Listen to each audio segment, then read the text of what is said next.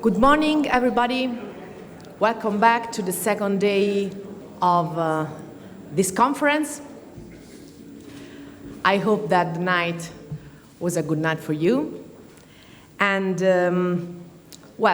so it is an honor and a pleasure for me announcing you today Tiziana Catarci for the keynote speech.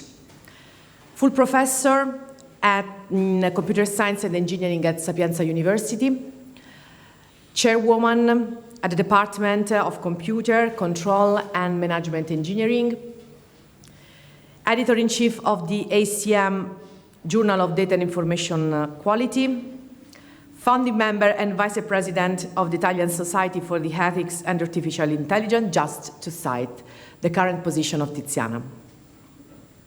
Our main research interests are in HCI and databases, and obviously in the interaction between the two. On these topics, she published over than 200 papers, important papers. In its career, she has received many awards and honor. Just to cite the more recent, in 2021, the Women and Tech International Award, Le Tecnovisionarie. Currently, she is very active in the dissemination activity, especially in promoting the STEM disciplines, inspiring not only students, not only researchers, but all the women in the world.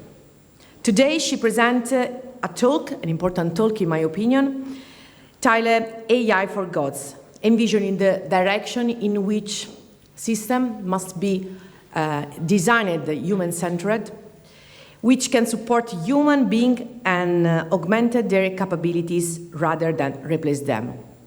Tiziana Catarci.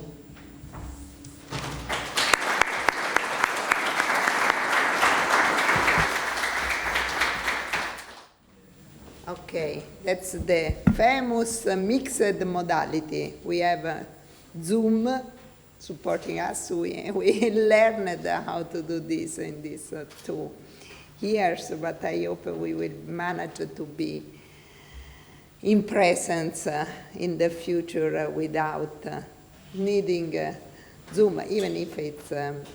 Okay, I cannot meet people. Don't worry, I used to do it.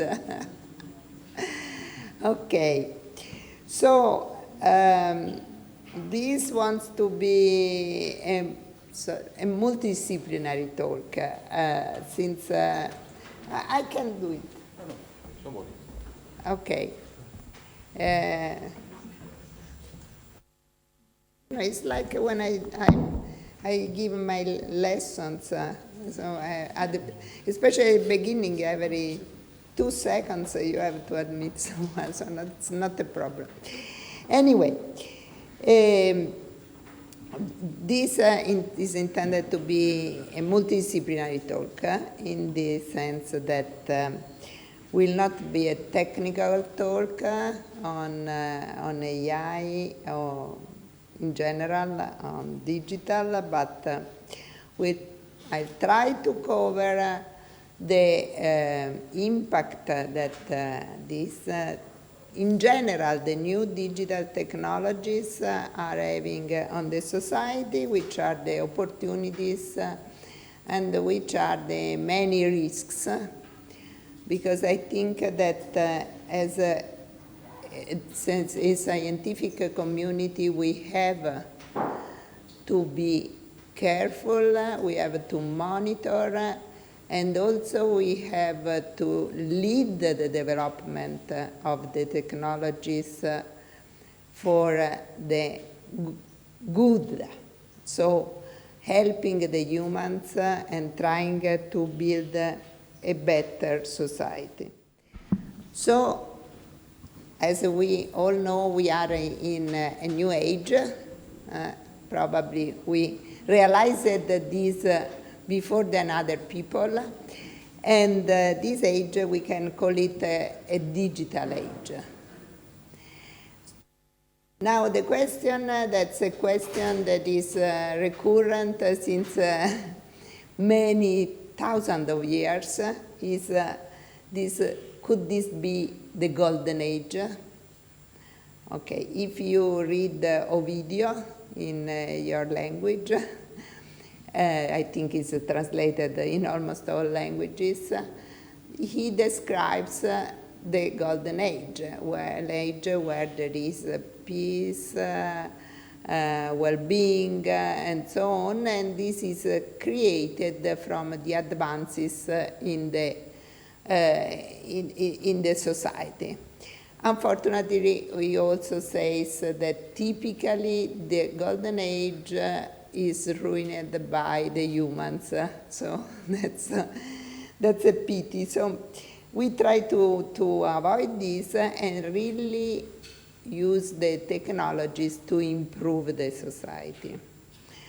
In which sense? Well, coupling the digital revolution with the sustainability, where sustainability doesn't mean only the impact on the environment, but the impact on the social, political, economical aspects of the life.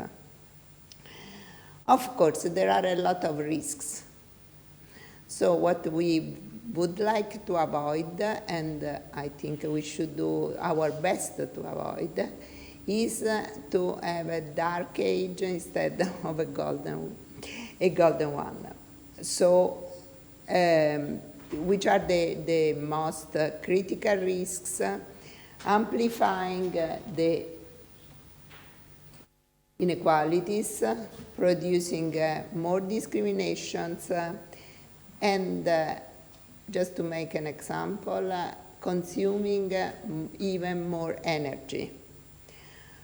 I will not cover this last point, but it's a critical point because, for instance, there is a very recent study appeared, let's say, 1 week ago, saying that the big tech have consumed during the last year more energy than the Polands. So more than one big nation. And that's, has to be considered because a lot of people just say, I was in a conference a couple of days ago and another speaker was saying, we digitalize, so we save energy. That's not necessarily true. So we have to do our best to make this true. Now, of course, this is not the first revolution we had. In the second half of the 19th century, we had the Industrial Revolution, that again was a technical one, but again, the main impact was on the society. Now we are in the middle of the digital revolution. And we have to understand which are the changes on the society. Of course, we know, those of us who are differently young probably remember the life without internet.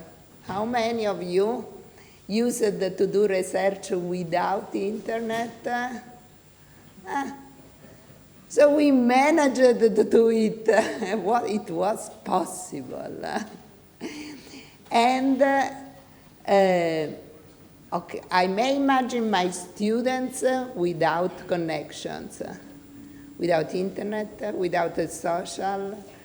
Wow. They think it's not possible. It's like probably when you think, imagine an age where you have to use the lamp, the candles to make light. There was no electricity. Impossible. Instead, the life is possible as well. So we probably, even all of us who are, involved in the technical part, very involved, do not fully realize how many changes are subtly diffusing in our lives, everywhere. Now, one of the most important parts that I will mention later is how much automatic systems can provide support or can substitute humans in taking decisions. But just to have a quick look to main achievements, robotics. Robotics is now really in a great age, really developing a lot, and as you can see from these examples, robotics show that can really help humans in having a better life, like with all robotic solutions for health in various forms. Health in general. Health is one of the most promising fields of application of new technologies. Just to mention some, there is the possibility of building the so-called precision medicine, where you deal with specifically with each individual, developing the care and the support exactly for her or him. However, you may also calculate the life expectancy and disease risks of individuals. That's as pros, but also a lot of cons. Think about insurance companies. It's a little bit, they can deny an insurance to people who have a short more than a short life expectancy, because then they stop paying soon, but the risk of many diseases. So it's introducing some discrimination, even if it's something for good, because it's helping people in taking preventions, but may potentially introduce discriminations. Another field of application is agriculture. Again, there is a precision agriculture, where you may improve and calibrate perfectly the usage of resources according to the climate. You can, focus it depending on the changes, the many contextual factors. So you can make the agriculture more sustainable without waste of resources. And of course, there are a lot of advances in the mechanical part of the tools, instruments that one may use, that may become semi or fully autonomous, but in any case, the humans can be support. You may use drones to monitor and so on. However, one may also decide to cancel some cultures because do not give enough gain. You may decide to concentrate the agriculture only on certain specific kinds of products or in certain specific zones. So even agriculture that seems to be more neutral has some drawbacks, potential drawbacks, it depends. And of course, the third example is manufacturing. Industry 4.0, 5.0, so the production chain, no waste, no, and completely circular. So in this case, the idea is that you really may couple sustainability, environmental sustainability with the digitalization to have a production chain that does not produce waste and reuse all the resources in the production cycle. And of course, may augment human capabilities in the sense that systems could support the humans in taking the decisions. Also in this case, in case systems autonomously take some decisions, there is a risk. Which are the keys to all this? I just want to mention some of them that you all know quite well. So we have extremely powerful computers that didn't exist before, at least were not cheap, and mainly tons of data, available data. This is a key point. Then we have the so-called Internet of Things, so the communication between different devices. You have or should have human empowering interfaces, even if on this last point is still not so well developed. Of course, telecommunication technologies, obviously. Without the telecommunication technologies, you cannot exploit the digital technologies. And the AI, the growth of the AI in the last years. After one of the usual AI winters, now we have this AI rise. But AI in this moment is mainly machine learning. So it seems that the researchers in the field have, in some sense, at least partially, give up with the idea of the strong AI.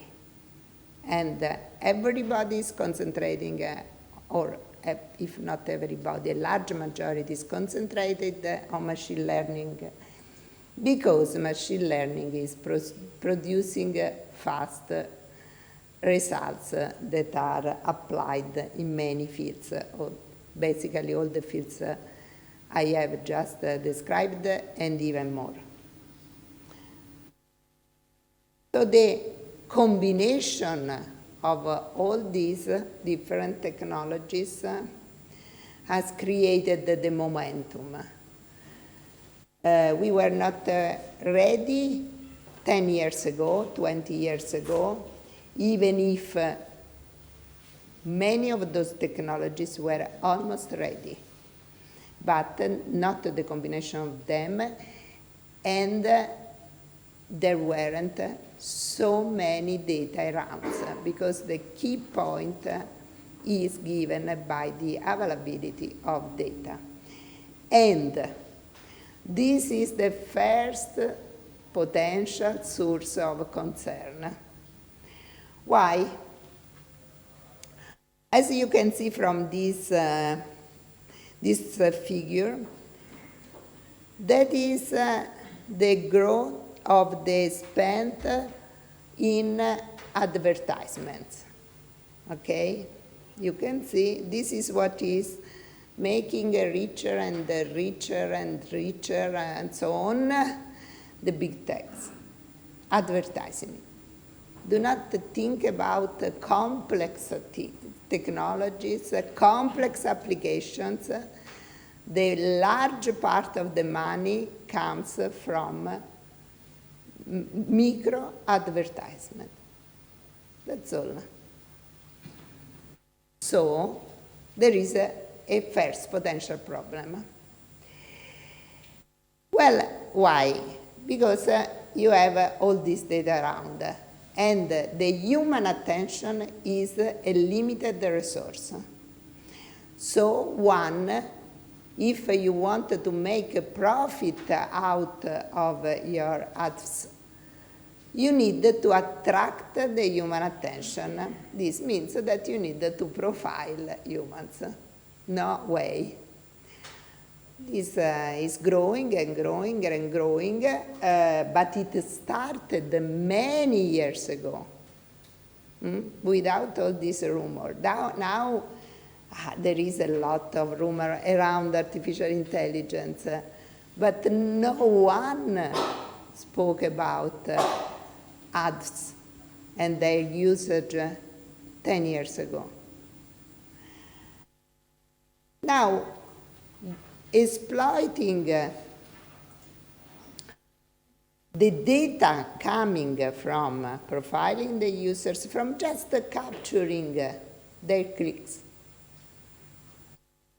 The big firms are building their own knowledge, specific knowledge. And they are investing money to build strong platforms and huge computing factories. I think factories not adequate. More, you know, huge factories to analyze the data, to better profile people, to use this data to do many things, and gain more money. And this has created a market that is a closed monopolistic market already. Because we are already, since some years, it's not a new thing, in a data economy. Data economy has a lot of risks. Some have been mentioned by several times, some are less obvious, like the famous surveillance risk. If it happens to you to read the Shoshana Zuboff book on surveillance capitalism, I suggest you to read it because it's very interesting, even if, you know, it makes you a little bit anxious. It's not a relaxing reading. But, of course, there is a surveillance. That's different from what happens in some countries, like, for instance, in China, where the surveillance is, we do not know exactly what's going on because it's very covered. But in those countries, surveillance is made by the government, while in our democratic free countries, it's made by big techs. And this is, of course, a risk.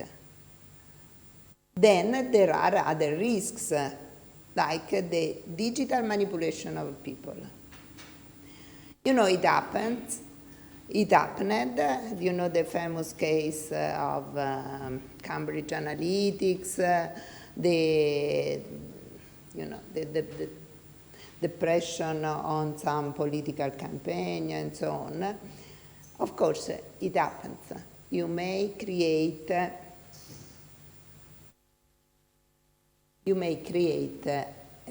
bubbles where you put people, even using fake news, but also without it, using the the news that people want to get. And unfair digital markets. As I said before, monopolistic markets. Now it is almost impossible, unless something happens that we do not know yet, for a new company to get in.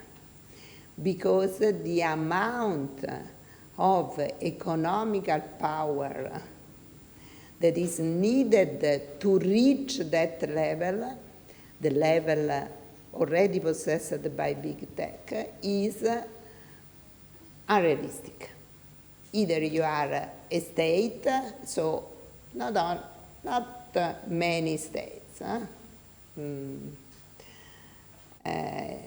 Big techs could easily buy the majority of African countries, easily, with the remainings of their budgets.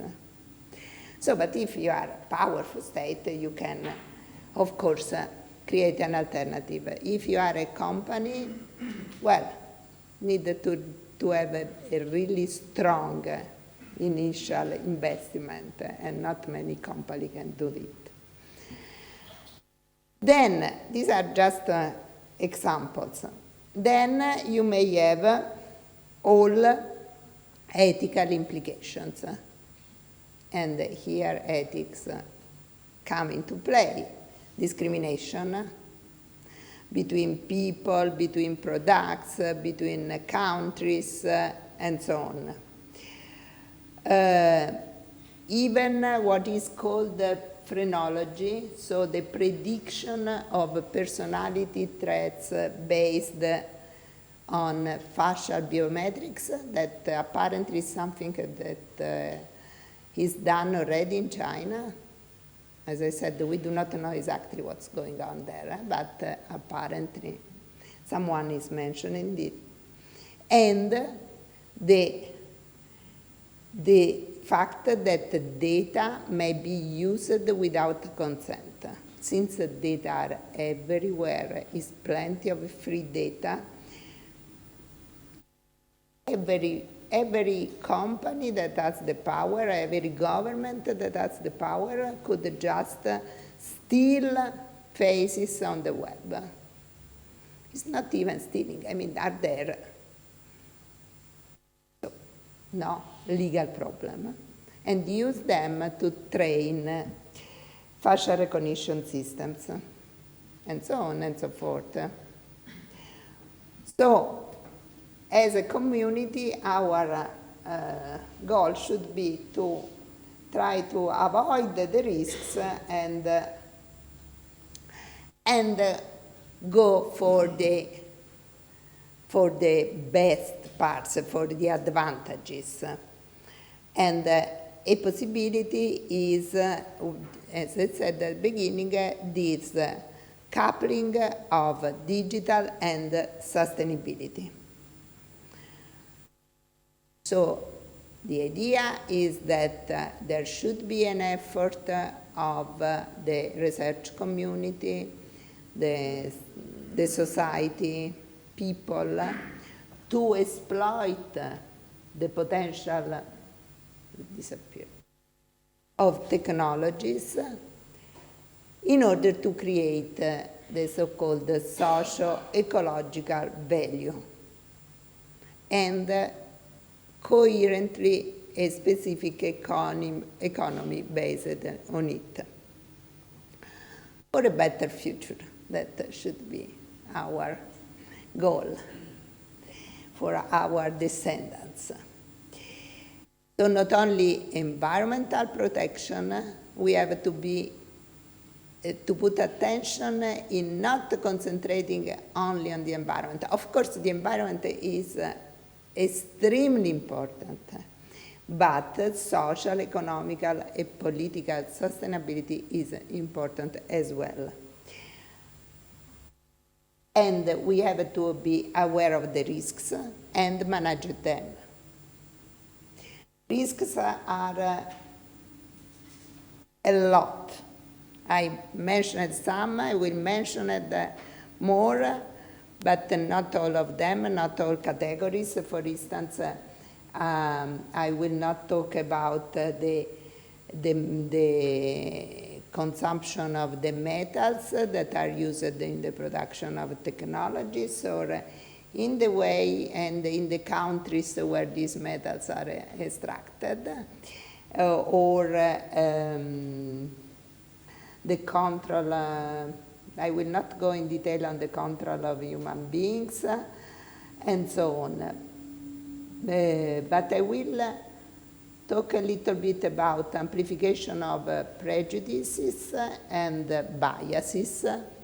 And just at the end, hopefully we will have the time, because I am talking too much, and something about the new jobs that are not those that we would like to expect. So, as I said, the beginning are the data. And the algorithms exploiting such data. Going more in on the artificial intelligence, and in particular on specific subpart, that is machine learning. Machine learning algorithms are plenty of bias. Why? Because they get the data where the algorithms are trained from the available ones. And the society is plenty of bias. So what we risk is not, again, to build a better society, but just to amplify the prejudices that already exist. And that's very bad. Now, how do these algorithms work? Well, algorithms are not good or bad. They do not understand what's going on, of course. That's, I mean, with the kind of people who are here, it's easy that you understand, of course, because you know it already, that intelligence, artificial intelligence is stupid. But it happens to me to speak in different contexts. And a lot of people say, the bad is in the algorithm, because it's the algorithm that implemented this prejudice. Of course, this is not true, but you know it already. Which is the idea of the algorithms is that the decision, they try to find the rational in the human decision-making process. And so, starting from these millions, billions of examples, to find the ratio to take decisions. That's the main point. And of course, all these data are plenty of biases, and I'll show some examples.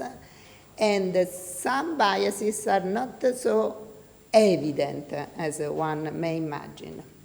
The other problem that I will not discuss longly is the fact that the choices of the algorithms are not understandable by humans.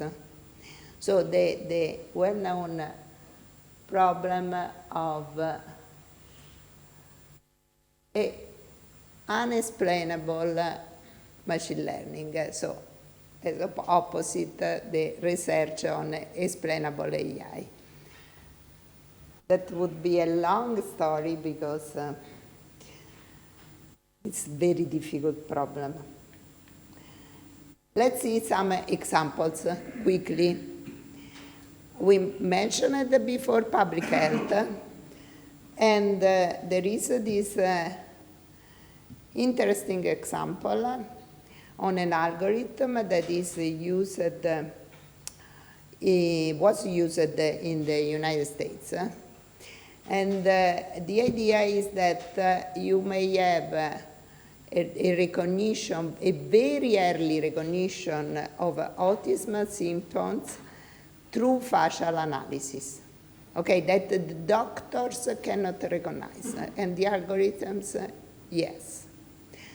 Now, which is the problem? That's a very good point, because then the kids can be inserted in the monitoring program.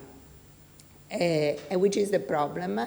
The problem is that the majority of the images and data of the kids available in the hospitals because of the problem of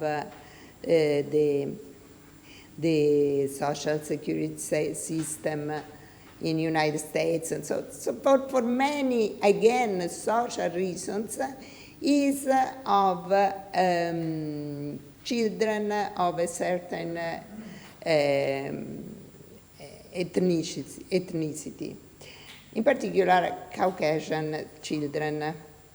So what happens? That Hispanic and other kinds of children are excluded from this program because the algorithm does not recognize them, because it doesn't have the data. And why doesn't have the data? Because of a social prejudice and inequality that is present in the data, in the training data. So at the end, the result is not good. On the contrary, it's particularly bad for these kids that are excluded from any support program. So this algorithm has been withdrawn, or at least is not used with autonomy in taking decisions. So it's considered a support for the doctor. Then, the huge problem of gender bias. Now, I could, how many days do I have to talk about gender bias? Are you ready to stay here for the remaining of the week? Okay. Gender bias is, together with ethnicity bias, is the bias, okay? And society is plenty of gender bias. No way to improve. There is no improvement. Maybe you think there is, but again, I could talk for days. Okay, short example, Amazon, again, canceled this algorithm because Amazon used a machine learning algorithm to filter curricula, CV. And, of course, based for managerial positions.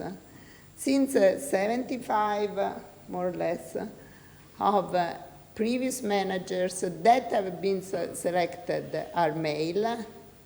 So the algorithm learned the scheme of words and sentences used in this CV. Since male and female use different schemes, again for many reasons too long to discuss, then all female CVs were discarded. So at the end, they came up with having only male candidates. So someone think, well, maybe there is something strange, because previously we used to have at least some female candidates, and they discovered this and stopped using the algorithm.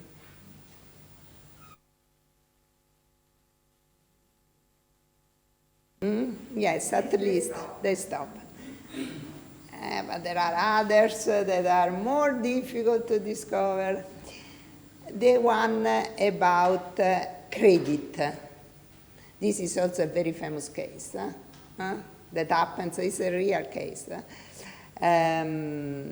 Okay, we have these two records.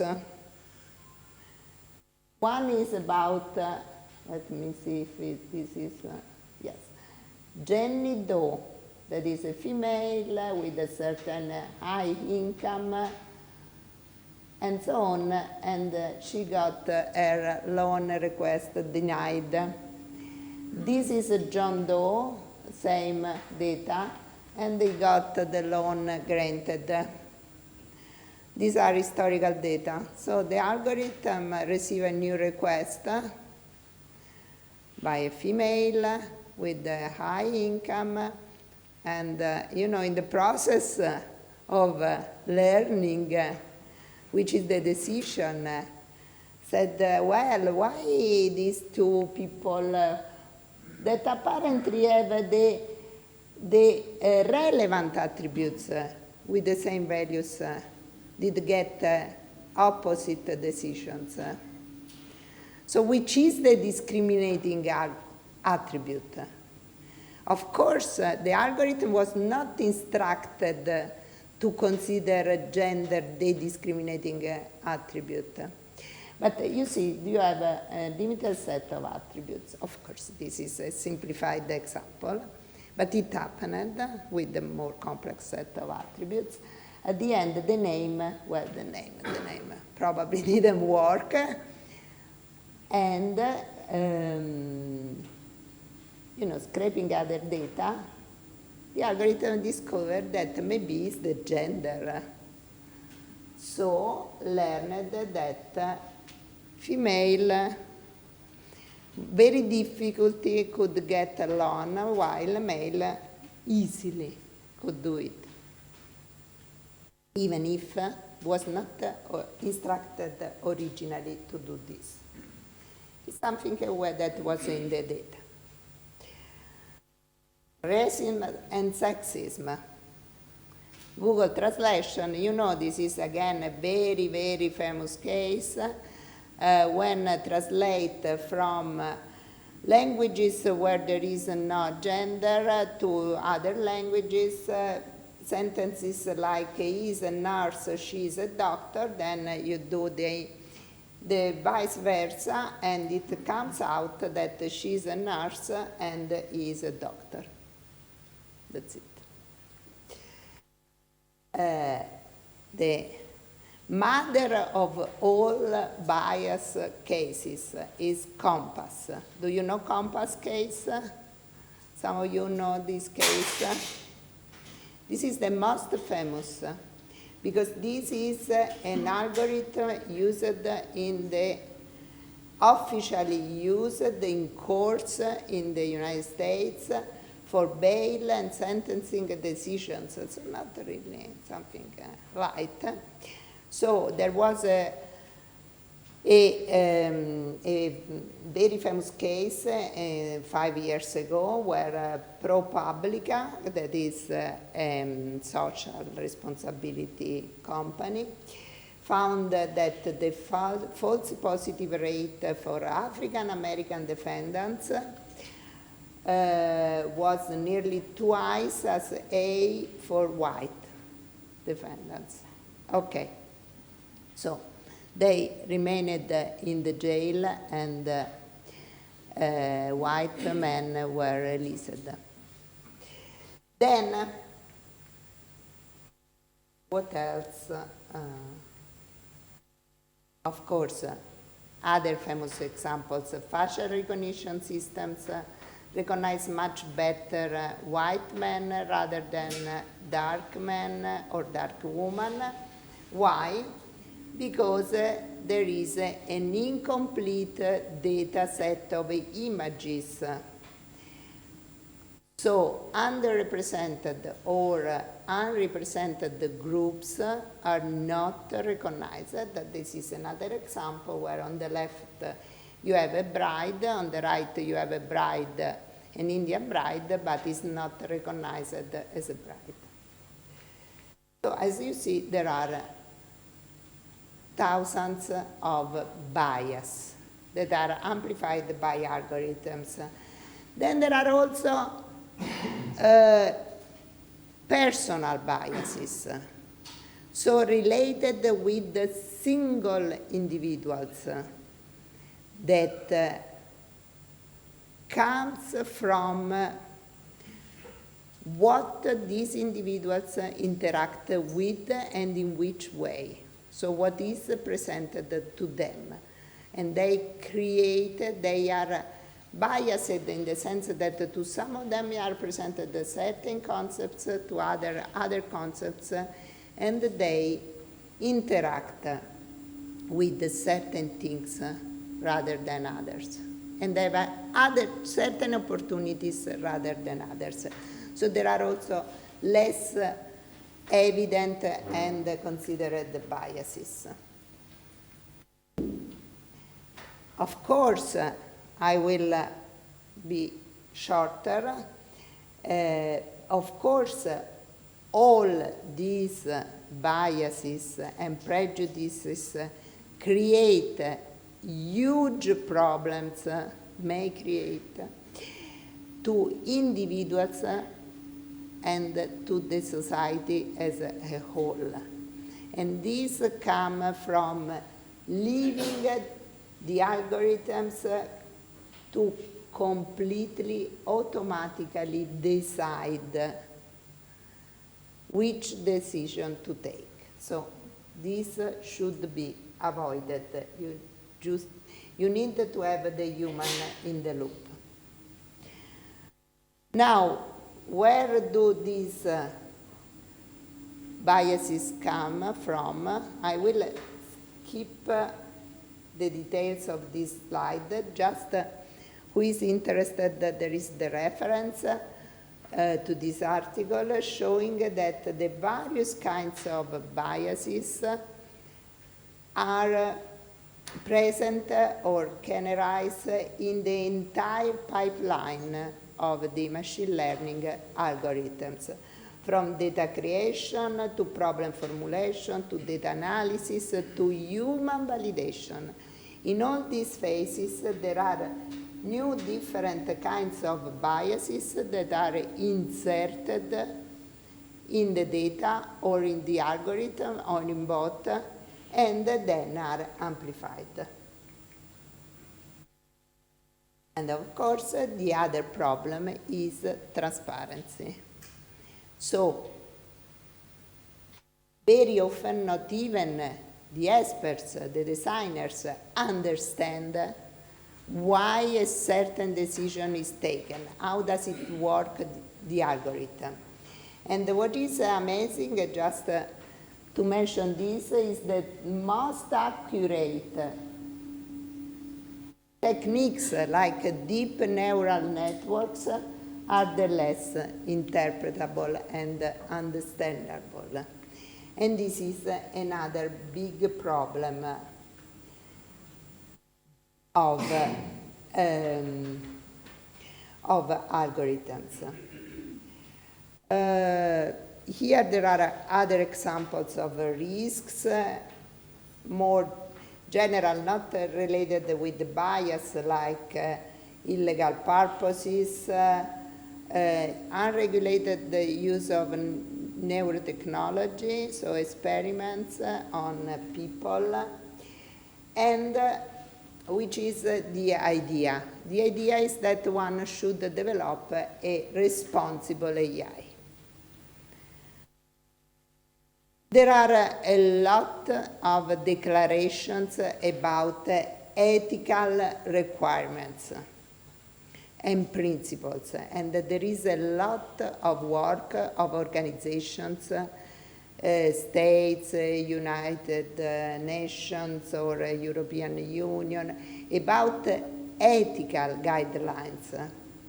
However, ethical guidelines and the necessity to let companies and states implement them are very important. But since I have few time, I want to mention another point, that is law.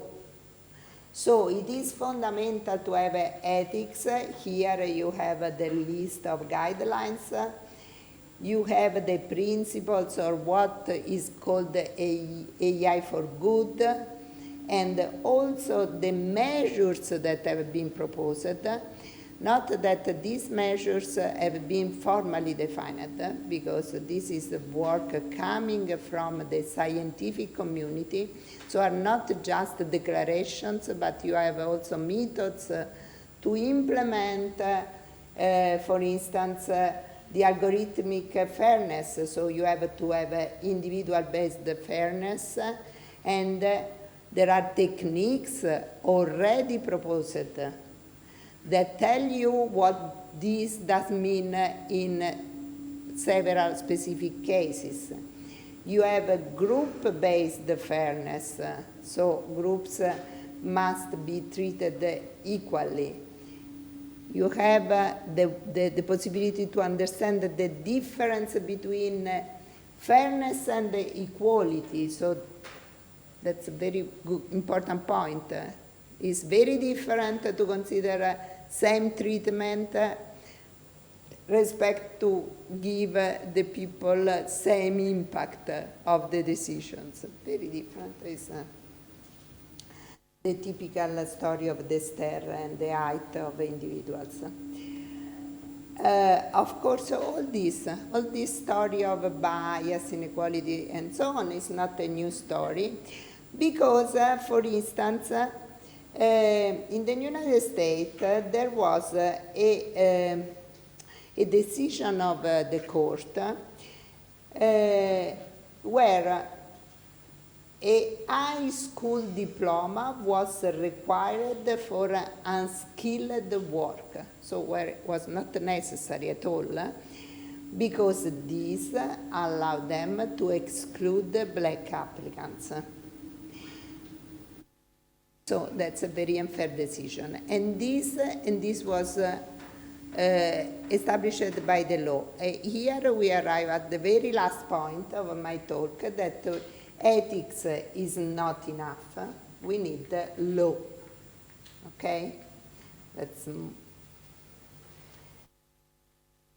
And the first example of law applied to big tech is 3 years ago, charging Facebook for allowing customers to target ads at users based on their ethnicity. The first time federal anti-discrimination laws have been applied. The first time, only 3 years ago. Okay, ethics is great, but it's not enough, because ethics is individual, law is social. Law has to deal with social responsibility, not individual choices. So we need a law, we need the new laws taking into account all this. An example of these are the EU guidelines for AI regulation that unfortunately only deal with these. The European Commission has presented the proposal. The proposal now will take a long path, so when it will be approved by the states, probably will be too old. But one of the limits is that concentrate only on AI. Does not concentrate on, in general, the digital technologies. And we have seen at the very beginning that from advertisement, everything started. However, it's a first proposal. It has many drawbacks. For instance, it's not clear who has to certificate that the system conforms to the law, and so on. But it's a first attempt, and it's the right direction. So just, I will skip this, just this last slide. with which I close my talk. Not only we need ethics, law, but we mainly need education. We need high education, and we need people having the same possibilities because they know technology. They are familiar with the technology, so they can play the game with equal opportunities. Otherwise, the so-called digital divide will grow, and we will have a very dark society instead of a golden one. Thank you.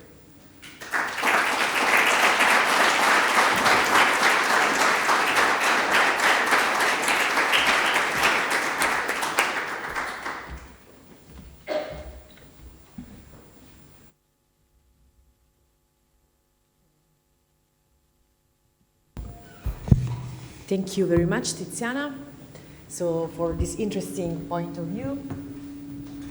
And so, question? Have you?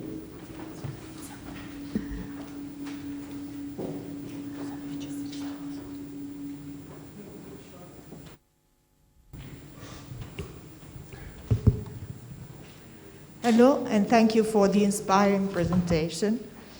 I am sticking to this slide, education. But I would like to look at that from a different perspective, not the digital education, but the critical thinking side for our university students into technology and the digital field. So you also mentioned human in the loop, and so I stick to student in the loop. So how about to teach to our students from the technology fields some critical thinking mindset, so which is typical of classical studies, because then they will work in Facebook and like and so on and so forth. Thank you for this question. I think that it's fundamental. And if you see the list, I also put critical thinking. I think that first of all, our students should have the capability to develop the critical thinking. And this can be done more easily if we contaminate the technical preparation with the humanities. That's my point of view. And in particular with the logic, philosophy, and so on, because these disciplines largely contribute to create the cognitive mechanisms and create the critical thinking. That's basic, is a basic point in everybody. That's why, for instance, I have promoted the work a lot together with our philosophers to create the first degree in philosophy and artificial intelligence that we start next year in Roma, Sapienza. It was not easy to create it because in Italy we have, a system that pretends to be open to multidisciplinarity, but then it's very closed and boxed in disciplinary choices. But I think that that's a first experiment also to create new figures for the future. Other questions? Comments? Okay. We already have one question coming from Matt. Okay, so Spin wrote, thanks for the talk.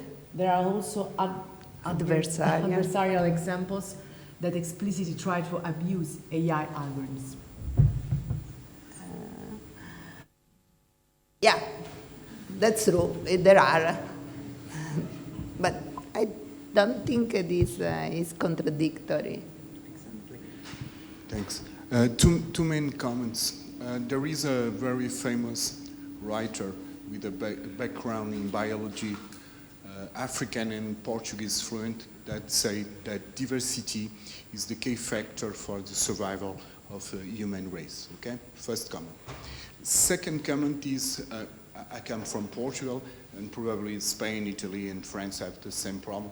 When we look at rules, namely law, our first approach is to find shortcuts in the law. So I don't see creating more rules, law, as it's important, okay, but I don't see that as the final solution to solve the problems. For me, at least, I think the solution for that, or one approach, is to guarantee the source. So diversity in the source, so in the data that we will use. Okay, it's the main factor to solve that problems.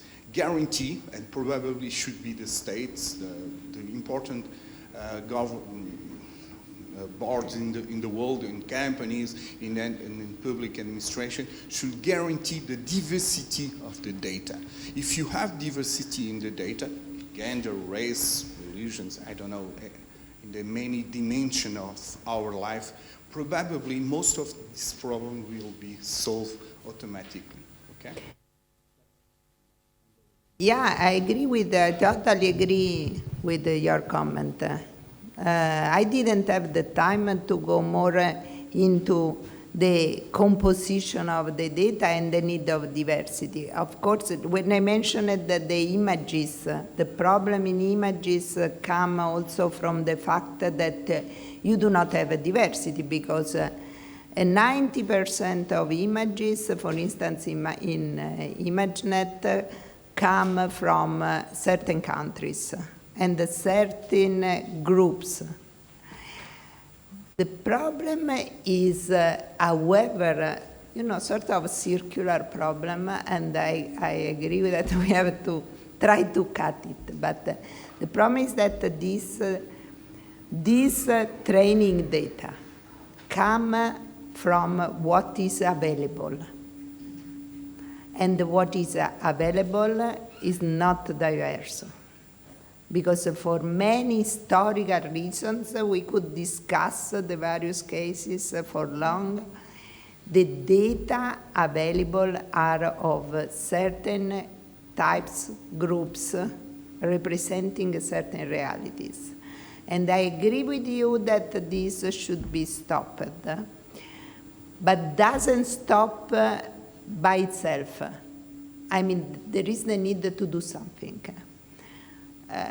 I do not have a solution, maybe a law. I think that some regulation is necessary. Otherwise, by itself does not converge towards the optimal solution, unfortunately.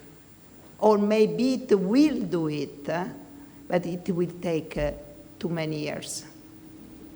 So that's why I think that some sort of law, or at least regulation, should be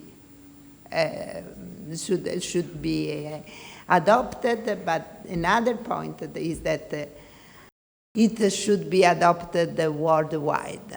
And that's another huge problem. I mean, I am not a lawyer, so of course I cannot discuss about it in detail, but it's clear that when you have the big tech, that all of them have their headquarters in the United States. Okay, so the fact that you promote a European law is not so solving the problem. Yes, it's something, but it's not enough.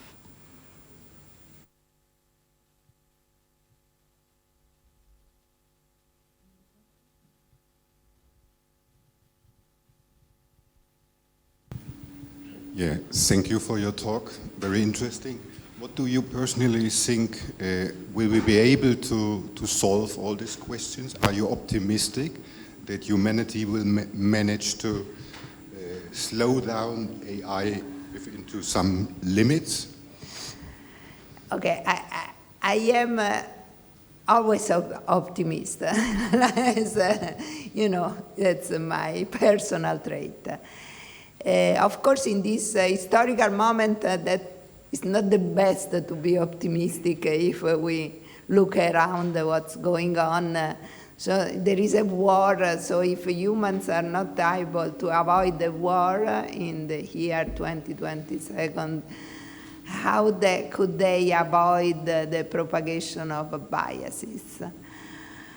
However, I think that the social pressure, the pressure of the research community of some countries or part of the population of some countries could do something. Could do something, of course.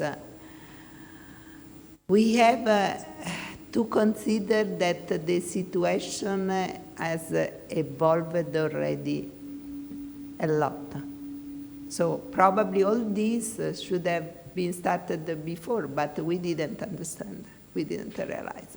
It's like the war or the pandemic. Well, maybe it could have been stopped before, but we were not prepared to face them. But however, I think that we have possibilities, at least.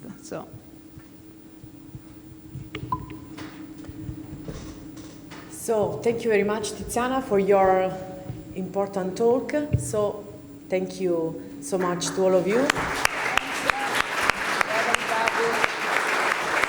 it's time for the coffee. If you have other questions, please. So my name is Paulo Novaes. I come from the University of Minho, Portugal, and I will be the chair of this session. Openness and decentralized algorithm. If you don't mind, we will start with the second paper, and we will have Jürgen Bermer. Can you do that, please? And we will have fully distributed Cartesian genetic programming. Okay. Many thanks for your attention. Okay. Good morning from my side. My name is Jörg Bremer. I'm from the Energy Informatics Department of the University of Oldenburg in northern Germany, and I'm going to talk about fully distributed Cartesian genetic programming. So what is this? Cartesian genetic programming, meanwhile, has been in place for 25 years. It's a specialized version of genetic programming where we organize the computational nodes in a grid in contrast to the usually tree-based encoding of standard genetic programming. It has some advantages. It's not suffering from bloat. It's often more efficient, not always, but often. We can use arbitrary customizable functions, which will be of interest later on. And evolving the program mainly means rewiring the connections between the different nodes, because in the Cartesian genetic programming we have a constant number of computational nodes. It's basically this layout that we see here. We have a grid of computational nodes. Every circle is a computational node. And it encodes a function by just the address in the lookup table. And then we have two more alleles that in the genotype encode the input to this node. And if we evolve the solution of such a program, then this basically means deciding on the function that is used in a specialized node and which inputs to use. It's not always two, it can be an arbitrary number of inputs, of course, but we also see that not always in the left upper corner there we see that there is an output of a computational node that is not used. This is how in Cartesian genetic programming we can keep a constant number of computational nodes, but nevertheless can have a variable length of the encoded program. So it's basically how Cartesian genetic programming works. And as I said, evolving the program basically means solving optimization problems. This is most often done by using a 1 plus lambda evolution strategy with mutation only. And there are some use cases that can take advantage of crossover and other operations. But 1 plus lambda evolution strategy is what is most often used to solve this optimization problem of training a program. And yeah, then recently we came across some use cases that are of a distributed number.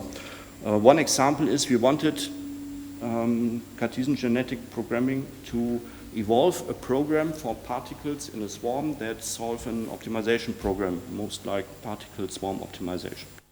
Was what we tried to do, and we observed that we succeeded to some extent, but we observed that training was very, very, very slow, and we dived a little bit deeper into it and came across huge barriers, broad barriers with even unevaluable solutions, intermediate solutions, and we came across a very rugged fitness landscape with local minima across a huge range of magnitudes. And all in all, we wanted to speed up somehow the optimization process.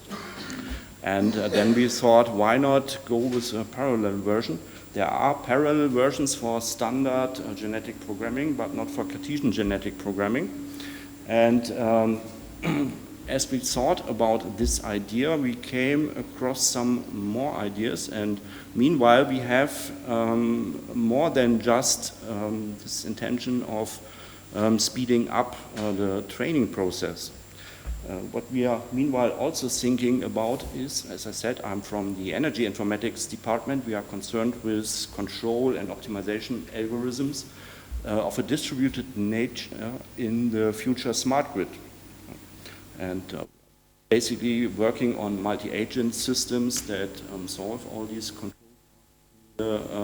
smart grid. And now we are envisioning a multi-agent system that is capable of somehow jointly learn to cope with new situations by putting together the individual capabilities and try to learn a new program that solves so far unseen, uncoded problem by just learning how to combine all the individual capabilities.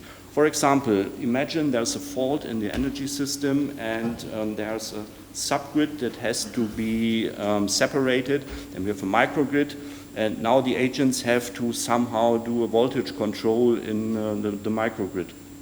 And they are not pre-programmed to do that, so they have to put together their individual capabilities.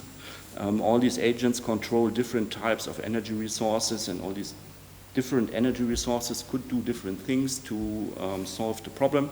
And now the agents have to somehow distribute it in a distributed way to learn how to put together all these individual functions to get a program that solves the new problem.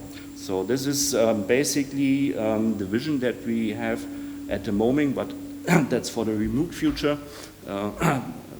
Anyhow, we have to start somewhere, and we started with Cartesian genetic programming because we are already working with this type of algorithms. And we want, in the first step, make Cartesian genetic programming work in a distributed manner. Because we want to later on integrate it in a multi-agent system and distributed problem solving. And then, of course, Cartesian genetic programming also has to work in a distributed manner. So this is basically the idea at the moment. And We do this by assigning an agent to a computational node in the grid that we already saw, and then we have an algorithmic level decomposition. And for solving the optimization problem then, we used a protocol called CODA, which is meanwhile also in place for almost 10 years.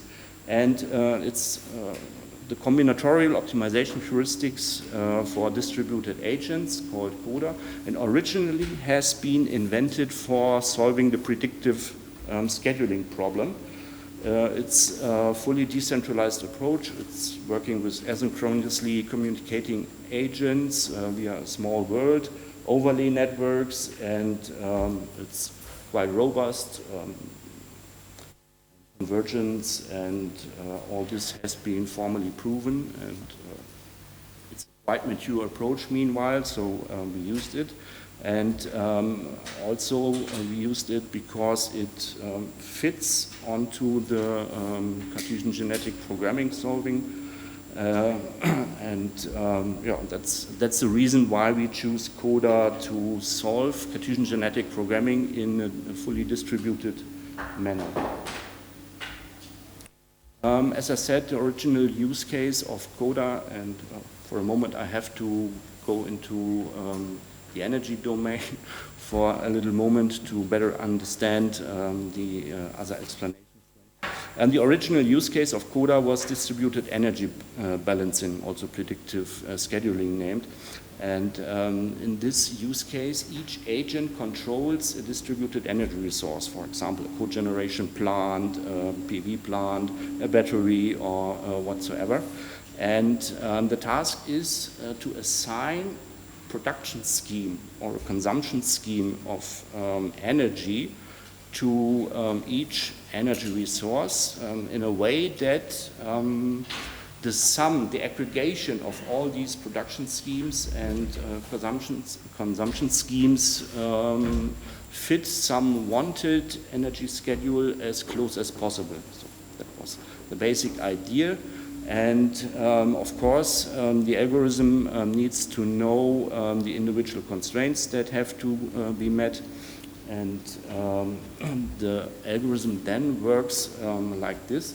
We have different agents. We have a specifically assigned agent for each energy resource, and then the agents are sending messages. And each time a message comes in, then the agent conducts this pipeline here. First, we are in a perceive state where the agent analyzes the incoming information. Incoming information is the schedule, the energy generation or consumption scheme that the sending agent is currently thinking about. What could be the best way of operation for that energy resource. And also the decision base that let the agent think that this schedule is the best way of operation for the moment. And then the receiving agent analyzes all this information. New information is put into the local database.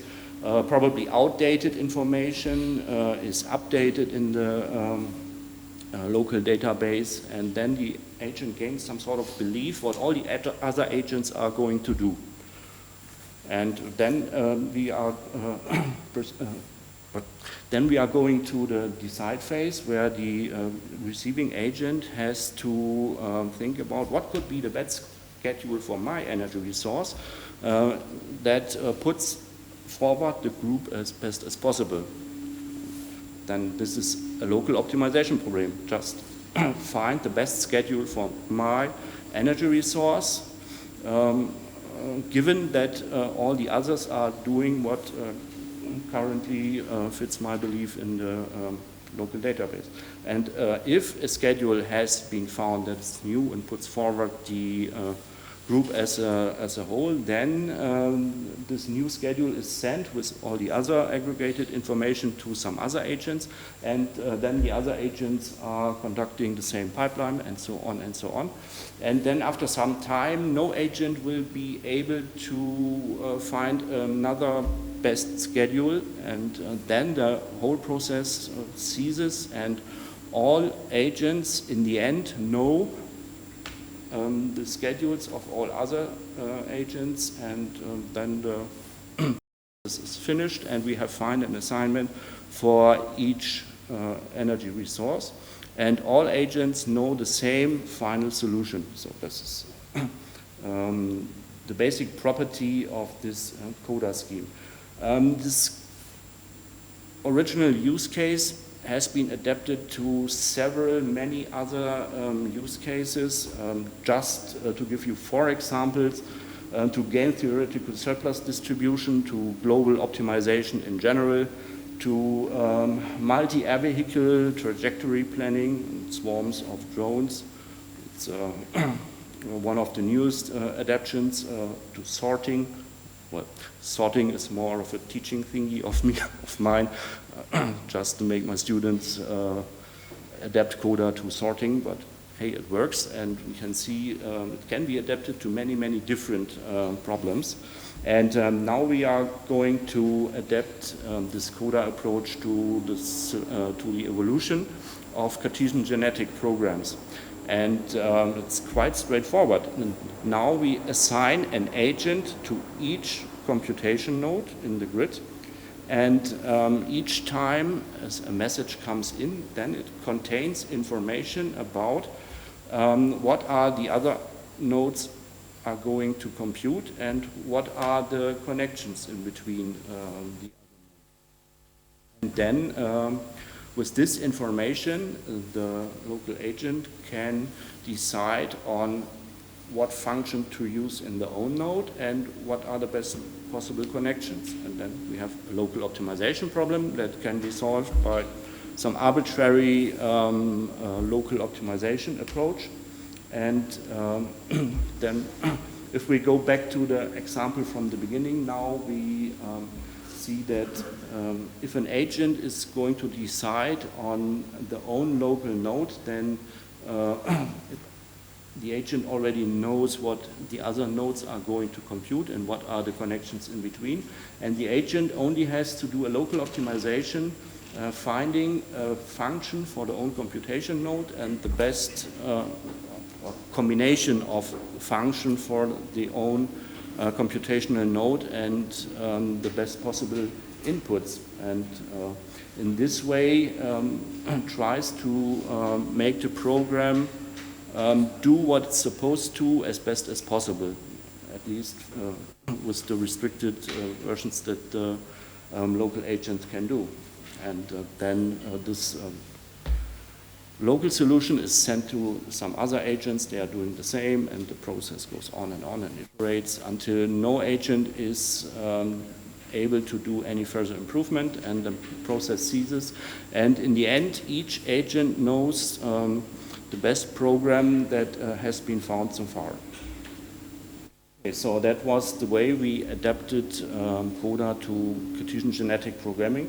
We did several tests to evaluate our procedure. We used regression, we used even n-parity problem and a classification problem, again from the energy domain, because that's where I'm from. And we started with this very simple example. Why? This is an example that Miller used in his original version of Cartesian genetic programming. And we wanted to compare both approaches, the original approach and our approach. And yeah, what we see is that we even gained a higher success rate with the CODA approach. That was much to our surprise. We didn't expect to be better than the original version. Yeah, and you can see the minimal computational effort is lower than in the original version, and the number of independent runs for those of you who are not familiar with the statistics, the minimum computational effort and the independent number of runs that are necessary to find a solution are a measure for combining for comparing approaches that not always succeed. And you might fail to find a valid solution, and then you need to restart it, maybe to restart it another time. And so we compare the number of runs that are necessary to find a valid solution with a confidence of 99%. So this is how this statistics has to be. But then, of course, we did some many more regression problems, and skip through these results. You can find it in the paper. The next use case that we used to evaluate our approach is the even-n parity problem. It's widely considered as the most difficult Boolean function that is to be evolved. You may combine just these 4 Boolean functions to find a function that counts the number of ones in a given input, given Boolean input, and outputs 1 if and only if it's an even number. So this is the Boolean function that has to be evolved. And we succeeded up to the problem size of 5. That's not very much, but that's exactly the same that the original CGP is able to achieve. If you want to succeed with larger problems, then you need specialized versions with learning integrated functions and all this. Okay, the last use case that we use to evaluate our approach is the classification problem. It's from the energy domain, and there we often need flexibility modeling. Flexibility modeling means use some machine learning approach to learn the sub-vector space that contains the feasible schedules in order to have a standardized model that can be used by other algorithms. Yeah, basically it's in the first part it's a classification problem. Learn how the space of feasible schedules of a specific energy resource looks like. So learns somehow a decision boundary. Then you finally put in an arbitrary schedule, a generation scheme, and the output is, yes, it's feasible, it can be operated by this specific energy resources, or no, it cannot be operated. So this is basically the problem that we are trying to use here. We use the simulation model of a cogeneration plant to generate feasible examples of schedules that we used for training. And yeah, basically this is the simulation model that we use, a cogeneration plant, for those of you who are not familiar with this type of energy resource. Basically, it's an engine, like in your car. It's producing energy because it drives a generator, and it's producing heat at the same time, and both are used. And usually you have an intermediate thermal buffer store that can store the thermal energy in order to use it later, to have the ability of operating the cogeneration plant with different production schemes. And yeah, then you have different constraints. The thermal buffer store has a limited capacity. Usually you have a usage of the heat by heating a house, drawing hot water, and so on, and several other constraints that have to be considered there.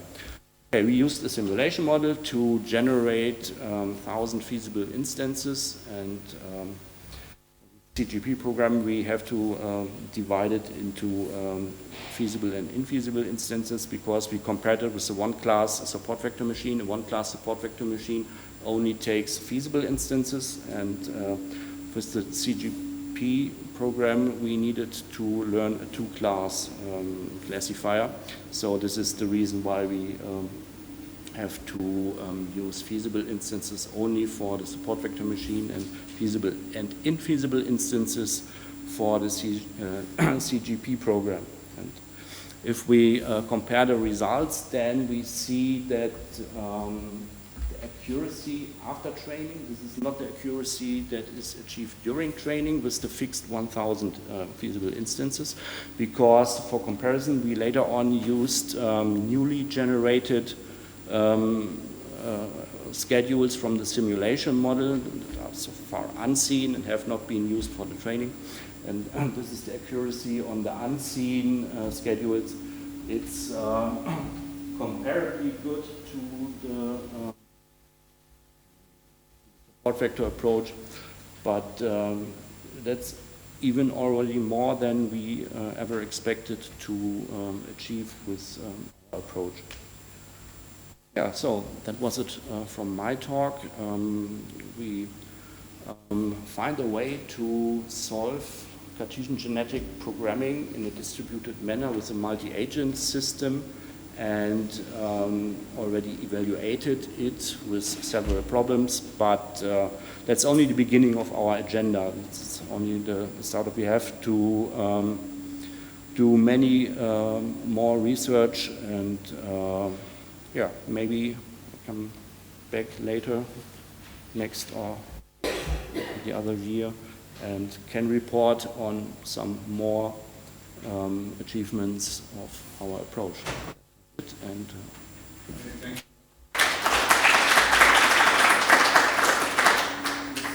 still time for one question, please.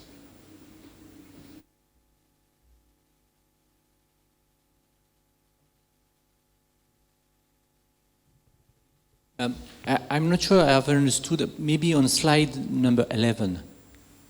C'était... as far as I understood, in your approach, you use Coda to do the decomposition, or maybe just 10. With, you know, the huge picture. I don't remember. You have looked, is this one? I do not understand what is the coordination mechanism you use to synchronize, to allow the agent to do not only the decomposition of the problem, also to merge the local solution you have found, solve the conflict between the agent. You see the point? There's no need to decompose the problem, because each agent only is responsible for the sub-problem of finding a schedule for the own energy resource. This decision is made based on information that comes in, but the agent has to analyze this information and then make its own belief and decide on the own energy resource. So maybe you are confused, because each agent, of course, is capable of evaluating the whole problem. So each agent knows the formalism of the whole problem and has the objective function to evaluate the whole problem.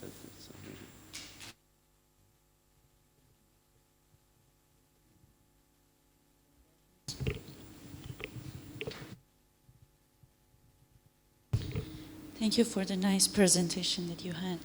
My question is, like, when we use a GP, normally GP itself has some problems, like bloating and not searching the whole space.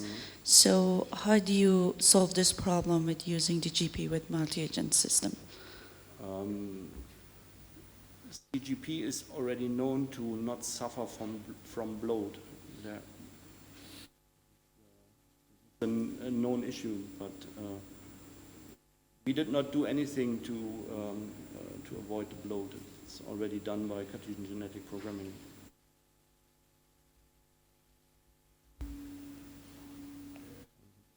Thank you very much.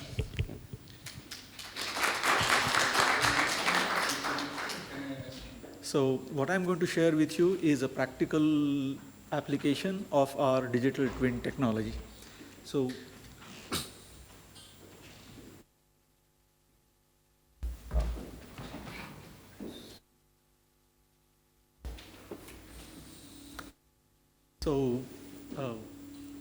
let me give you first a background about what the problem is. So this is a problem in parcel, postal, and logistics industry.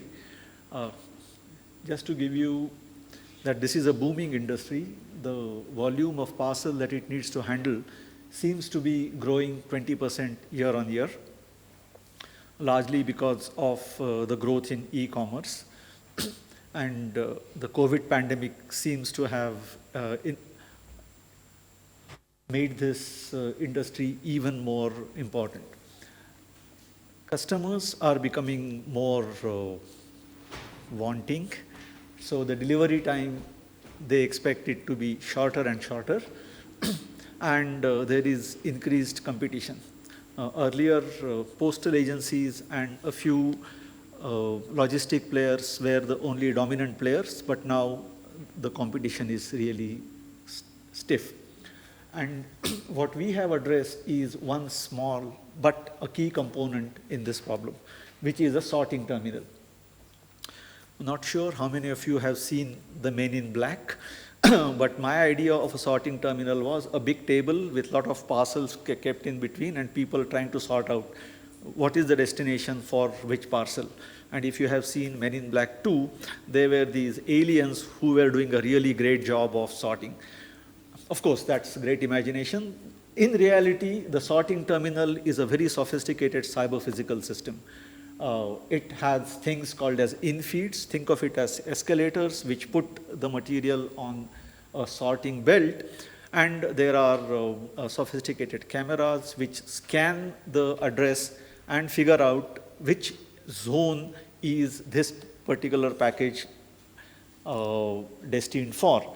And then there are chutes where these packages are collected, and in front of a chute there is a robotic arm which shoves the packet into the chute when the right packet comes in front of the chute. And there are chutes of various types, some which if a packet is delicate, then there is a spiral chute. If the packet is not so delicate, then there are just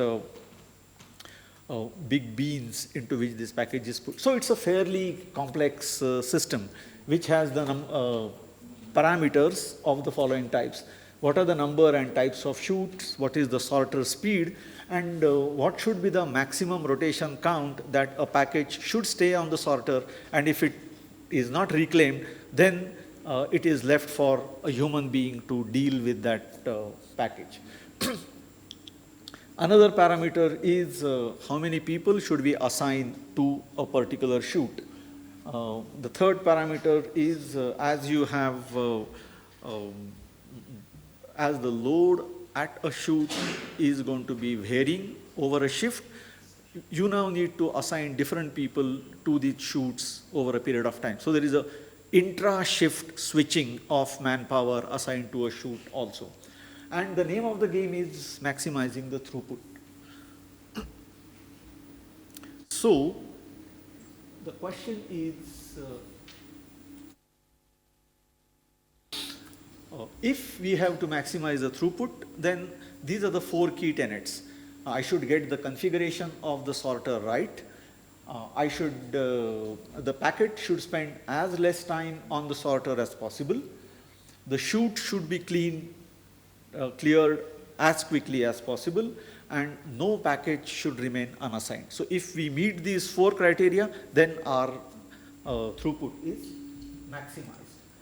Now, why is that such a difficult problem to begin with?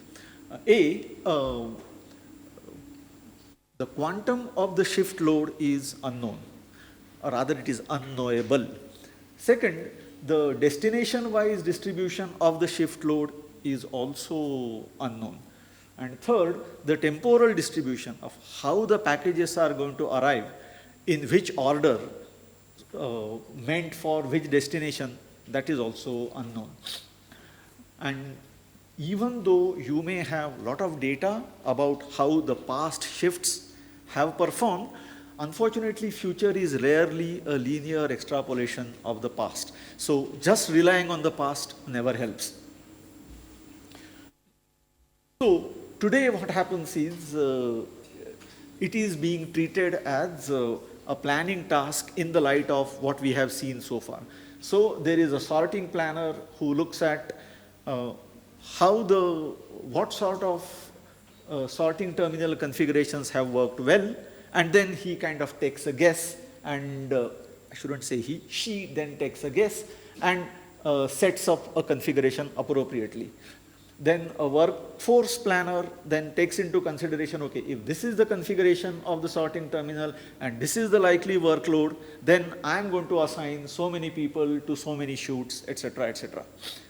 And finally, there is a shift manager who kind of knows that, okay, if this is the configuration and this is the workload, then in the past, these many outlier conditions have happened. So I'm now going to use a rota of intra-shift like this. So it is purely static planning-based solution. Unfortunately, it doesn't work well, largely because future is rarely a linear extrapolation of the past. So the way people go about doing it is a time series based prediction of the quantum of shift load, quantum of destination-wise distribution, as well as temporal distribution. And based upon that, the idea is if my prediction of these three dimensions is perfect, then the planning-based solution will serve. But because future is unknowable or not linearly extrapolatable of the past, the real-time replanning-based solution doesn't always work because of the high dynamics. Second, as a result, then the three key stakeholders, the sorting terminal planner, the workforce planner, and the shift manager, they have to resort to intuition-based decision making. And their decisions, based upon their expertise and experience, might be good in locality, but when these locally optimal decisions come together, they don't necessarily lead to a globally optimal solution. Rather, they don't even lead to a globally robust solution. So that's the problem. So as a result, the sorting terminal performance or throughput, so to say, ends up having a Brownian motion from one direction to another before settling into something which is almost always a suboptimal solution. So our approach to such problem, this is just one specific instance, is a simulation-based, learning-aided, evidence-based decision-making in the face of uncertainty. Rather a mouthful. This approach essentially brings, innovatively integrates proven ideas from three fields. First is from the modeling and simulation, from where we borrow the idea of a digital twin, which is a high-fidelity, purposive, stochastic, simulatable representation. From the field of artificial intelligence, we borrow the idea of a reinforcement learning so as to learn what to do when, which decision to perform when. And from the field of control theory, in general, adaptation architecture, in particular model reference adaptive adaptive control paradigm, we hope to bring together the system, the digital twin, and the controller in a dynamically adaptive architecture. So we so far have supported these two scenarios. On the right is, actually I'm not sure if I could get rid of this. So on the right, you have in silico experimentation aid, wherein the digital twin is subjected to a series of what-if scenarios, and it generates an output through simulation. Subject matter expert then interprets this output in the light of what was the overall objective, and then fiddles out with a variety of control variables that the digital twin offers. And basis the knowledge and the expertise, the subject matter expert is then able to arrive at which decision to be taken when is going to help improve the throughput. But over here, all intellectual heavy lifting is being done by the subject matter expert. In order to reduce this intellectual burden, we introduced reinforcement learning. Now, the digital twin trains a reinforcement learning agent for a given objective, the reward function, given an action space. And we then learn a policy, that is a sequence of decisions what to do when. And the idea is, or the hope is, it will lead us to a maximal throughput. So, apologies for details. This is a conceptual model of the digital twin of a sorting terminal. So as you can see over there, there are lots and lots of boxes. Each of those boxes, think of it as an agent. It is implemented as an agent, an autonomous agent which has its local goals which it tries to optimize, and the overall behavior of the system emerges from the interactions between these autonomous agents. And it is that behavior which is on which we have predicated the overall goal, and that's what is being optimized. So the key tenets of our approach is an agent-based digital twin, simulation-based analysis, forward simulation-based analysis, and a quantitative analysis basis the real live data of that particular cyber-physical system. Learning and control theory-based approach, we haven't really done much except reinforcement learning. The actual dynamically adaptive controller part is still remaining. So this is the idea. So you have a digital twin of your sorting terminal, you subject it to the predicated workload, and you get the digital twin simulates a likely output. And a subject matter expert looks at this 4 key performance indicator. What is the average time to shoot? What is the average shoot clearing time? How many packages have remained unassigned? And what are the corrective actions that the shift manager had to do because the allocation of workforce was suboptimal?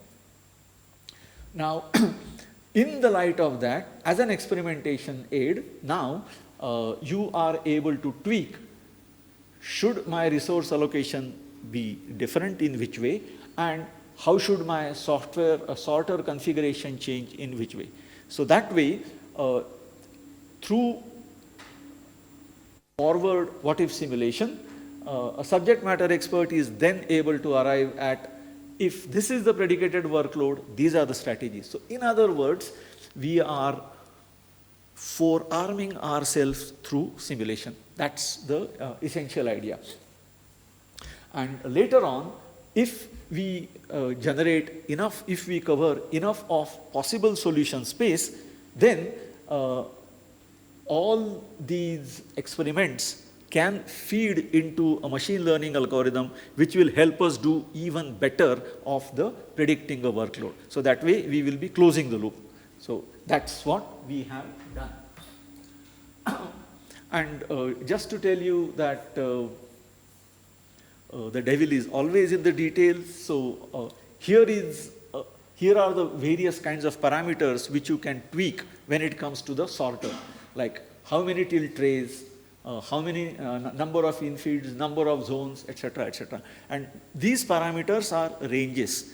And depending upon a particular sorting terminal, these ranges would vary. So in a sense, the digital twin is not a cast in concrete, but it's a configurable, parameterizable entity. And that's how it allows us to repurpose it to different situations faster, better, and cheaper. So over here, what you see in front of you is how a simulation-based techniques help me arrive at the right configuration for the sorter based upon basis the likely workload that it is being subjected to. Similarly, here is a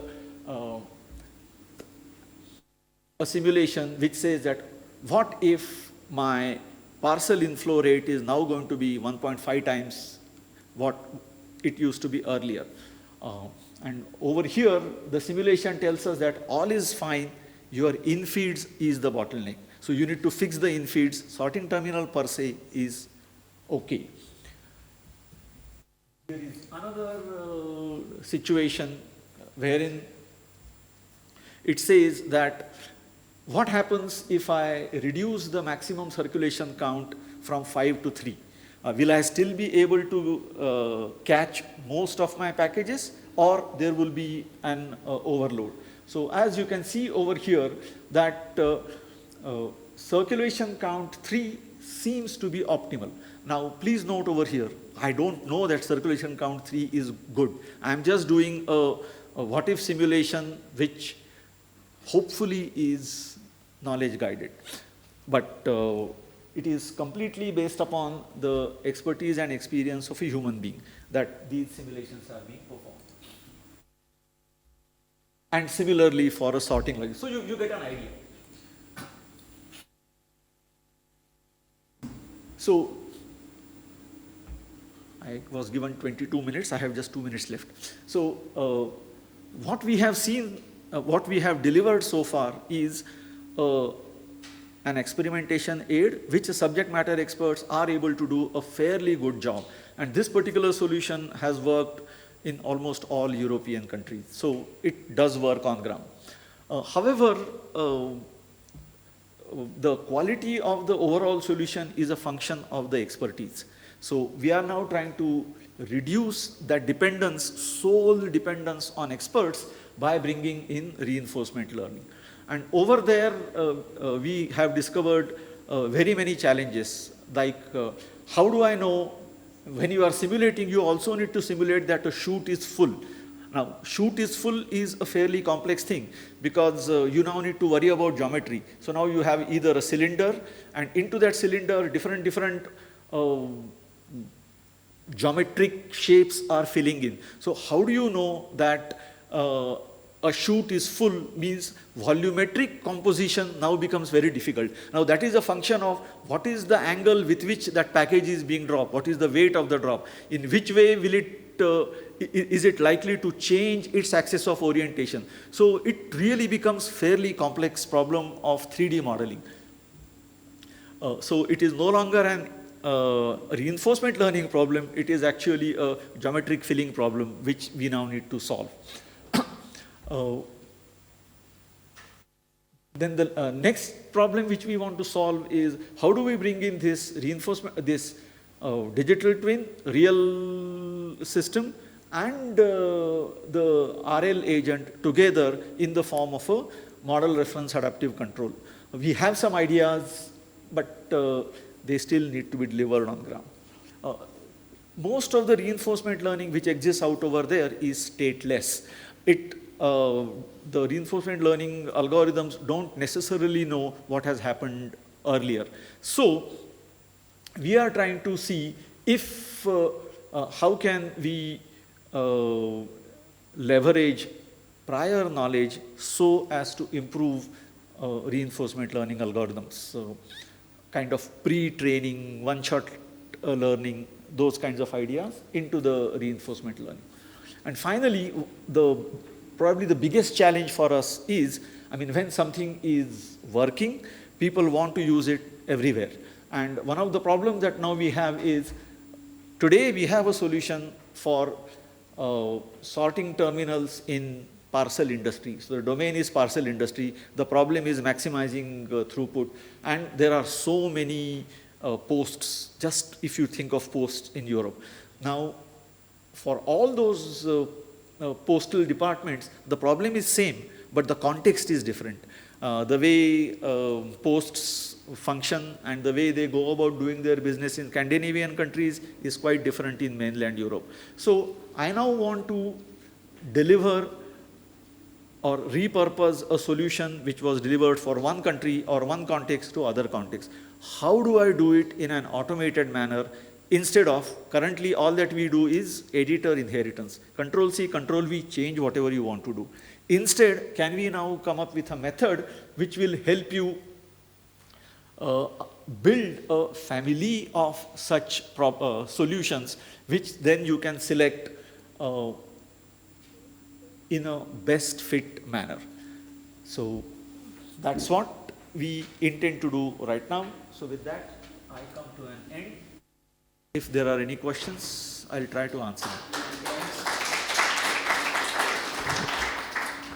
Questions, please. Okay, thank you for your talk.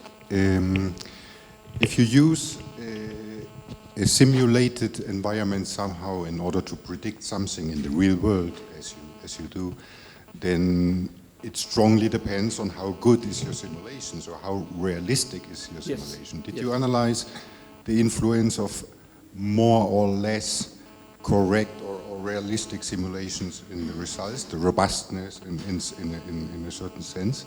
And how can you assure that the simulation is as realistic as possible? Yeah, absolutely. Yeah, excellent question. I am from industry, so we have to solve problems on ground. So the way we addressed this issue was to test validity of the digital twin on real data. So if a particular sorting terminal has been used in a particular way for last 6 months, I would like to ensure that my digital twin is a faithful replication of that sorting terminal for those data of past 6 months. Is it really the right solution? No. Is it a pragmatic and effective solution? Yes. So the more I see, the better my digital twin comes closer to the reality. I don't do, we also do a bit of forward-looking things, in the sense subject matter experts say that I know that this is what we have exhibited, but I do know that it is capable of exhibiting this behavior also. So my digital twin, being a stochastic model, takes into consideration those possibilities as well. And with that, we seem to be making a reasonably good impact on ground. But it's not a foolproof solution. Yeah. If it breaks down, thankfully it will break down in simulation, and I will be able to fix it much earlier than having to fix it in real life. That's the only advantage. Other questions? More questions? Can you go back to the last previous slide, please? Which one? The last one before, thank you. Yeah. Can you explain me better, please, the knowledge guide area reinforcement learning? Because it was not completely simple to me to understand. Okay. Reinforcement learning algorithm per se needs an experience to learn from. Okay, so in a model-free kind of a reinforcement learning, the digital twin acts as an experience generator. So now reinforcement learning agent is going to take a particular action, and that action will be played onto the digital twin, and digital twin is going to lead to a different state, which a reinforcement learning agent is going to figure out whether this state is good enough or not, and that's how the learning will happen. Now over here, the entire learning is stateless, in the sense whatever policy that the reinforcement learning agent has learned is function of the interactions that it has had with this digital twin for that training epoch. So the knowledge is about the context. Knowledge is about the context, but that knowledge is not taken from one context to another context to another context. Okay. It is purely stateless. Okay. It gets encoded and forgotten. Thank you. Congratulations. Next speaker is Peter Atrasayev. Sorry. You're not the first. And probably not the last. Probably not the last.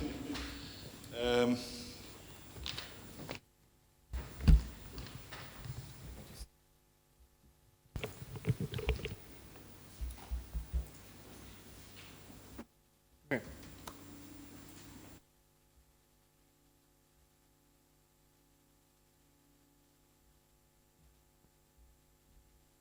Okay. I promise that my presentation will be shorter. I think I clocked it this morning at about 12 minutes. So, good morning, and thank you for all being here. My name is Peter Atrajov. I'll be presenting work that I've done during my master's degree with the support of my supervisor, Dr. Petr Muselik. The title of this talk is the same as the publication, Investigating Algorithmic Performance on the Level-Based Foraging Environment as a Sequential Social Dilemma, which is a mouthful, so let's begin. Okay, motivation. So today I'll be going through the motivation of the research, some background information on the methods that I used, as well as the libraries that I used, my experimental methodology and how that impacted the problem, the results, some notable results from my work, as well as conclusions that I can glean from them, and then some future work and a summary slide. So, this work is a comparison done with the work that was published in NeurIPS by Papadakis et al. In benchmarking multi-agent deep reinforcement learning algorithms in cooperative tasks, and is heavily influenced by their methodology. The research question that I wanted to answer was how does one type of reward that a team gets, and a team of agents that is being trained by centralized learning, decentralized execution methods differ on the coordination of individual agents. So you might be asking yourself, what is centralized learning, decentralized execution? For those of you who are not familiar, it is a reinforcement learning training method that attempts to coordinate a group of agents by training individual agent policies using a centralized system that conditions over all agents' observations. Then during execution, the agents will only condition on local observations and rewards. Now, there are two categories of this method, broad categories. The first one is the centralized policy gradient methods, which optimize a policy gradient actor-critic model with a centralized critic that conditions on all agent information. And then the latter one is a value function decomposition. This method optimizes a joint Q function for the entire team's performance. So in order to perform this investigation, I used the package that was released by Papadakis et al., which was very grateful. I'm very grateful for them. This package is called ePyMarl. It is a package of multi-agent deep reinforcement learning algorithms and an OpenAI GIM-based interface layer that allows researchers to focus on creating environments without having to make sure that their algorithmic implementations are correct, or the opposite, they can try new algorithmic implementations and test them on environments that have benchmarks and are bug-free. So it came with 9 algorithms that you see there and 3 environments upon release. These algorithms feature a blend of independent learning methods as well as a bunch of centralized learning, decentralized execution methods. And one of the environments that was released is called the LBF, the level-based foraging, and it attracted my attention. So, the level-based foraging environment. This is an environment in which agents are placed in the grid world and each agent is assigned a level. Food is also randomly scattered across the grid world and it also has a level. Agents can navigate around the environment and can attempt to collect food placed next to them. And the collection of food is only successful if the sum of the levels of agents involved in loading is greater than or equal to the level of the food. Finally, agents are awarded points equal to the level of the food that they help to collect, divided by their contribution, which is their level. So they get a normalized sense of what their accomplishment is. While this may appear to be simple, this is a very challenging environment. It requires the cooperation of multiple agents while being competitive at the same time. In addition, each agent is only awarded points if it participates in the collection of food. So it has to balance between collecting low-level food on its own or cooperating to get higher rewards from the higher level foods. In situations where there are 3 or more agents, highly strategic decisions are required, involving agents needing to choose with whom to cooperate based on levels. In addition, there is a significant difficulty for reinforcement learning algorithms with the sparsity of rewards, which in this case causes much slower learning.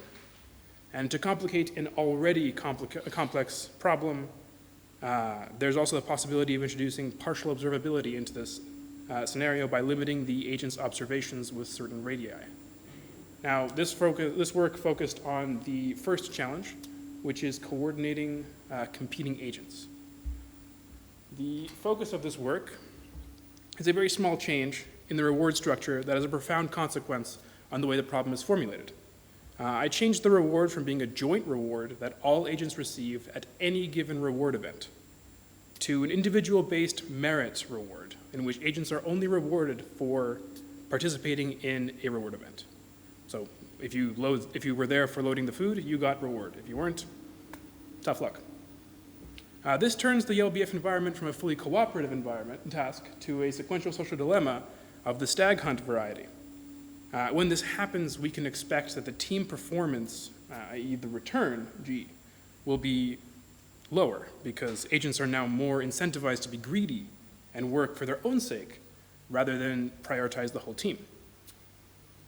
Thus, the coordination of these competitive agents becomes even more exacerbated. Now, the question I wanted to see was, could the centralized learning aspect of centralized learning, decentralized execution counter the drop in performance that we expect by this change? So, as I said before, this is a comparison paper.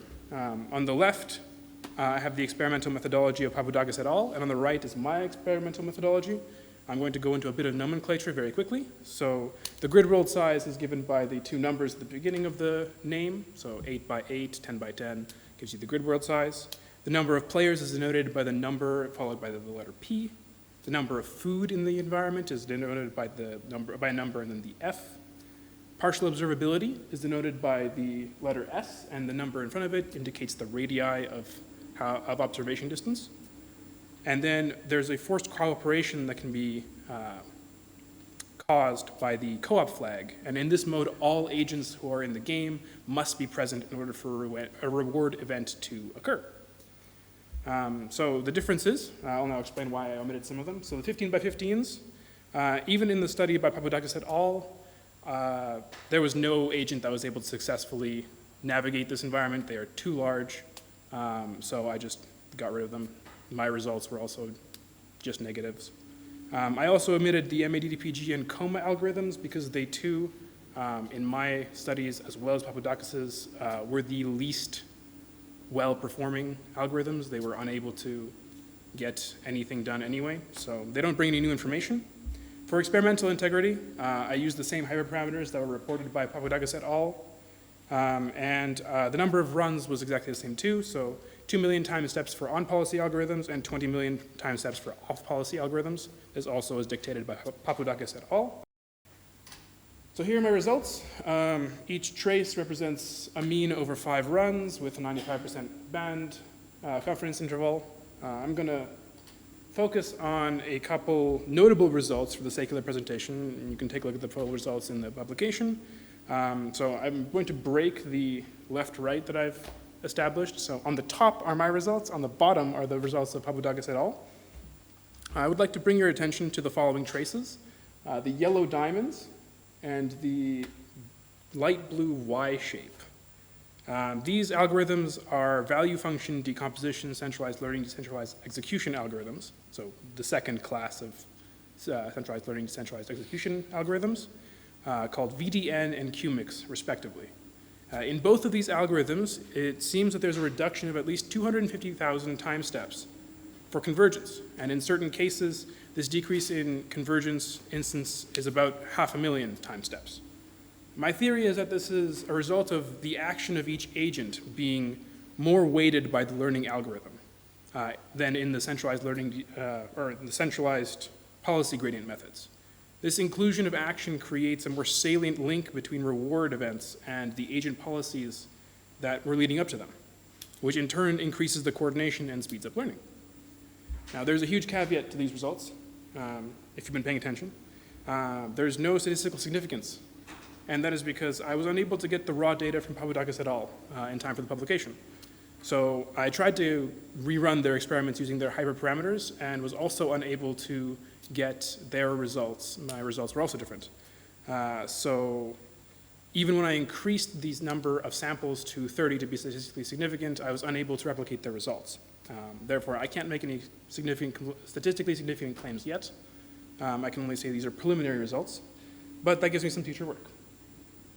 So in conclusion, we can say that there's evidence that centralized learning, decentralized execution algorithms that use action value estimation in fully observable environments may converge faster using individual agent rewards over joint team rewards. The future work for this is to perform a detailed statistical analysis of the differences between Papadakis et al. And my results using the raw data that they have. I would also like to try some more contemporary centralized learning, decentralized execution algorithms. There are a couple more that have been published in the last 3 years that I would very much like to sink my teeth into. And then I would like to compare against correlated equilibrium methods, which are the state of the art in solving sequential social dilemmas. Recap, I modified the reward from joint reward to individual, which changed the LBF problem from a cooperative task to a sequential social dilemma. We expected that the performance would decrease. However, the performance of the value decomposition methods actually increased.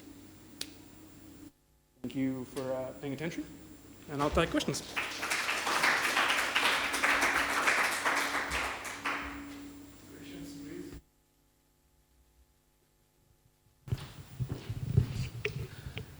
Excellent presentation. Thank you. So in a sense, what you are saying is greediness works always. Not always. So in what is the space wherein greediness in this case seems to help when there is information about which action led to that greediness. So the value, so the centralized policy gradient methods would condition only on the state, whereas the action value estimators also conditioned on the action. And it seems that those action values, the action value function, had or was impacted by the individual rewards, whereas the other one seemed to be rather agnostic to it. So would this be a function of the kind of domain where one would be applying? It is a function of the algorithm that you choose. So because the algorithm itself is conditioning on the action, the action and the state,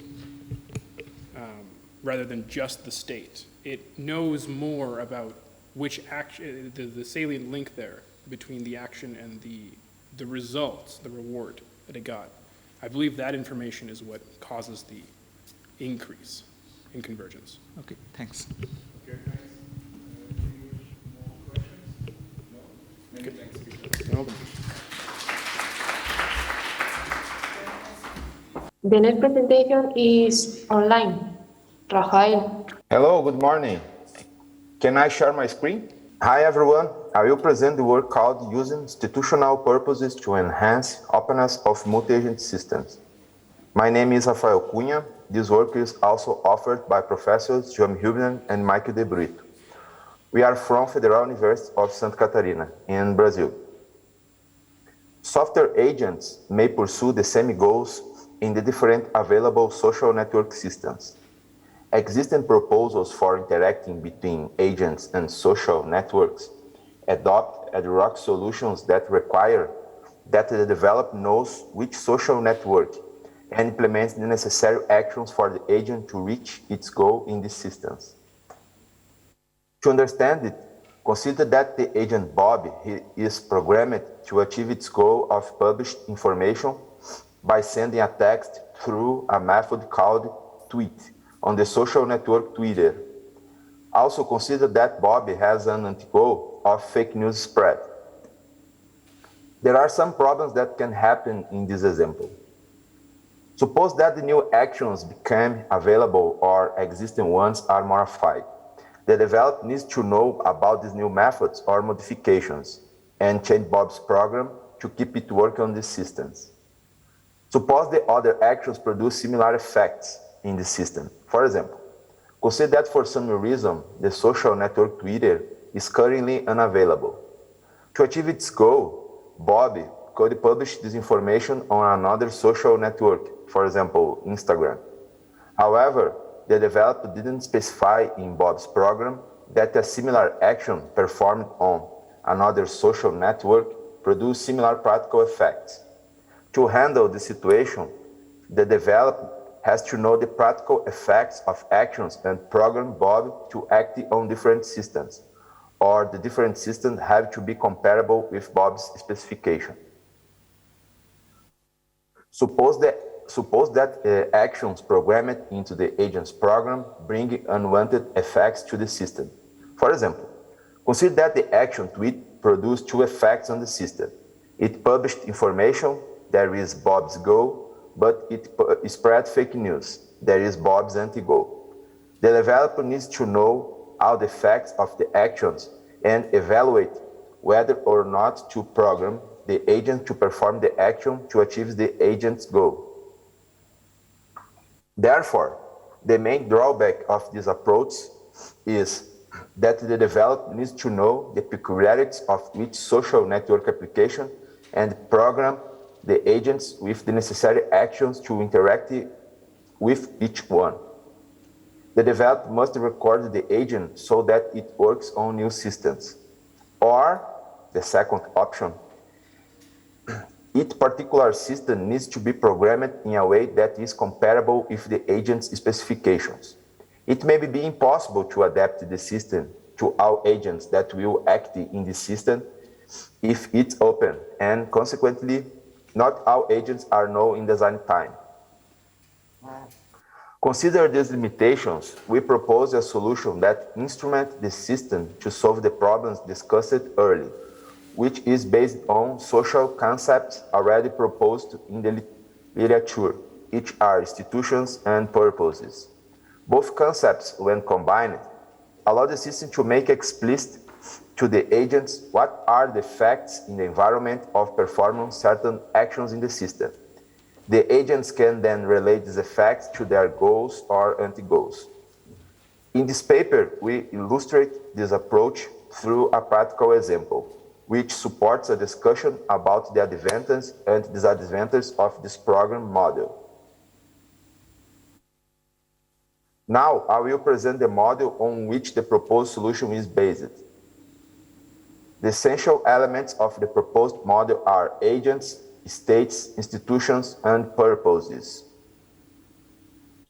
Agents pursue their goals in the system. In this work, goals are something that agents aim to achieve. For example, the holding of a certain state. Anti-goal is an undesired circumstance of the system. In this work, anti-goal represents states that the agent doesn't wish to reach for some reason. Agent can perform actions that trigger events in the mass. Institutions provide the social interpretation of the environmental elements of the system. Very simplified here to be based on two concepts, status functions and constitutive rules. Status functions are status that assign functions to the elements. These functions cannot be explained through their physical virtues. For example, the status buyer assigns to an agent some functions, such as perform payments, take loans, etc. Constitutive rules specify the assignment of status functions to elements with the following formula: X contests Y in C. For example, a piece of paper counts as money in a bank, where X represents the environmental element, Y the status functions, and C the context where the constitution is valid. The assignment of status functions to environmental elements is called constitution and creates institutional facts. which gives rise to institutions. Okay. The functions associated with status functions can satisfy the practical interest of agents. From the institution's perspective, these interests are called purposes. From the agent's perspective, these interests are their goals or anti-goals. Then we claim that the goals or anti-goals of the agents match with the purposes of the status functions, and goals, anti-goals, and the purposes points to the environmental states related to the status functions. We are focused on states reached by the system, without concern for the events that occur until that state is reached.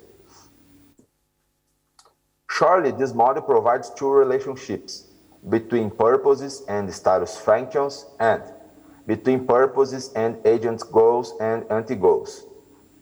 Thus, if there is a constitutive rule specifying how a status function is constituted, a purpose associated with the status functions, and an agent has a goal or anti-goal that matches with the states pointed to by the purposes, then it's explicit how the agent should act to achieve its goal or avoid its anti-goal. This part of the presentation illustrates how the use of artificial institutions and the purposes facilitates the development of agents towards acting in different systems. We recall the example where Bob wants to achieve its goal of published information on different social networks. It's assumed that different programmers develop which social network and that the development of the agent has no influence on this. The example is implemented through the components described in this picture. Agents are programmed in JSON and the environment in Cartago. The Cartago artifact encloses specific APIs and provides actions for agents to act on different social networks. For the artificial institution, we use an implementation of the Situate Artificial Institution Model, or simply SAI. It provides means to specify status functions and constitutive rules, and to manage the constitution process. The purpose model is implemented through an ontology encapsulated in a Cartago artifact, which is accessible to the agents. The query and persistence of data in the ontology are enabled by the mass ontology. Mass ontology is a set of tools developed in Cartago to interact with ontologies. This implementation, we consider a scenario where there isn't institution or purposes. For this reason, the connections between the available actions and the goals must be coded in the agent. The programmer should previously know these implementation details for all social network systems. We assumed that the agent has the net belief indicating the system is currently acting. Bob's goal is specified in line 1, here. The plans that Bob may execute to achieve its goal are outlined between lines 3 and 6. The plan that Bob executes depends on which social network it's interacting. Consider that Bob starts believing in net Facebook when it enters in the Facebook system. The next step, Bob chooses which plan should be executed to achieve its goal. Looking at the available plans and their respective context, Bob selects the plan in line 6. Then Bob performs the action called upload a message. The available actions, for example, upload a message, take with bot, etc., aren't provided by the social network system. Rather, they are implemented in the Cartago artifact that provide access to the API of the social networks. Sorry.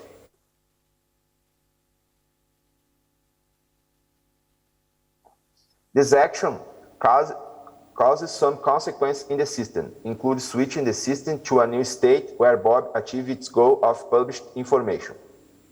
In this example, we highlight that the programmer of Bobby needs to know the actions and their consequence in each system to write the Bob's program. The second implementation, we consider a scenario where the social network system include implementations of institutions and purposes. For this reason, the connection between available actions and their effects is moved from the agents to the system where they act. In this case, the programmer doesn't need to know the implementation details of the social network system. In this program, we assumed that which system has a specification of the constitutive rules that make up the institution, here, and which system has a purpose specification that is related if the status functions, here in the first line, and the states of the word that purpose points to, here. The description of the listings is similar. The first line declares the status function, here, in this case, tweet. The second line, which purpose is achieved from the constitution of the status function, here, in this case, the purpose is transmitting information. The third line describes the states that are point to the purpose, here.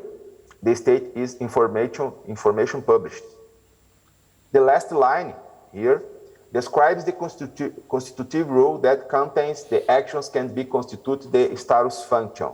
In this case, the action is send message by Twitter. List 1.2 to 1.5 describes the institutional and purpose specifications of each social network. The difference between these lists are the status functions and the actions that can constitute them.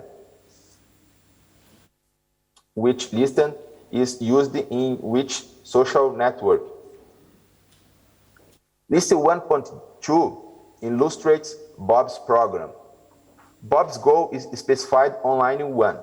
It doesn't change regardless of which system Bob interacts with. The actions from lines 4 to 6 are available by the institutional infrastructures of the different systems in which Bob can interact. Each institution has a Cartesian effect that allows the agent to access information related to the institutional and purpose specification. Which system has also a Cartesian effect developed by us that allows access to an API that interacts with the social networks. Given Bob's program, access to the institutional and constitutive specification of which system, the programmer of Bob can implement it with a generic plan that helps Bob to achieve its goal on many systems. The plan has the following steps. Discover the purpose that points to the desired state in line 4. Discover the status functions associated with the found purpose in line 5. Discover which concrete action can constitute the status functions in line 6. And finally, perform the concrete action in line 7. For example, consider that Bob's program should interact with the social network Twitter. To do this, Bob's program identifies the plan to be executed in line 3 to 7. When executing the plan, some information is discovered at runtime. First, Bob carries the purpose that points to the desired state. Here, the name of the purpose is transmitting information. Second, Bob carries which status function is associated with the transmit information purpose. The status function name is tweet, here. Third, Bob carries what concrete action can constitute the status function. The action name is send message by Twitter. And finally, Bob performs this action, here, in line 7. This implementation uses mechanisms, for example, institutions and purposes, that make explicit the status that can be assigned to concrete actions when executed in the system, and the intrinsic functions related to this status, called in this work purpose, which describe the states that can be reached in the system related to the status functions. Discussions about both implementations. Program 1 requires that the programmer code all the functions that are necessary for agent to interact with different social networks and know their consequences when executed, or which social network should be comparable and prepared to work with the agent. Program 2, the connection between available actions and their effects is moved from the agent to the system where they act. Possible changes in these connections, in the actions, or in their effects require change in the systems, while the agents remain unchanged. Program 1 requires the programmer to know all the abstractions need to code Bob to interact with different systems to achieve its goal. The connections between the actions that Bob has to perform, their consequence on the system, and the satisfaction of Bob's goal are implicit. For example, they exist only in the mind of the programmer. Program 2, the connections between the actions that Bob has to perform and its effects are moved to the institutional and purpose specification, respectively. These modifications allow the agent to use this connection to satisfy its goals. Conclusions and future works. From the programmer perspective, there are some advantages to use the solution present in this paper. The first is related to the adaptability of the developed agent to act in different systems. Second, by externalizing the effect of actions to other appropriate concepts, for example, institutional purposes, part of the programmer text, for example, to code plans for each system, is delegated to the agent reason.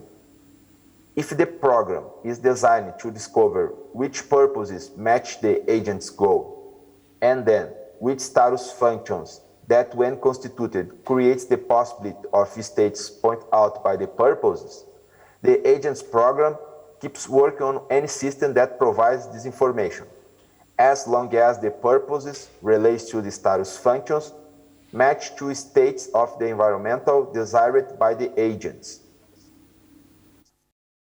From the agent's perspective, there are some advantages to using the solution present in this paper.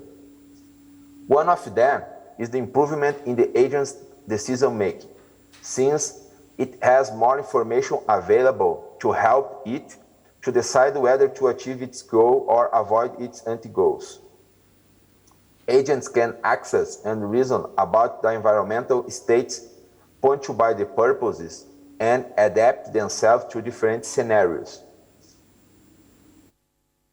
Our proposal can be applied in several other scenarios. The paper suggests how it's possible.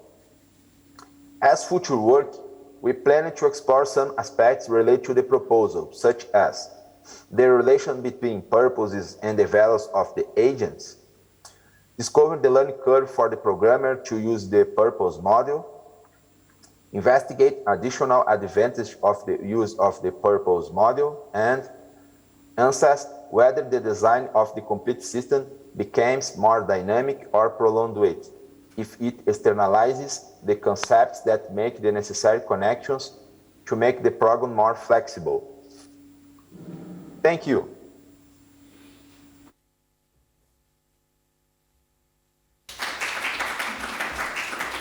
I finish. Many thanks. Questions from the audience, please? Raphael, can you give us other scenarios in which you can see that you can apply these kind of techniques or methodology? Okay, good question. This model is used, for example, in purchase scenarios. For example, if you want to buy some product in one website, for example, the actions that you need to do is similar, yeah, but the actions depends on which is your desired in this website. For example, if you want to buy one product in Amazon, you probably choose the product that you want to buy, and you probably do some tasks. The same situation is applied in another website, for example. In some marketplace, eBay, for example. But in this case, if both websites to make explicit the consequence of your actions, you can reason. You, in this case, the agent, can reason about. Okay, this action will bring to the system for a new state, and this new state is related to my desired, my desired, for example. Yeah. Okay, thanks, Rafael. No more questions from the audience. So many thanks, Rafael. Okay, thank you. Now, finally, we will continue with Thibaut Forêt, please. So, hello everyone. My name is Thibaut Forez. I'm a PhD student at the IRIT laboratory located in Toulouse in France. And I also work for a company named CTEC, which is an engineering company specialized in mobility analysis for local authorities, mostly on urban territories. So today I will introduce and present my paper, How to Solve a Classification Problem Using a Cooperative Tailing Mutagen System. So this presentation will consist in 6 parts. First, I will introduce the context of the paper, as well as the context of my PhD. And then I will review some related work regarding aggregation of classifiers and a Mutagen system that work in a collaborative way. Then I will introduce our own implementation of an adaptive and collaborative Mutagen system named Smarty. And then I will introduce an experiment as well as results to address the problem we will present in the context. And then I will shortly conclude this presentation. So one of the objectives of my PhD is to analyze how people move on a given area, mostly urban territories. So this is a highly nonlinear classification problem. It's a classification problem because from each point of data which derive from user trajectory, user tracking data, we want to associate transportation modes such as train, car, etc. We also want our model to be resilient. We want to build a global classifier that is able to perform in very different cities, in very different areas, and in different contexts, because not all cities have the same rules in terms of speed limits, in terms of circulations. And this brings the third objective, which is to handle behavior changes from users in time and space, because at any time a road can be cutted, speed limits can change, so the system has to adapt quickly to this kind of change of distributions among the input variables. So this brings the first question we aim to answer in this paper, how to use a collaborative Mutagen system to solve such nonlinear and dynamic classification problems. Which is showing to how we can transform such problem into cooperative problem. And the main of this paper is to prove this is possible using an ensemble approach in our Mutagen system. So, now I will introduce some state-of-the-art review we made in terms of the aggregation method for aggregate classifiers. So there are two main ways to make classifier aggregations.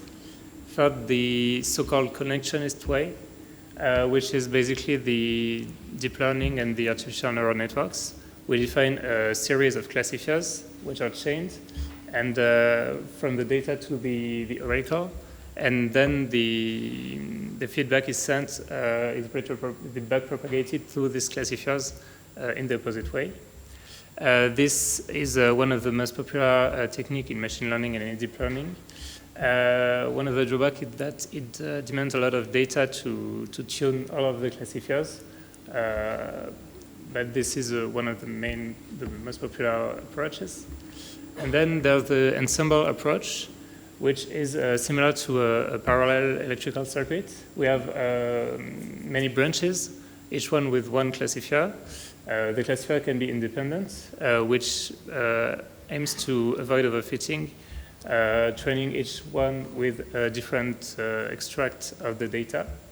And some of the state-of-the-art algorithms, such as random forest or extreme gradient boosting, derive from this approach. And then we also talk about self-constructing. So it's not really a way to aggregate classifiers, but each of both approaches can be self-constructing. And it's just that we don't make any assumption about the structure of the classifier, of the graph of classifier inside our group of classifiers.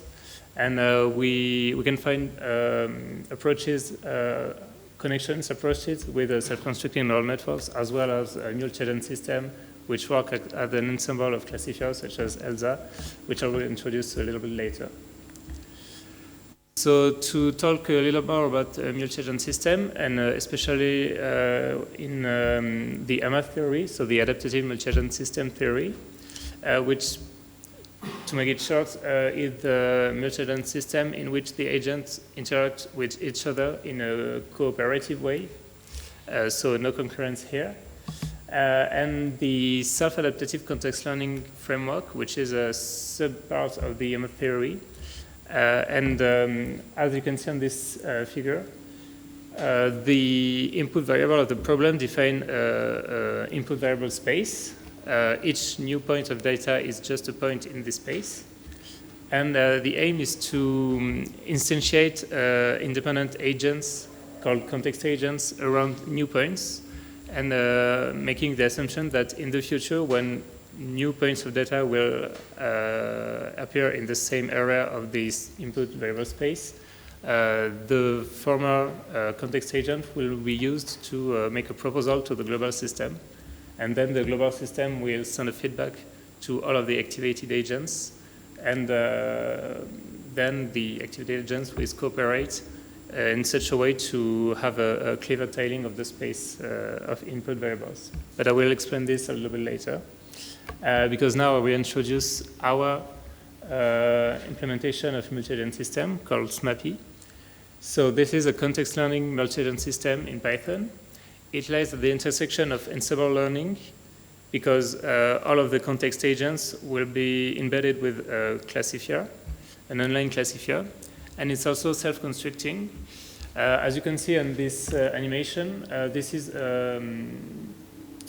represents the exploration phase of the system. So at each cycle, a new point appears.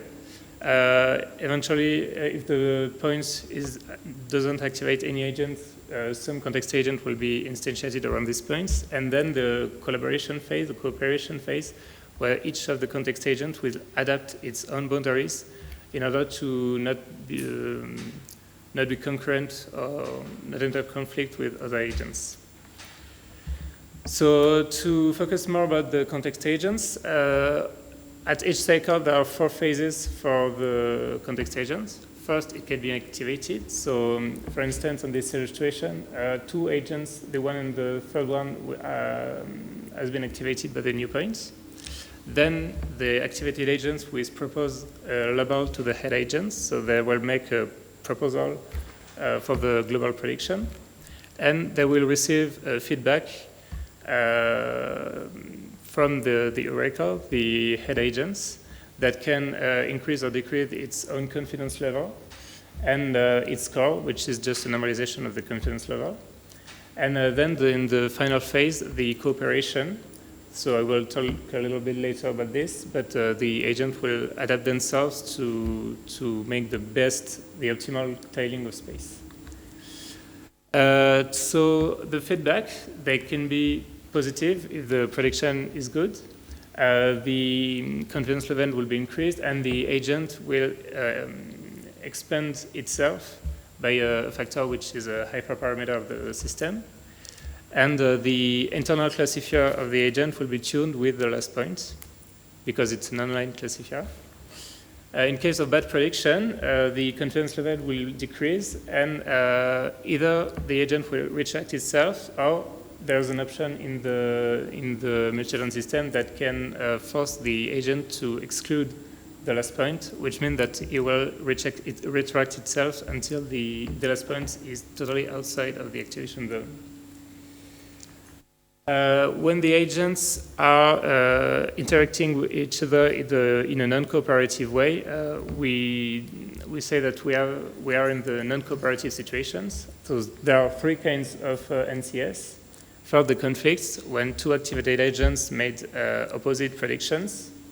Then the best one regarding its confidence level and the feedback from the oracle will push the other one, which means that the other one will retract itself until there's no overlapping area between the two agents.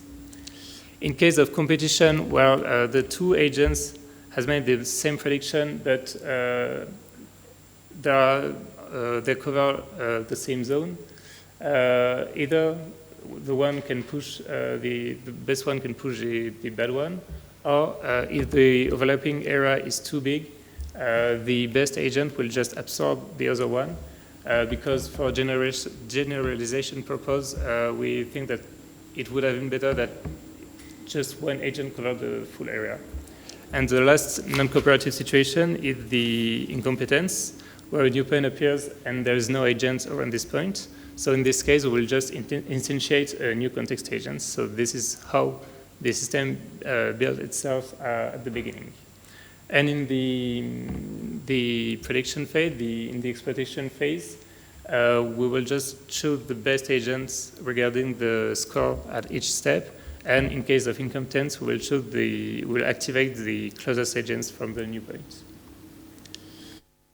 Now I will introduce one of our experiments. So just to recall the goal of this paper, it was to prove that it's possible to change a classification program into a cooperation one.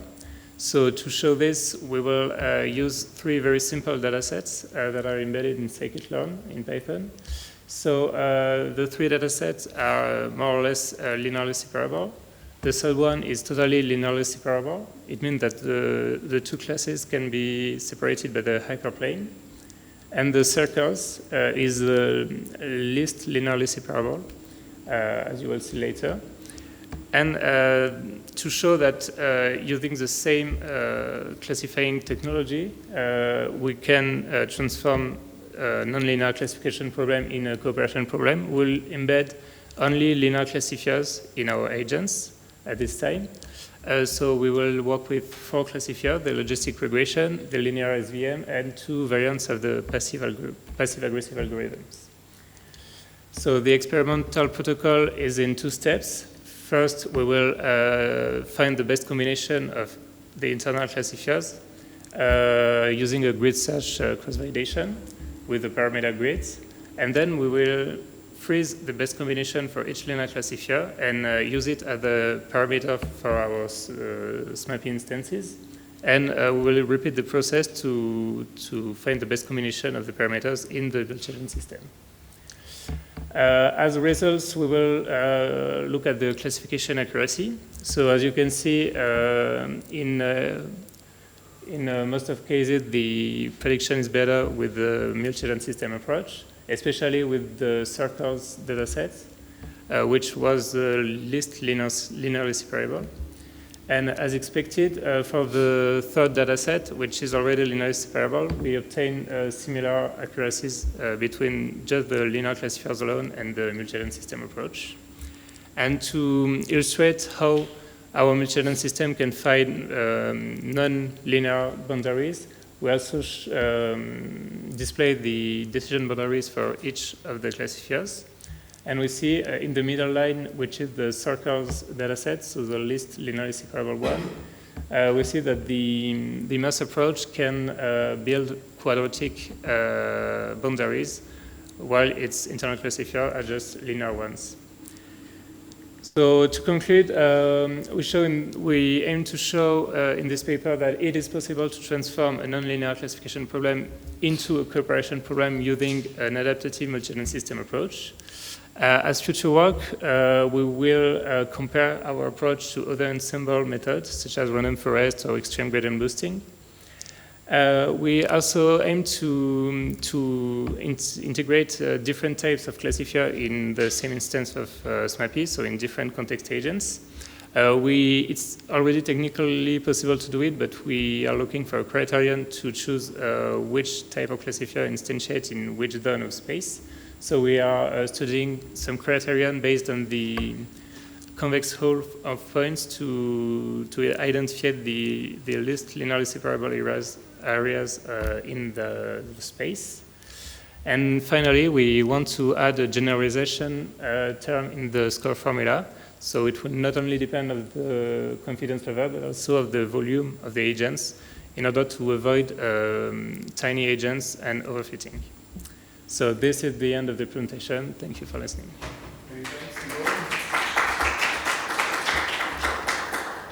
Thank you for this presentation. Finally, I find a way to understand AMA theory. Maybe now it's more clear for me what you call non-conflicting situation. Indeed, you have distinguished conflicting situation, competition, and incompetence. And sometimes you add a new agent, sometimes another agent absorbs the agents, or an agent pushes the agents. But as far as I understand, you have also exploration mechanism, no? On slide number 9.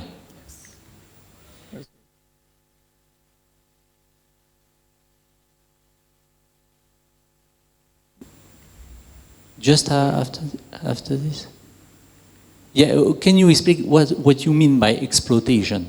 Yeah. Give a little bit more detail because you go very quickly. Huh? Yes. Thank you for your question. Actually, when I say exploration phase, it's basically the learning phase of the algorithm. So this is the phase during which we have the oracle for each new point. So in this case, the head agent, the supervisor agent, can send feedbacks to every context agent. And during the exploitation phase, so this is when you want to just make a prediction from a new point. And during this phase, we don't have any true label for the new point, so we can't send feedbacks to the context agents. And then the fourth phase of the life cycle of the context agent, which is collaboration, cannot happen because they won't receive feedback, so they won't know if they are right in their prediction or not. So in this case, we will just select the best agents at this time to make the prediction regarding its score or its position with respect to the new points. So basically, the exploration is the learning phase and the exploitation is the prediction phase. And as the global system is an online classifier, you can just do some exploration, then some exploitation, and go back to the exploration phase for new data points. Many thanks, Thibault. Thank you.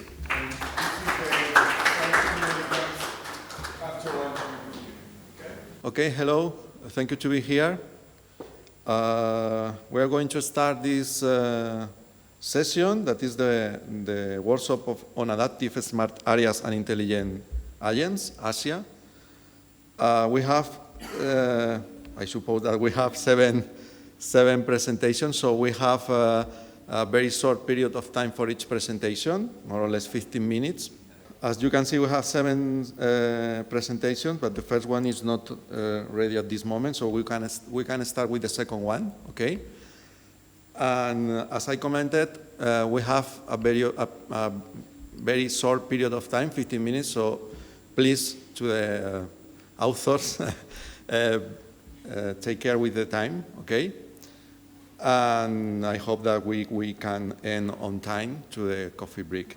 So we are going to start, okay? The first presentation will be the second one, and if the first paper appears in the online session, then we can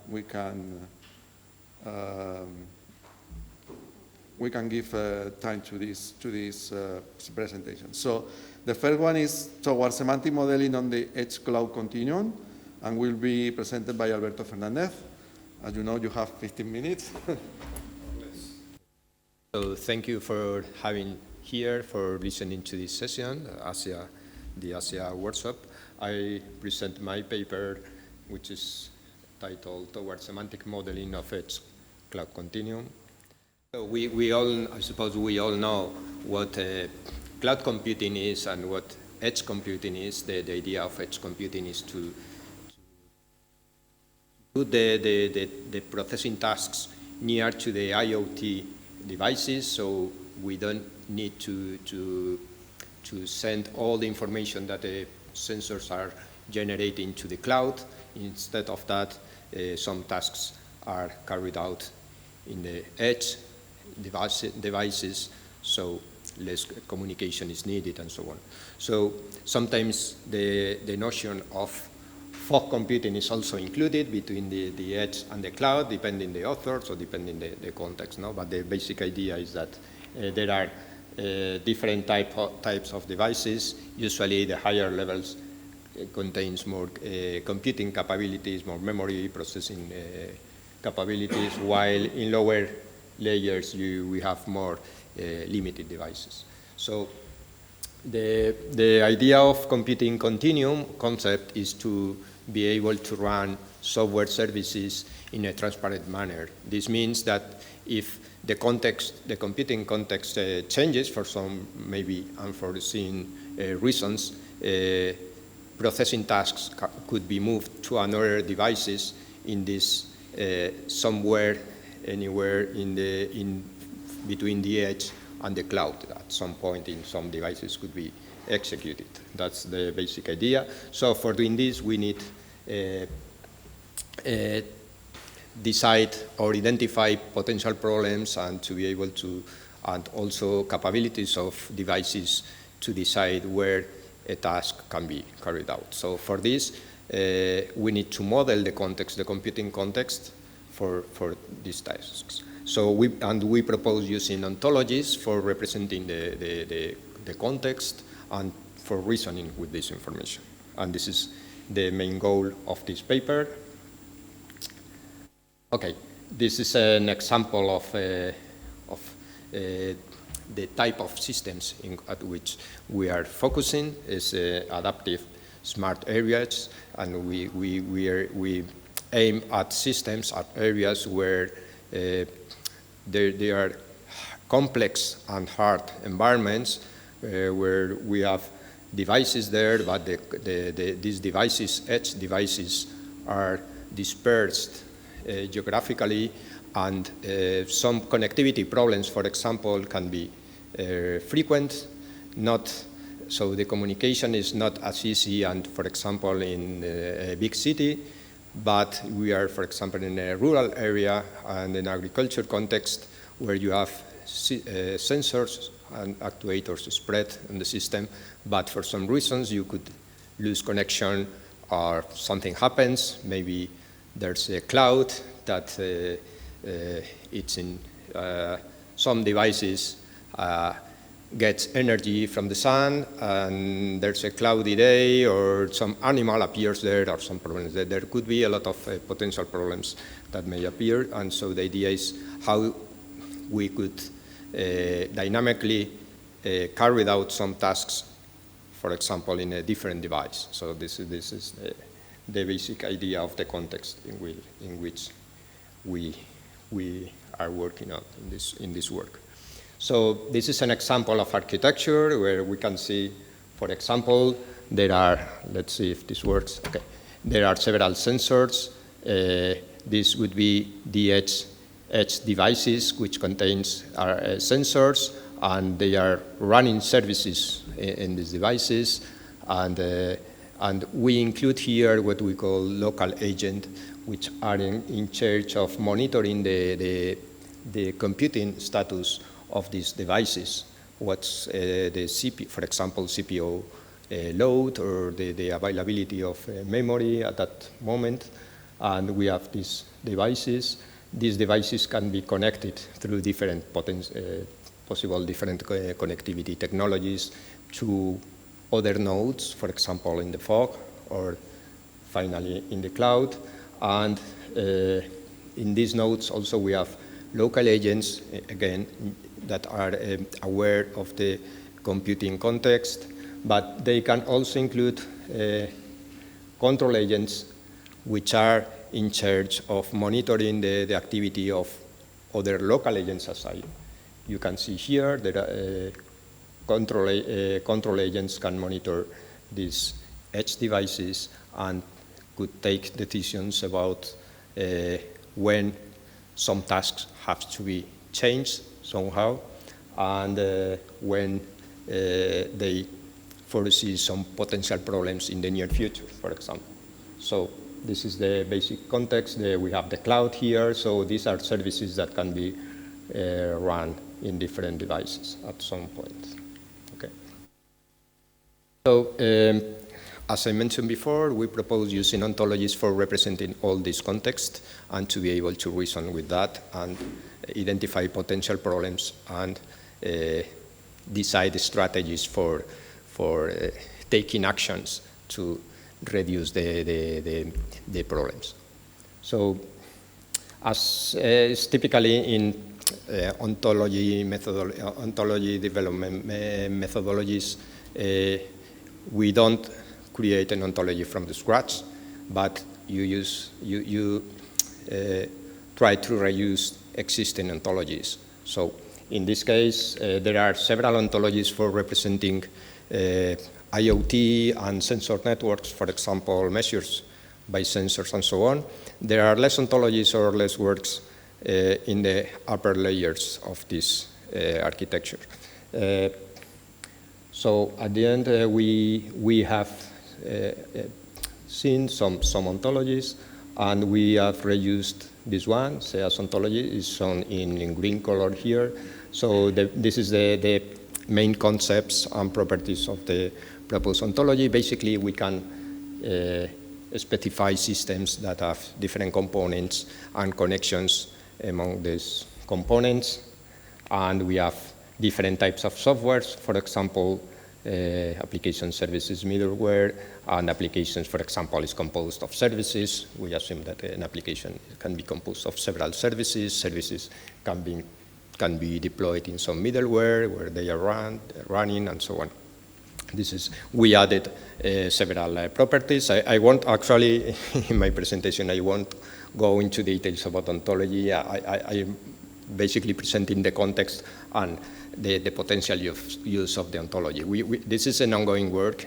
It's not, let's say, it's not the last version.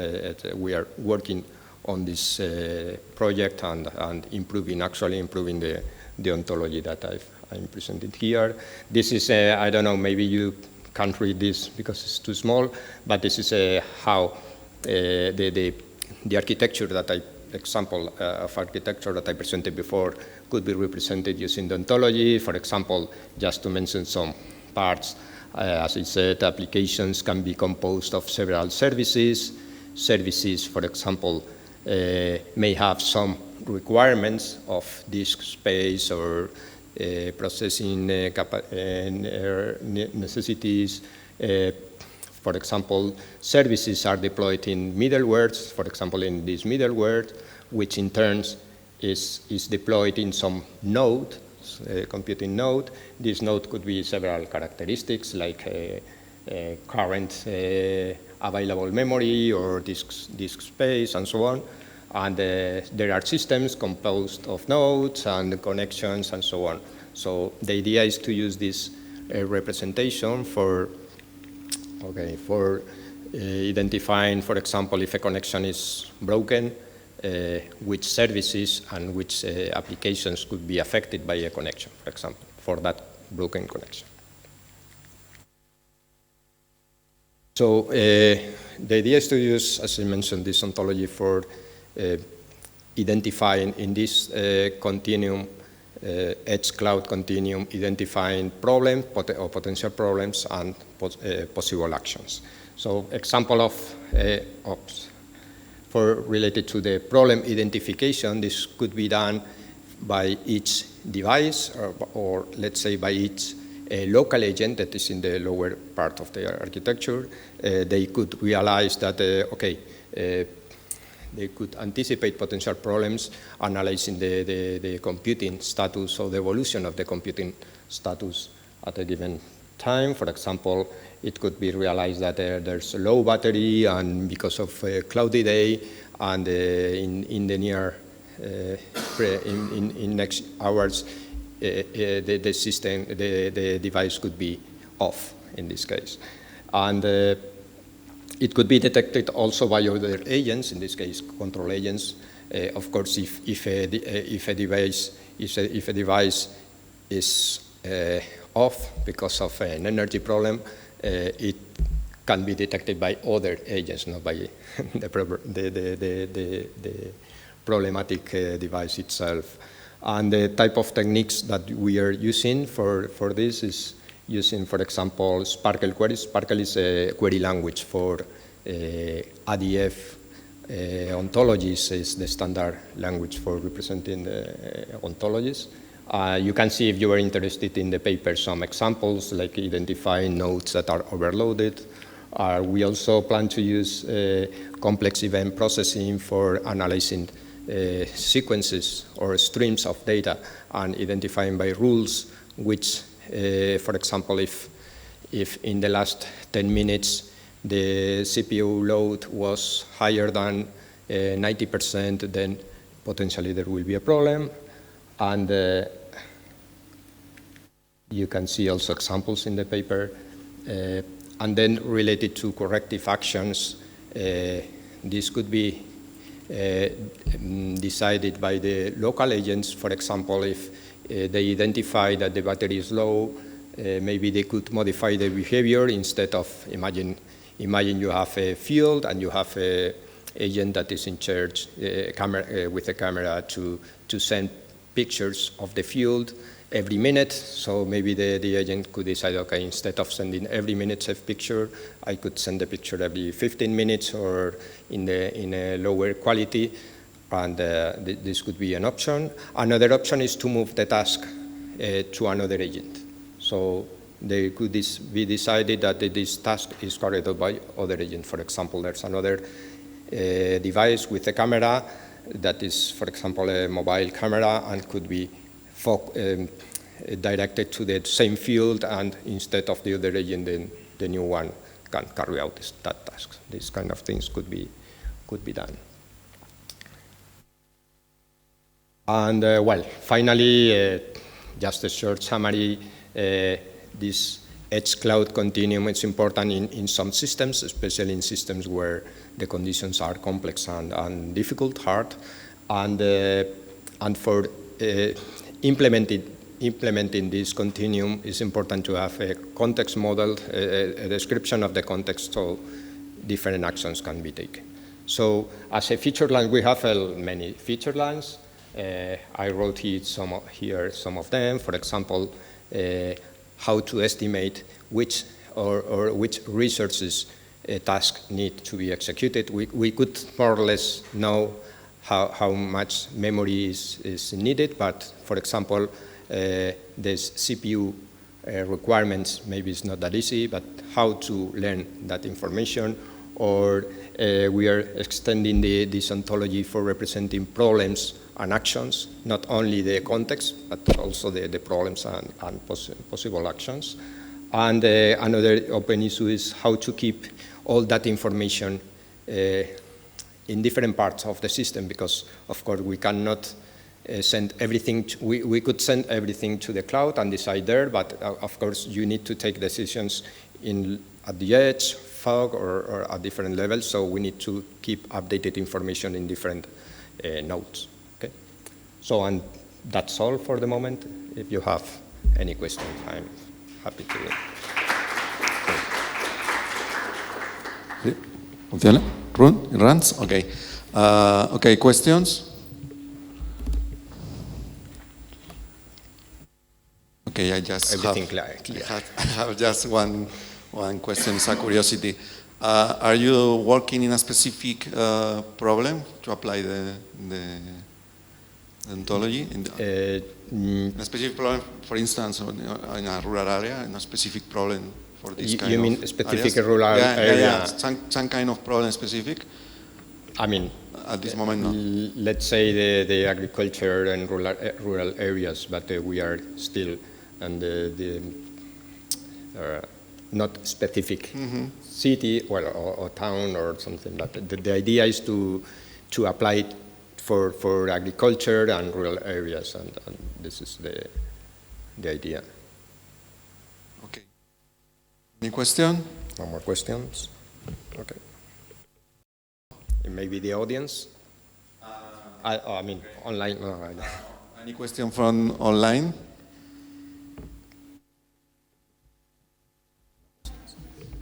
Okay.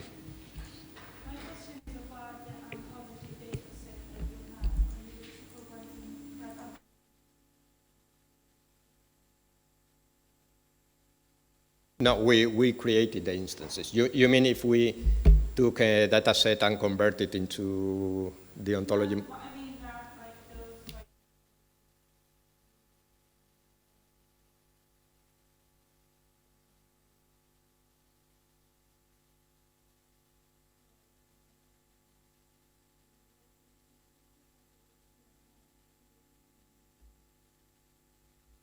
In the ontology, you have like two parts. One is the terminology, or let's say what is in the more technical is called the T-box, is where you define the type of concepts, relations between concepts and the terminology, and then you have the A-box, which is the instances for a specific problem.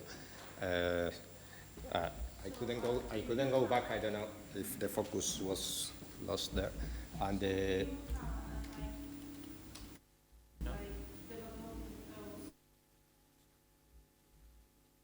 we developed the T-box, not from the scratch, but we adopted some classes, some concepts from the other ontology and some properties, and we created new classes and properties. The one in red and some of them, we created it. This is let's say the general ontology or the T-box formally. And this is what I meant that we didn't create from the scratch, or we reused those concepts in green there. So you're adding to this? We take part of that ontology and we add more classes. Why those specific concepts, you mean? Yes, given our context, the type of problem we want to solve, this edge cloud continuum, the concept that we need. I mean, we needed to represent connections between systems, so for that we reused, instead of inventing a new term, we use something that someone else published and so on. This is the idea. So we extended with new concepts and terminology. Yeah, so. Okay, thank you very much. Thank you.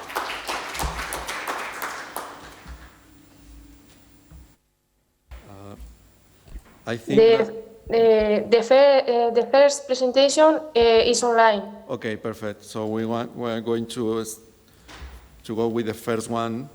Okay. The first paper was Object Recognition Driven Cultural Travel Guide for the Coffee Cultural Landscape of Colombia. And I don't know, it will be presented by. Remember that you have 15 minutes. Okay. All right. Okay. Thank you very much. Well, the research that we are presenting today, Object Recognition Driving Cultural Travel Guide for the Coffee Cultural Landscape of Colombia. This was made by Sebastián López Flores, Luis Hernando Ríos González, Ana María López, Guillermo Hernandez and Fernando de la Prieta.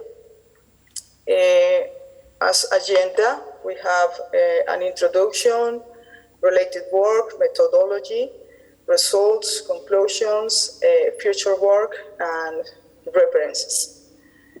As an introduction, we have that in recent years, the diffusion of Colombian coffee cultural heritage has become a country policy that promotes tourism in harmony with environmental and social sustainability.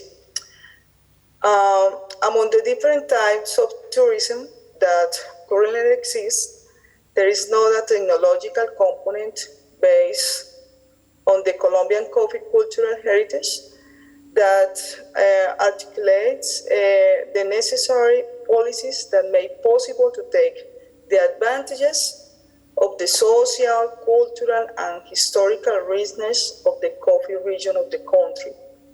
So we can see in the image that we present how the application will respond to user requests according to the intelligent model. The application is based in two main blocks, software blocks. First, there is a database. This database is generated with the objects. These objects make up the coffee cultural landscape.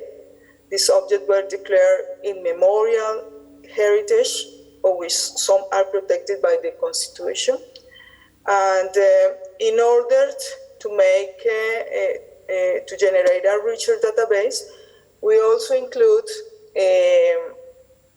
an anthropological description, and this then allows the user to interact with the object in order to identify the position of the object and where is it located. A second component of the software corresponds to the machine learning module, which encapsulates the intelligent model to optimize the amount of space, allowing it to operate in any mobile system. Then the user takes a picture, and the system recognizes the object and gives the description of the anthropological information. Yeah.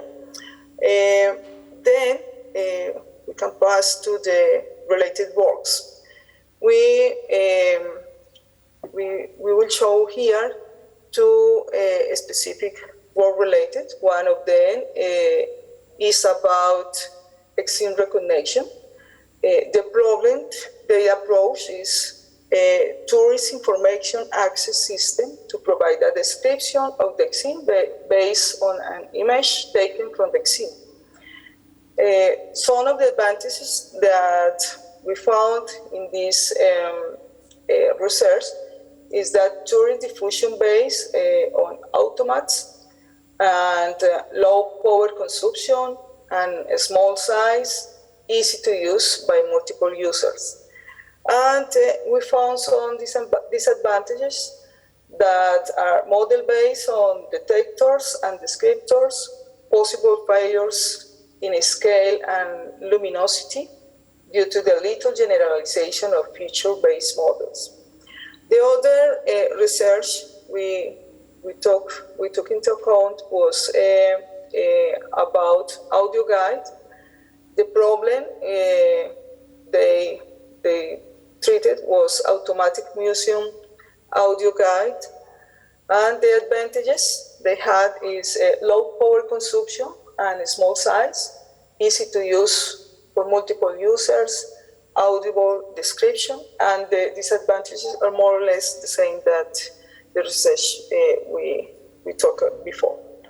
There have been some investigations that have exploited artificial intelligence in the tourism industry mainly in the cities of the world where the cultural heritage represents an important figure to society. However, in Colombia, the patrimonial importance is overshadowed by policies and culture that does not appreciate its heritage.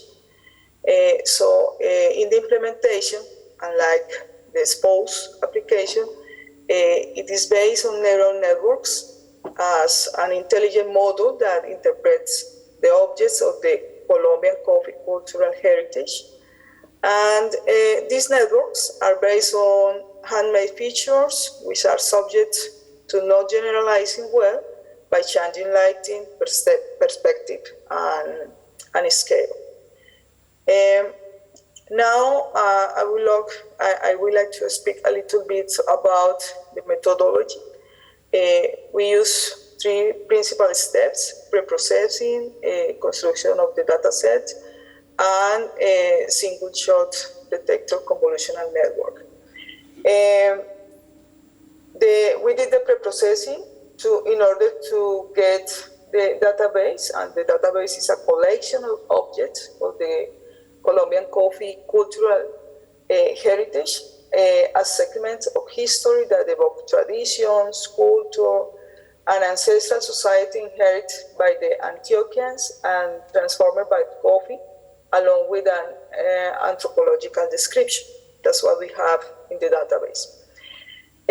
As the model, we have an architecture of single-shot detector that has a base on BGG16 network followed by multi-box convolutional layers. The base neural networks extract the features that BGG16 base network for is an standard CNN architecture for high-quality image classification, but we use it without the final classification layers in its structure, so we can use it for feature extraction. Then we have additional convolutional layers to detect objects. So to the base BGG network, we add additional convolutional layers for detection. Then convolutional layers at the end of the base network decrease in size progressively. This helps with the detection of objects and multiple scales. The convolutional model for detection is different for each feature layer. Then the prediction for the bounding boxes and confidence for different objects in the image is done not by one, but by multiple features maps of different sizes that represent multiple scales.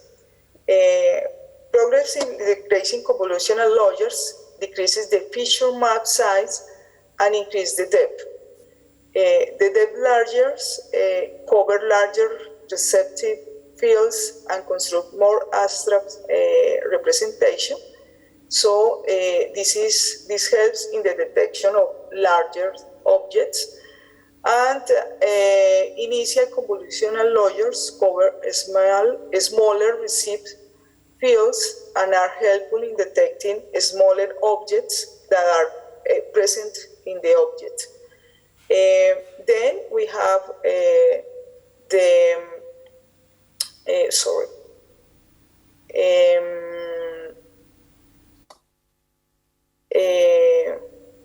the results, and you can see that we got a very good performance.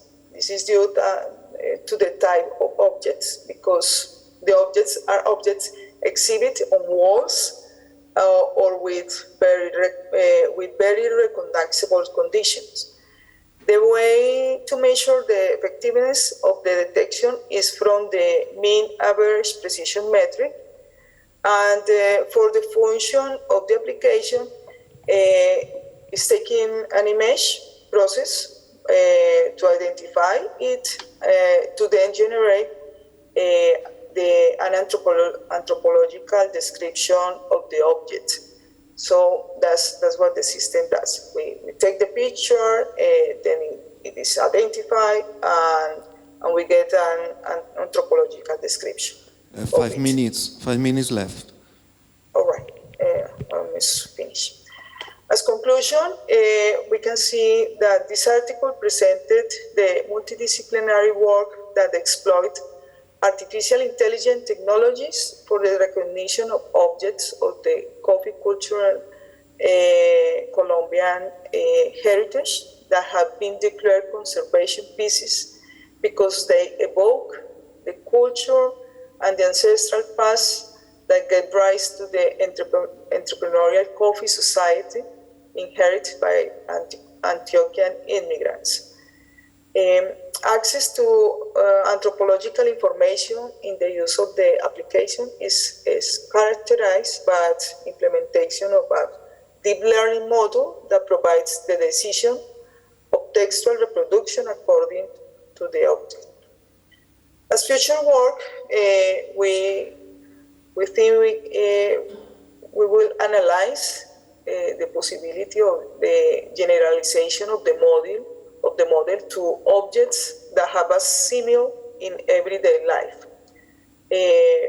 Also made field tests extending to more municipalities that make up the Colombian coffee cultural heritage, add more objects, and establish a precedent in anthropological information as a storage condition to objects that have survived the passage of time.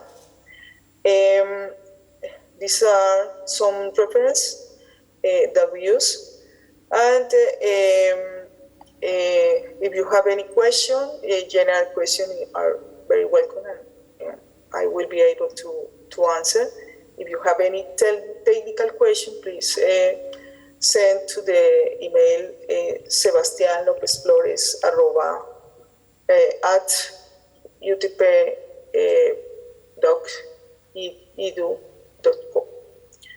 And that is all the presentation. If you have any question, please are welcome.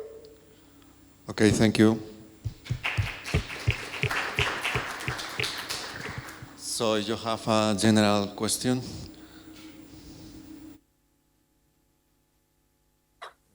More technical question you can send to the email, okay? Any question or online question too?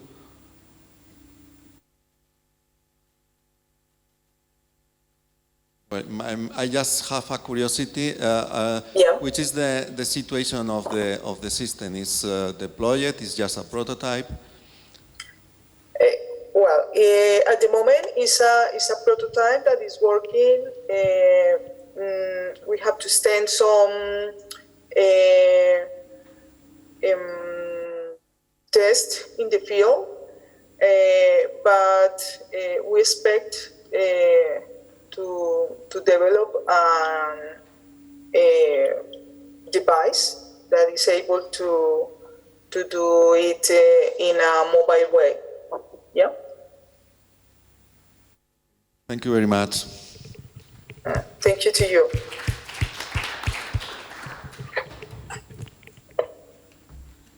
So we pass to the following paper. And the next paper is a collaborative approach to mobile crowdsourcing based on data stream learning. It will be presented by Jürgen. Yes, thank you. Thank you. It's not necessary to say the time, no? Yes, yes. Yeah, is it that one? Okay, yes, great that I'm here, and I present today a collaboration work I did together with my colleagues from Hanover, Ralph Bruns and Jeremias Döttel, and with Sasha Ossowski from Università Juan Carlos in Madrid. And we worked on a collaborative approach which is based on multi-agent systems, which is implemented in the application scenario of crowdsourcing, and we are using data stream learning for this.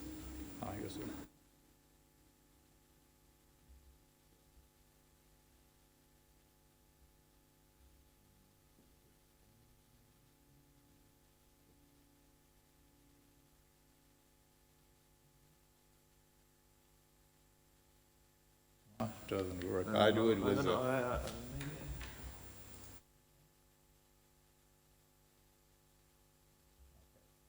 Yeah, so let's first start with the application scenario, crowd shipping. All of you are very familiar with that. So we have these logistic companies like UPS or DHL, and they have logistic hubs where the parcels are stored, and then they deliver the parcels to the private households using these delivery trucks. And of course, that's has a big carbon footprint, and it also causes congestions of streets. And therefore, it's a very obvious idea to outsource this process to individual citizens, the so-called crowd workers.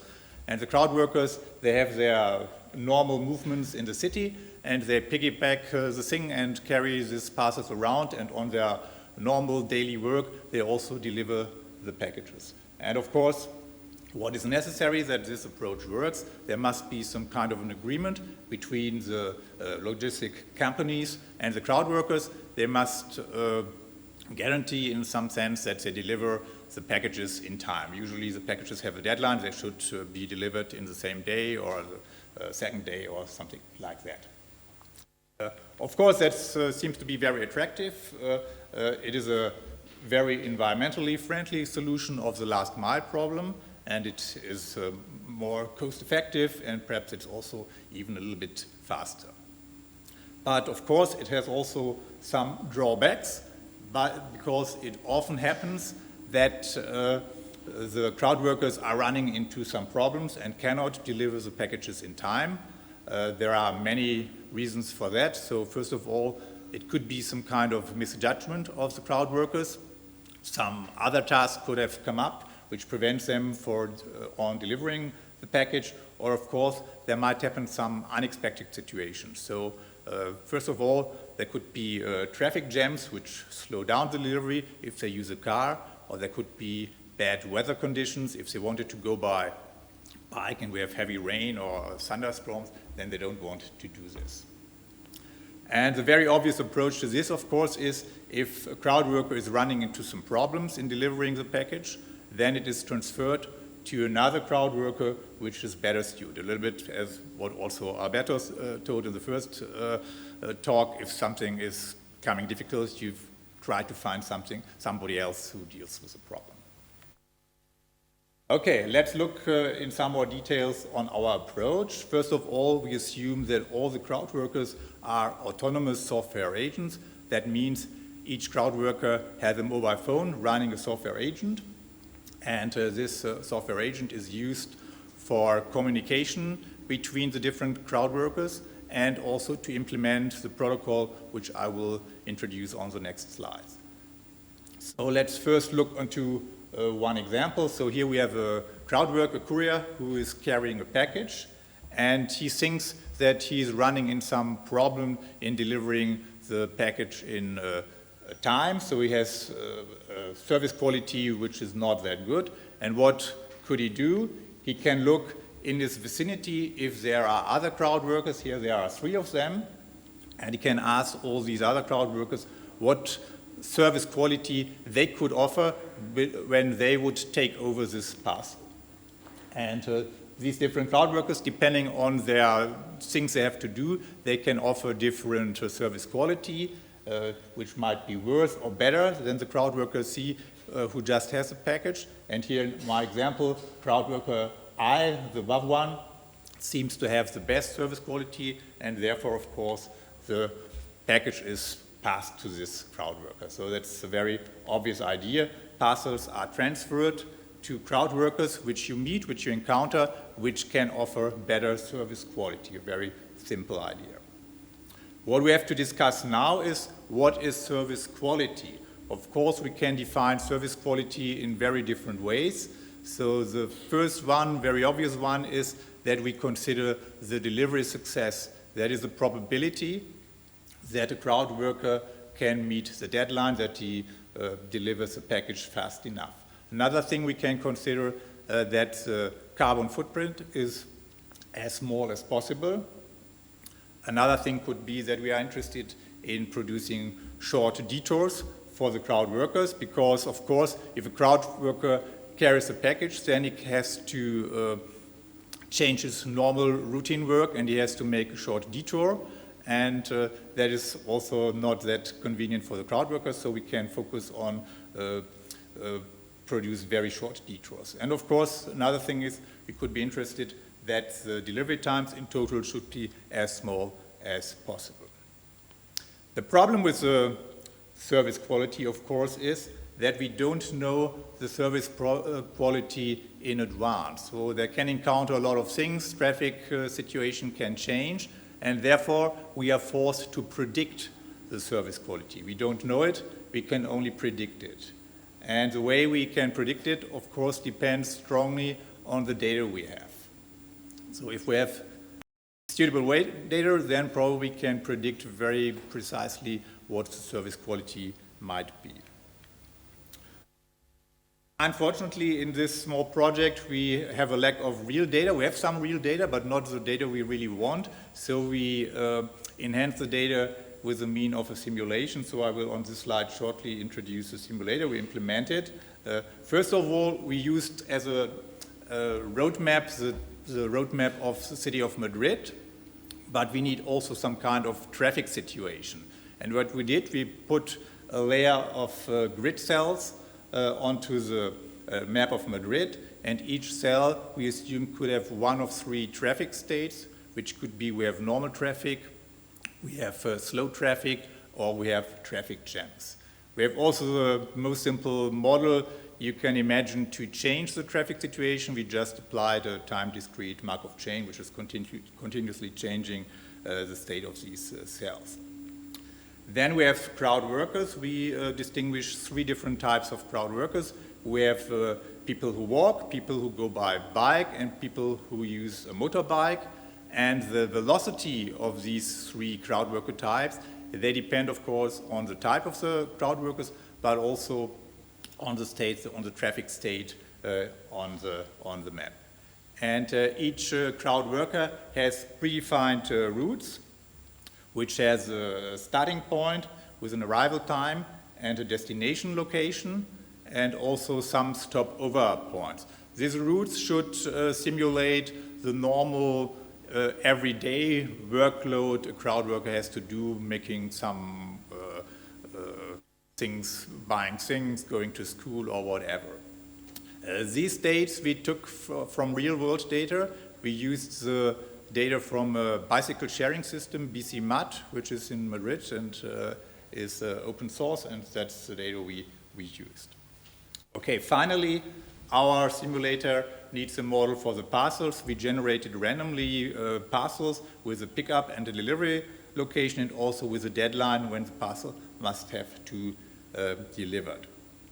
If a crowd worker accepts the parcel, then he has to insert the parcel pickup and the parcel destination location into his normal route, into his predefined route, and that is done with normal traveling salesman algorithm. And the whole system looks like that, and we simulated about 8,000 agents and 600 parcels, and as I've said, use GPS data from BC Mud from Madrid. Okay, so that's part of the data, and now of course the key issue of our approach is how we can predict the service delivery. And service delivery is, in our case, is we want to learn a hypothesis function, H, and it has some data which goes in. The feature data is the vector X, and some target, that's the Y, which is a prediction. And in our case, we have some kind of a binary classification problem. If we have a parcel, we want to decide if the parcel is delayed or if the parcel is not delayed. And so that's what we want to get. And the feature we have, the data we have, has three different types of data. First of all, it's are the worker's capability. It's the speed of the worker, average speed, maximum speed, and so on. The delivery state of the package, how many kilometers are to be done to the destination location, and how many time is left until meeting the deadline. And we also need some information about the environment. So we looked onto the path of an agent and counted all the cells he has to pass which are in normal state, in traffic jam state, and in slow state. And furthermore, we don't want only to have a predictor who tells us we have a delay or not. We also want the probability of this estimation. And fortunately, all the standard machine learning algorithms, especially those based on decision trees, they provide us with this information. So we really are interested in the delay probability of a parcel for a certain agent. Furthermore, in real-world systems, we don't have all the data in advance, but the data are generated continuously, so we have to consider streams of data, which look like that. We have a stream of features which are arriving continuously, and each feature vector belongs to one certain parcel. And for this parcel, we know later on if it is delayed or not delayed. Please note that we don't need it advance if the parcel is delayed or not, so we get a lot of data. But finally, the parcel is delivered, and then we know if it was delayed or not delayed. Sorry. So what we have to do is data stream learning, which is a little bit different from batch learning. To give you an idea how it works, first we get a feature vector, then we use our prediction function to make a prediction if it's delayed or not. Then we follow our simulation, and finally we find out what is the really result of the delivery process. Is it delayed or not? And when we have that, we can use this correct pair to train our model, and also we can compare our prediction with the real result to update our statistics. Okay, so now we have the main key idea of our algorithm, and here are some experimental results. We applied 3 different data stream learning mechanisms that are data stream versions from the standard machine learning methods, and they are provided by a library which is called River. And as you can see, we receive very high precision and recall values. It's about 95%, so they are very good results. And the different methods, they don't differ that much. Maybe I have not that much time, so may I skip that one. It's about convergence. You see that these learning algorithms are very fast. So after they receive 2,000 data items, they receive just a nice result with these precision and recall values. Okay. If we have this, then we can directly implement our approach. So it's the same picture as I've showed you before. Now it's a little bit different. So the vicinity between agents is defined when agents are in the same cell. So agents which are in the same cell, they can communicate with each other. And service quality is now substituted by the delay probability, which we get out of our data stream learning predictor. And then it's the same as described before. I asked all the agents how is their delay probability, and the agents with the lowest one will get the package. Okay, here we have the results of our simulation model in this table. We can start with the bottom line. That is the baseline of our simulation that shows us the results. If we don't have any task transfer, then with our data, we have a delay probability of about 39%. And you can see that if the prediction models are used with our transfer approach, then we get delay probabilities of about 20%. So we can nearly reduce by half the delay probability by our approach. And what we can also see that the difference between the different predictors is not that much. That is rather obvious because also the prediction quality was nearly the same. Okay, so here we are. Then I can come to my conclusion. We developed a collaborative agent approach which implements crowd shipping with parcel transfers. The service quality was predicted by using data stream learning, and we have seen that the quality of service can be improved significantly.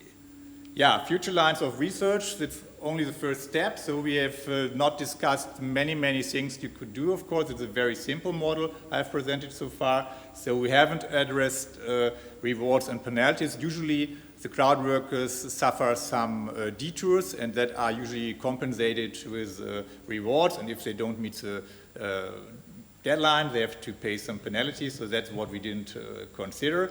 Then it's also interesting if there's a task transfer, how the participating agents share the rewards or the penalties. That's what we also can consider.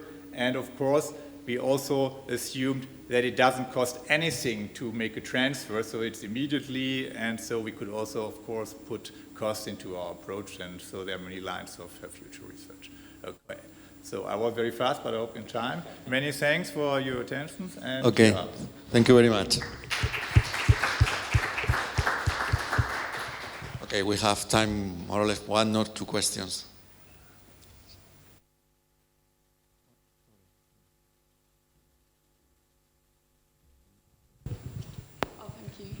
I wondered if you considered the time taken to actually transfer the package from one... No, we didn't. No. So it is time. So that are the costs. We didn't... okay, no, sorry about that. Yes. No, we didn't consider time or any costs, and that is, of course, it's not very realistic. So you have to... We change very often with this approach. If you meet somebody who is better, then you change. So the transfers are very... We have lots of transfers. Okay, here we see we have 250 transfers or something like that. So we don't care because we think it doesn't cost. But that's not realistic, so we have to incorporate in our model in future versions cost of and time of transfers. You're right, definitely. Thank you. Mm-hmm. Thank you for the presentation. I'm thinking of if there is any conditions that how to say how big is the business or how many parcels, then we should consider to carry out a collaborative parcel transfer. How many persons you need? How many crowd workers? How many parcels? How many business that will be? So we should consider using a collaborative parcel transfer. For example, if we have only 10 parcels, then small business, things like that. Yeah, the parcels, maybe it doesn't make sense. If you have only a few parcels, it doesn't make sense from an economic point of view. But the key issue is how many agents you have, because you must meet very frequently other crowd workers. If you are alone in the world and you don't meet anybody, or only after some hours, then it doesn't work. So we have 8,000 crowd workers in our simulation. That's quite a lot. And that's the key factor that it works. The number of parcels, I think, is not that important. Or maybe we can discuss it afterwards as well. Mm-hmm. And last question. My question is how you use the data from the bike sharing system for the simulations. You use that data that includes the origin, destination, and maybe every minute the track. I mean, how you generated these points in. I mean, you put an example with 4 or 6 intermediate points. Yes, we just took the passes we got out of BC Mud, and the first point is the starting point is the bike station, and the last one is the bike station where they left the bike, and then we have a route the biker did, and that are the routes we used in the simulation. You took several points in the route. Okay. Yes, that's it. Okay. Mm. Okay, sorry, but we don't have more time. Thank you very much. Yeah, thank you.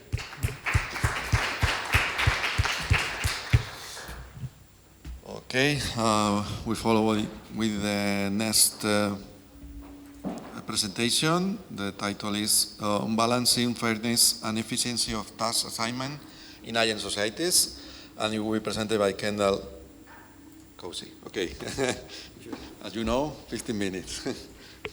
So hello to everyone in the room and online. I'm Kendall Cozy, and I will present you today the paper Balancing Fairness and Efficiency of Task Assignment in Agent Societies. So I have been working on this paper with Marin Lujak, Alessio Salvatore, Alberto Fernandez, and Stefano Giordani from the universities of Rero and Carlos in Madrid, and of Tor Vergata in Rome. So at the motivation for this paper is in the sector of agriculture, where there are multiple farmers who generally have their own vehicles on their lands, and they don't really work between each other with their neighbors. And the goal of this paper is to see how task assignment can incentivize them to work together and share their vehicles. So in this paper we talk about cooperative decision making. So cooperative decision making, it means that the vehicles that we will assign tasks to can be owned by different owners. So like I said in the examples of agriculture, vehicles can belong to different owners, and it is in contrast with more collaborative decision making, where there is only one owner that owns all the agents of the system. So there are many examples of where task assignment where the fairness in task assignment is studied. So in spatial crowdsourcing, in rideshare platforms, or in Earth observing satellite resources. So on the right side of this slide, you can see the example of the kind of problems we work in this paper. We work with in this paper. So this is the two index assignment problem. So it means that we will assign agent 1 to either task 1, task 2, or task 3. Agent 2 to one of the two other tasks left, and agent 3 to the last task left. And each of these assignments has a cost, and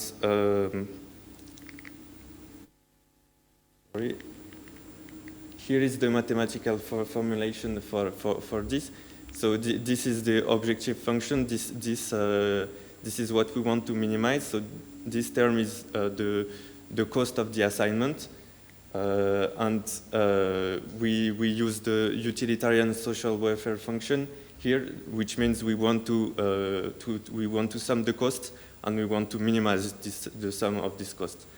So this is subject to the constraints below, which is so the second one is a constraint that says that for each agent A, we will assign this agent to only one task, and for each task K, we will assign this task to only one agent.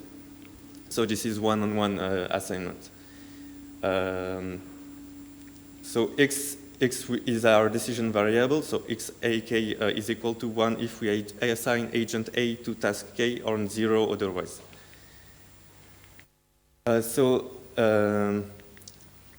Now I will talk a bit more about the need for fairness.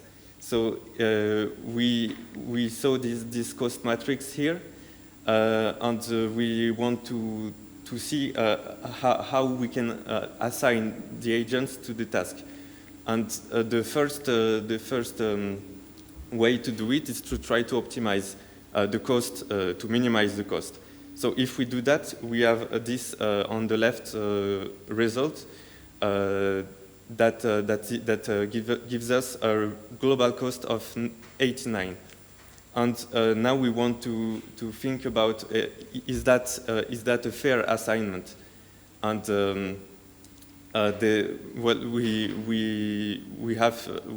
depending on our problem, it may not be fair.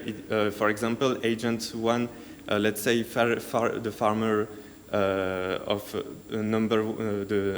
farmer who owns the agent 1 is assigned to this task 2 and has to pay more than the two other farmers who own agent 2 and agent 3, and it may be unfair for him. So this solution, even though it is optimal, it may be seen as unfair by part of the agents in the system. So now on the right side, I want to show you this solution that I called fair solution. So in these assignments, all the assignment costs are equal, and the global cost is increased by only 1. So we can see that these two solutions illustrate how for very little decrease increase in the global cost, we can have a fairer assignment. Now, I am saying that this assignment is fair, but you can ask yourself the question, fair in regards to what? Why do I say that it's fair? Because in fact, agent 2 has to pay more, and maybe it's unfair for him. So this is, we can see that it's a more complex question than it may seem, and fairness is there exist many kinds of fairness. So to tackle this problem, we try to get into the details of what is fairness and how can we measure it. So the first idea when tackling the issue of what is fairness is to differentiate it, separate it into two concepts, which is the first one being equality and the second one being equity. So equality, when we talk about equality, we mean it means we want to equalize the cost that everyone pays. And when we talk about equity, it means we want to make sure that according to the capabilities of an agent, it doesn't get assigned a task that is way more costly to, for example, to be equal. We are trying to make sure that everyone gets something. Every agent gets a cost that is good relative to its own scale. And so we came up with different fairness measures. So you can see them as fairness scores. That when we have a solution, we calculate these scores, and we scale them between for a number between 0 and 1. 1 corresponding to a very fair solution, and 0 to an unfair solution. Fair being equity, if equity or equality, depending on the measure you use. So the first one, I won't enter the details of the equations, but the first one is known in the literature. This one is known in the literature as egalitarian fairness. It means that we measure the fairness of the system by the worst of agents. So the agent that has to pay the most. We say that the fairness of a system is measured by how much the agent that pays the most has to pay. Then we have the relative all-to-all fairness that is a measure we propose, which calculates the sum of the differences between all the costs agents have to pay. And we want to, if we have a great, if the sum is too big, then there is a high distribution, and this goes against the equality fairness. And now we have equity measures. So equity measure will be, basically this formula means that the score will be high if according to, so if we see the cost matrix, for example, for agent 2, we look at only its cost, assignment cost, and we say that if it got a 10, then the score will be very low because it's it's fair for him, for relatively to all its assignment costs. And if it gets a cost of 70, then it's unfair for him. So we look only at agents individually. So now that we have made the formulas to calculate fairness measures, to measure the fairness of our system, we have now proposed some models that actually help us decreasing discourse on increasing fairness. So the first one I am going to present to you is the Nash model. So this is inspired by the Nash social welfare model function. Nash social welfare function, which is in socioeconomics a function that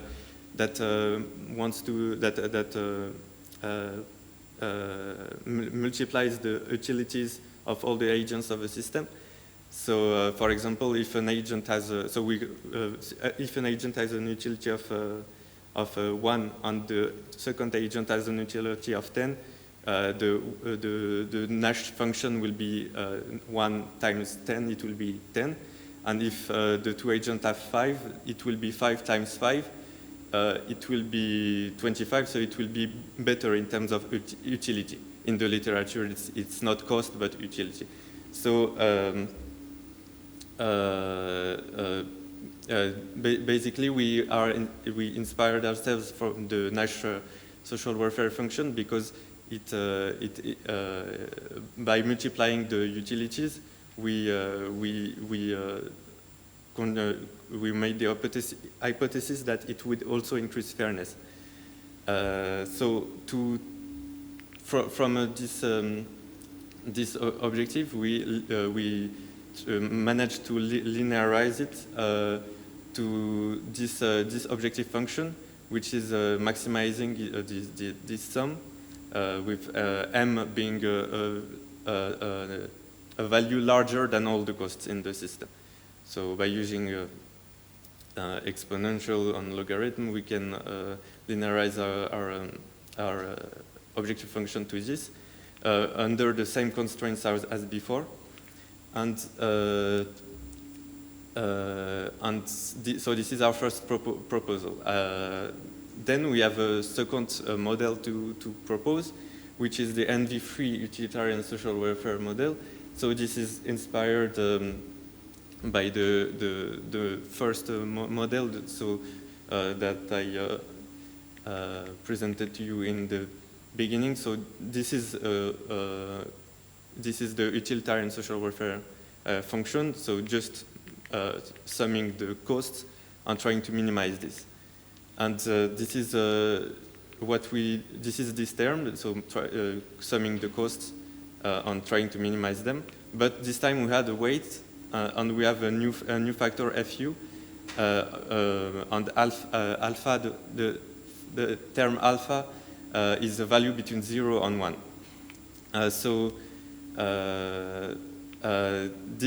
This time we have a new constraint. So this constraint 8. So it looks maybe a bit complicated, but it just means that for each agent A, the cost that is assigned to this agent minus the average of all the costs in the system is less than this factor fu that we want to minimize. So this will basically aim to homogenize the costs in the system, while this will try to minimize the cost, the cost of the global system. So by changing the parameter alpha, we can obtain more equal assignments or more minimal assignments. So we balance the fairness inequality on the efficiency of the system, of the assignments.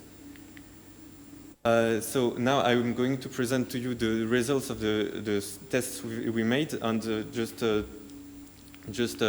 before I'm going to.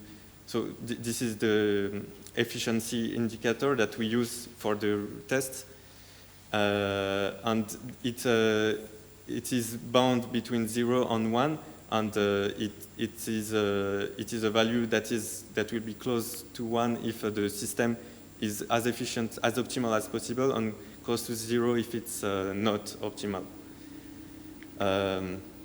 So here are randomly generated cost matrices. So ranged from 100 to 1,000, and here on the right are the results. The results are show the models on the left side, and on the top side the efficiency indicator on the fairness measure, the fairness measures that I presented before. So when we see at when alpha equals 0, we have the most optimal system, as we see here. We have this equals 0, so we only try to make our system optimal and minimize the cost. So when we do that, we see that the efficiency is optimal, but our fairness measures are really bad in all our 3 cases. We can see that with the Nash model, we lose around less than 10% of the efficiency, and we have almost ideal fairness measures, at least much better than in the optimal, when we try to only optimize the cost. And now, when we also try for different values of alpha for the NV3 model, we see that the results are similar to the Nash model when alpha equals 0.5, and the efficiency gets worse, gets a bit too bad when we increase alpha too much, as we can see here. So to conclude, we propose ways to measure fairness while differentiating between 2 kinds of fairness, and we propose 2 models for the 2-index assignment problem, which try to balance fairness and efficiency.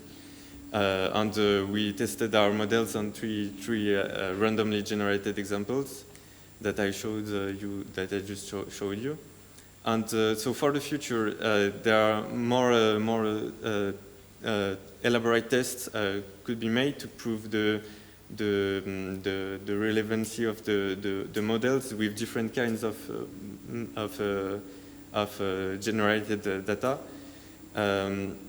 It will also be interesting in the future to study fairness in the 3-index assignment problem and see what other kinds of fairness measures we could develop. So that's all for my presentation. I hope you found it interesting, and I can take any question you might have. Okay, thank you very much. Okay, any question?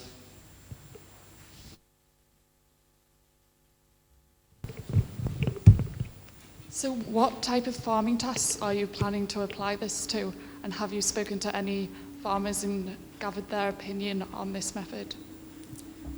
So what tasks? So like, are you applying it to like plowing tasks, to harvesting tasks? So this is a very general work on 2-index assignment problem. And the motivation for this work was to incentivize farmers to work together. So it can be for harvesting, irrigation, these kinds of tasks.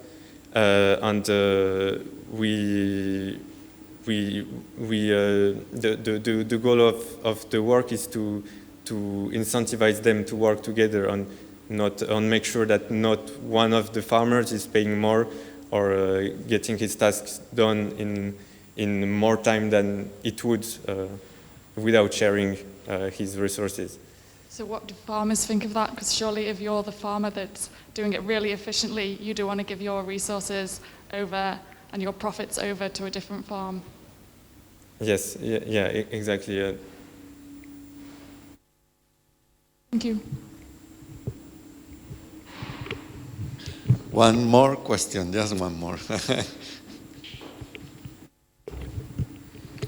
Yeah, did you try, Kendall, did you think about what happens if you don't have an n by n assignment? Because I think everything what you presented was n agents and n tasks. Yeah. So what happens if this is not if this is different? Yeah, and in practice, this will most likely be different, and so to tackle this issue, we simply add a number of dominoes, so that the number of tasks and the number of agents is equal, and basically the cost of any assignment involving a dummy agent or a dummy task will be equal to 0, and it will not change and we can solve the problem and have and just take the assignments of the non-dummy tasks or agents, and there is no problem at all.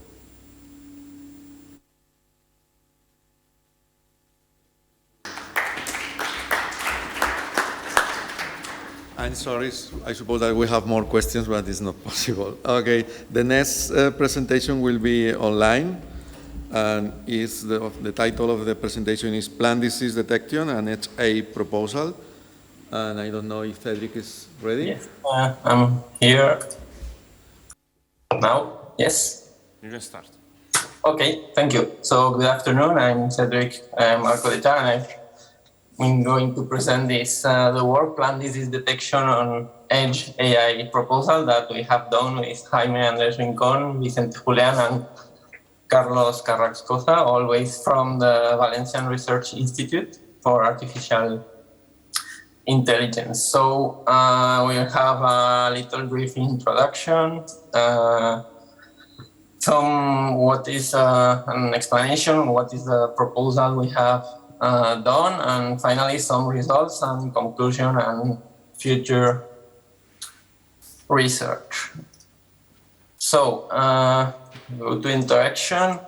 We have to say that one of the main problems, as you may know, in Europe and specifically in Spain, is the depopulation of rural areas and the abandonment of agriculture.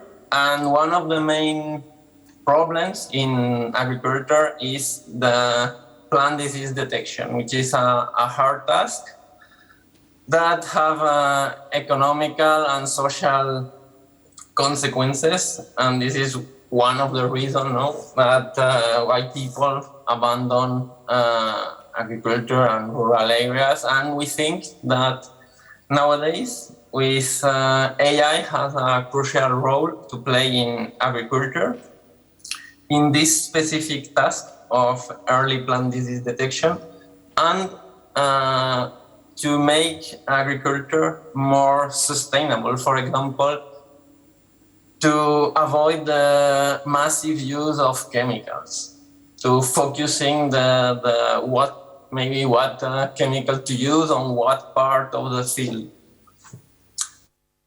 So, as I have said, plant disease detection is a crucial step, and usually when talking about field analysis and agriculture analysis in computer vision, okay, we have two main approaches. One is satellite imagery or airplane, real low plane imagery, or in RGB images, which are the usual ones that we all know, or hyperspectral capture, which where we have many types of images, from the near infrared to even light beams that we don't see. But these approaches are a more general analysis, where as they are captured as image from very high levels, we have they are focused on soil level, or measuring the level of green to measure the forest masses or desertification. And the main problem of this type of imagery is the cost, the time that you use to process, because they are very, very big images, and obviously the accessibility that if you want a very fine-grained detail, you normally have to pay for these images. And as we want to go to specific plants or specific diseases, this, as it's focused on large areas, doesn't work with our approach. And we know it's a big challenge, but as I have said, we want a more detailed approach. As we want a focus on the field approach, it's a big challenge that we need the knowledge of farmers, for example. And as we use cameras in the field, there will be unwanted information like the weather, the fog, rain, or maybe some bugs or any type of noise, and this is a problem on the capture process. And also, more in specific to the disease detection, there could be multiple diseases. But as these are only the problems, in this work we have tackled the problem of plant disease detection as one problem at a time. So we are going to detect one disease at a time. So how to proceed? There are mainly two ways to proceed in the literature. So on the first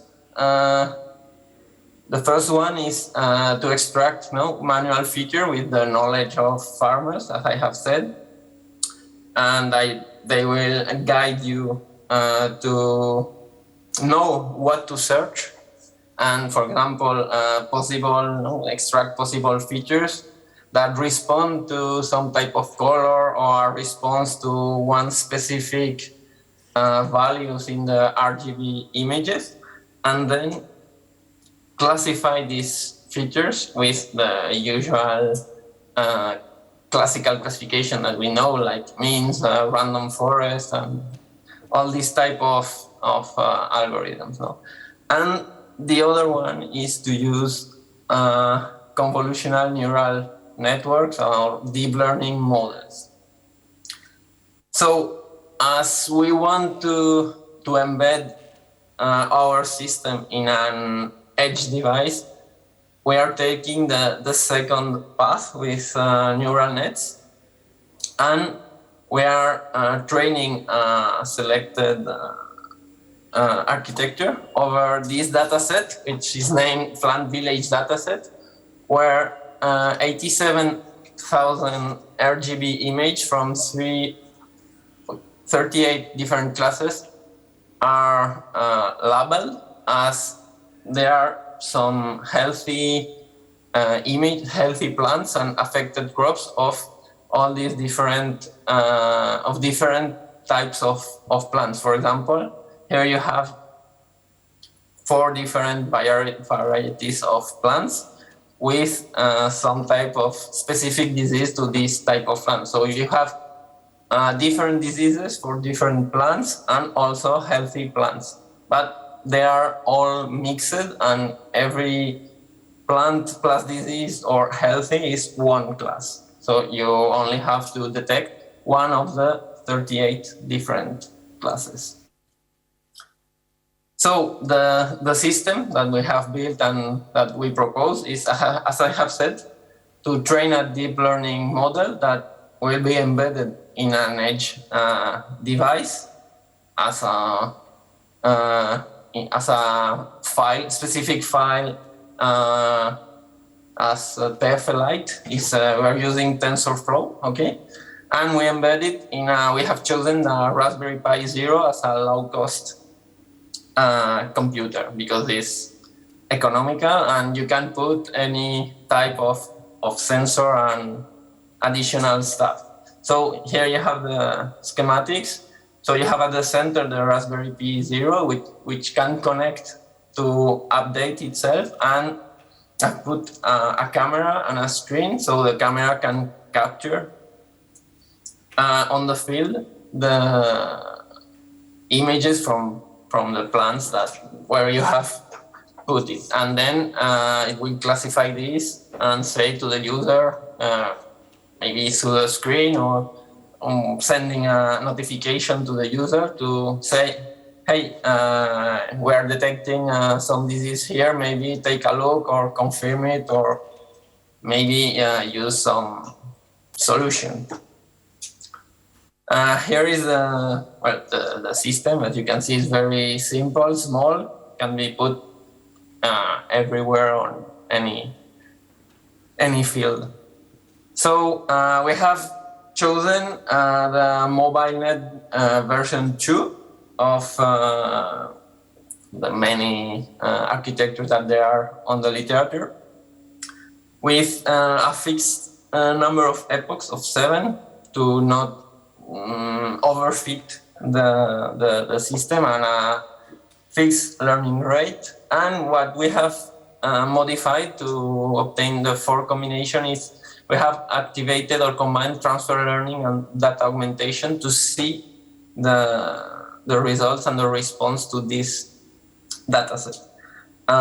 So we have trained with the raw image that comes with the dataset without any intervention or modification of the original images. 5 minutes.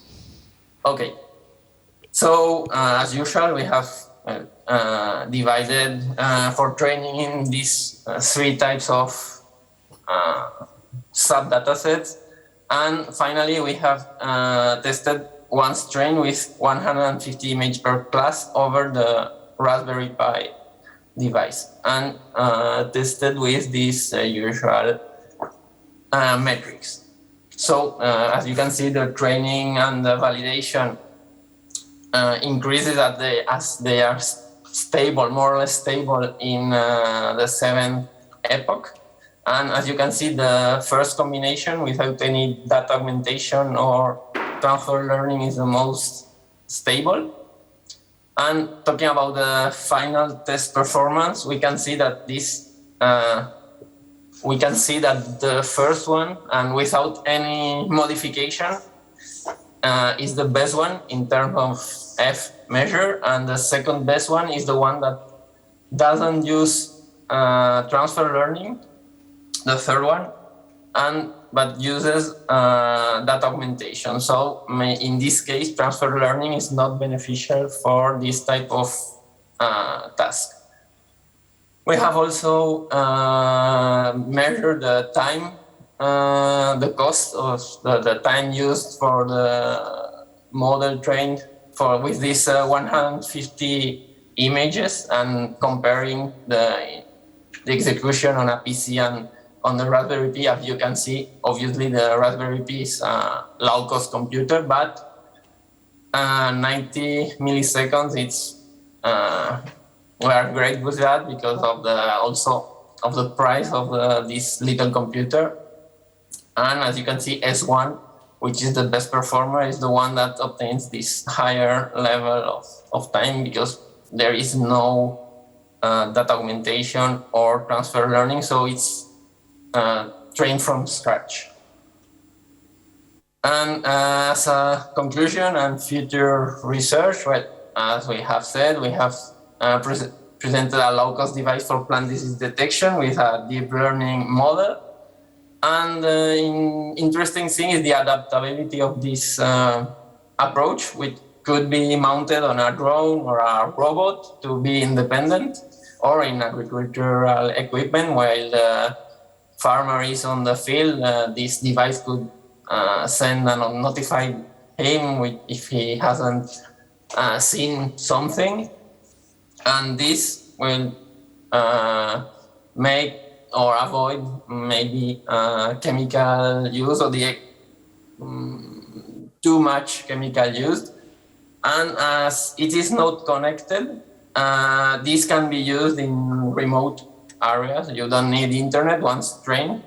And also we have to see that this is a very early prototype just to see if it was working, but the results are quite acceptable.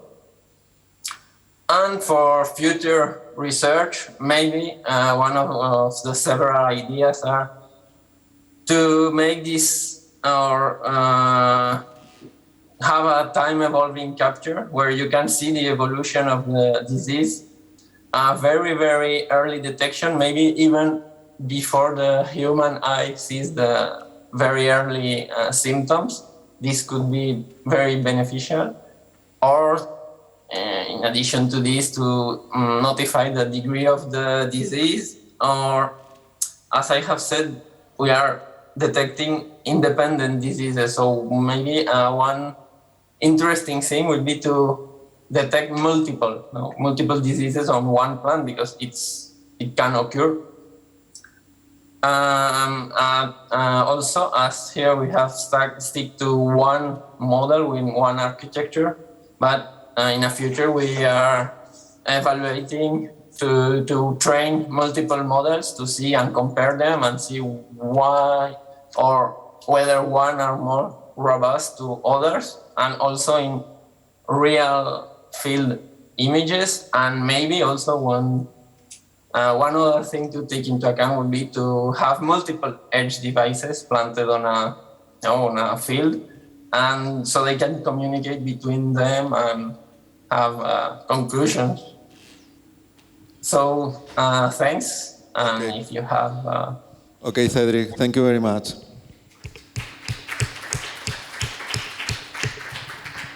Okay, any question?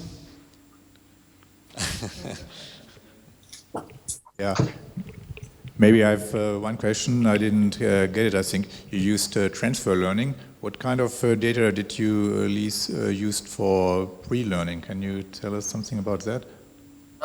For transfer learning, I think we have used the weights from, I think it was ImageNet. So maybe this is why it doesn't perform so well, because the images are not as similar, no? So to this data set. You said that you used deep learning because you wanted to run it on the edge device, I think. Yes. Why this deep learning and not the others? I didn't get the actual reason. I suppose it's related with the computing necessity. I don't know. If that's the reason, or what's the reason? So the question is why you say, deep learning is more appropriate for edge devices rather other techniques. No, just to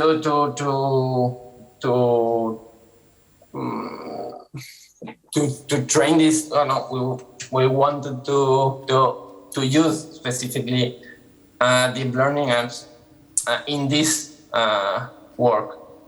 But maybe as I have said, in a future, we will go to the other path and compare these two types of approaches. Okay. And maybe if on a specific type of, or not in this type of plant disease dataset, but for specific diseases or combining multiple ones, the approach of the classical methods and extracting features, and due to not having too much information, because for deep learning you need big data sets, maybe we will go to the other path. It's not that just...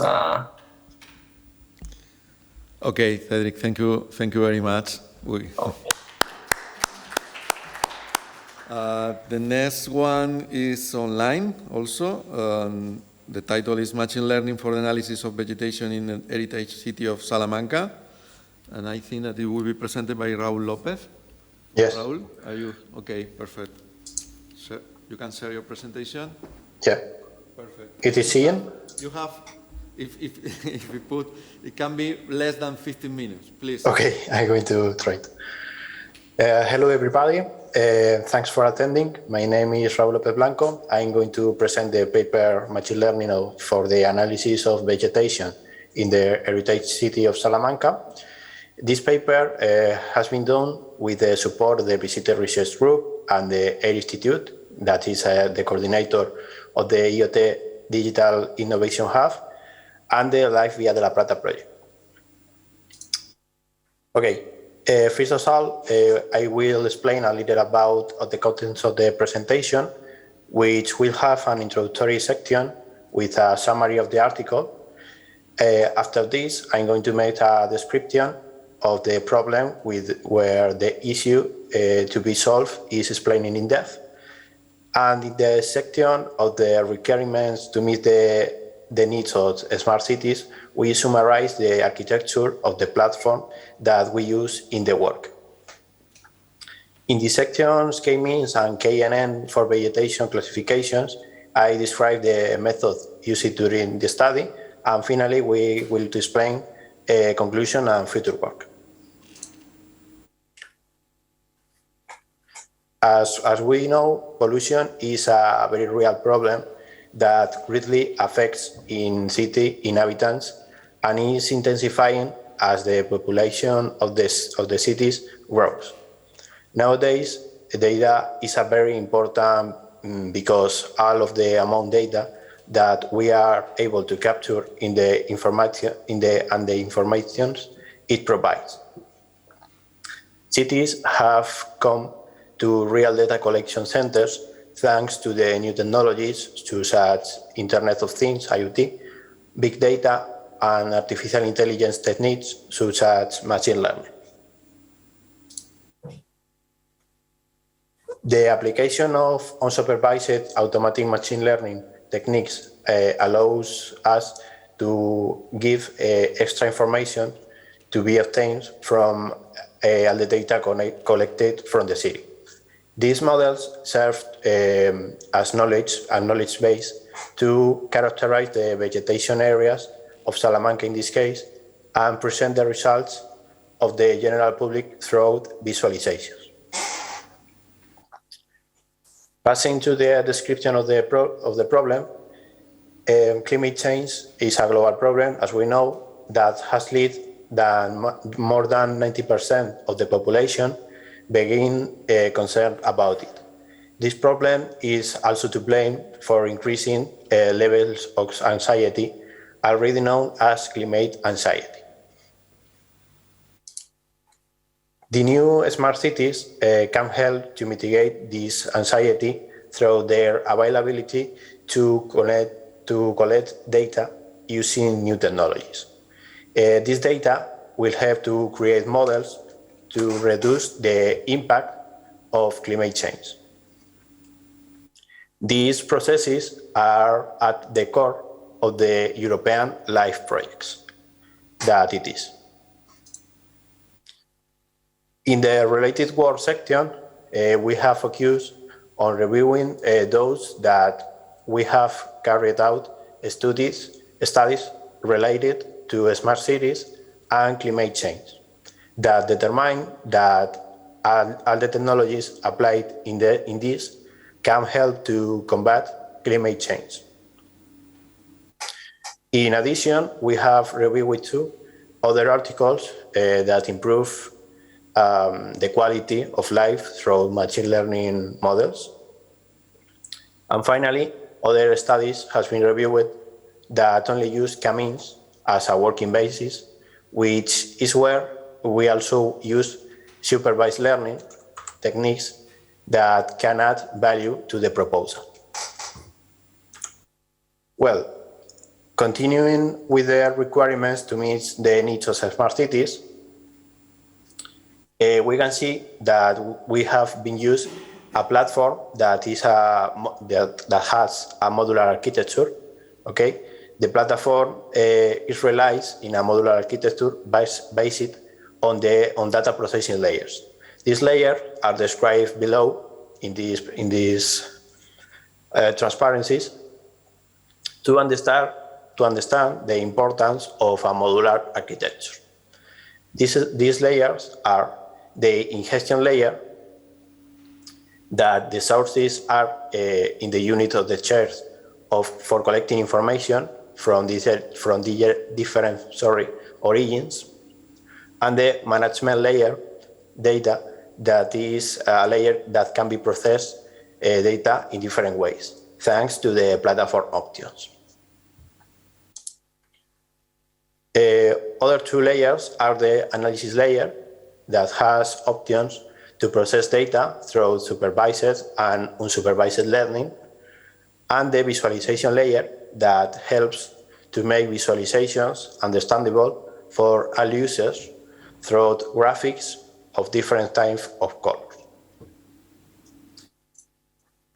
Finally, we have the export layer, that is for exporting the content created. This is to share the results of our work with other users in various formats like JSON, CSV, PDF, PNG, among others. Well, once the platform is known, we will now look to the unsupervised and supervised methods applied to the data to extract acknowledge from them. This data has been collected from the stations of the government of Castilla and León and from the Sentinel mission and the Copernicus satellite of the European Space Agency. The vegetation data has been used to create 4 clusters, following the above method that indicates which is the K optimal. In this case, that can be seen in the graph, is 4, the K. Once the characterization of the city into vegetation zones, it's interesting to carry out the classification process in zones that has been obtained. It is interesting to create this classification process because data collection stations are located in each vegetation zone. The classification has been carried out with the K-nearest network method using a K equals to 4 according the clusters obtained in the previously. This process serves to know how to treat data coming from these zones and have clear references on which plant areas may be losing data in order to place new stations. 5 minutes, please. Yeah.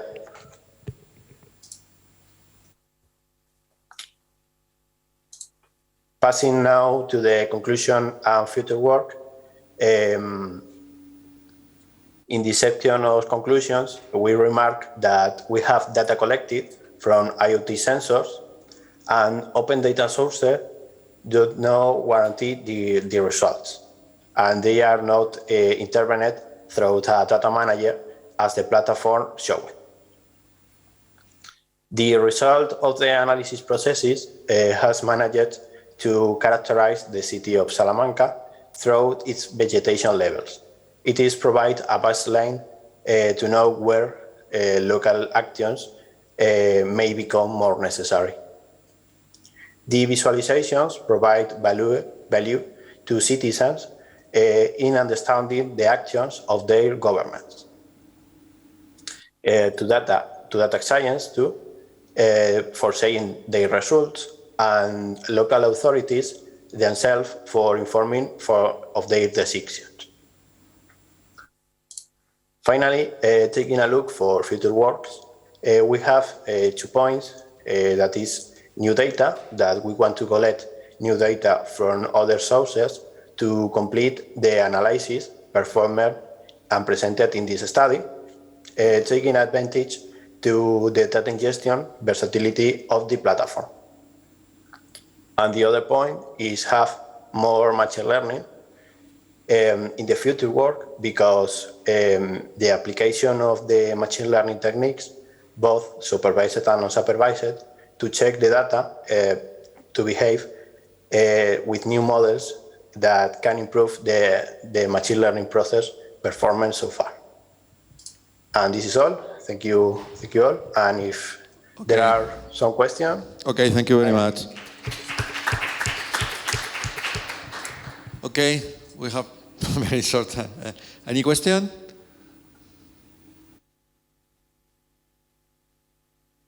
No questions? Okay, so thank you very much. We have no questions. We pass to the last presentation. The last presentation is Demand Responsive Mobility for Rural Areas, a review. And we presented by Pascual Martí, and you have more or less 10 minutes. So, hello everyone. Thank you for choosing me over coffee. I'll try to be brief. So, as my thesis director said, we are presenting today a review paper, okay? I come from the Valencian Research Institute, which is a part of the Polytechnical University of Valencia, and I am presenting a work that I co-authored together with doctors Jaume Jordan and Vicente Julián. So we basically did this review because we wanted to start our own research line in demand-responsive transportation systems, all right? So I will first kind of introduce the motivation and how you should implement transportation systems in rural areas, then comment a bit on how the dynamics of the system work, finally show the classification of the works that we have studied for this review, and comment on some open issues and a bit of conclusions that we got after reading so many papers on the area. So, first of all, the idea with demand-responsive transportation or mobility is to adapt the operation of the service to the demand, okay? Either the real-time demand or the predicted demand that you have at in a certain point in time.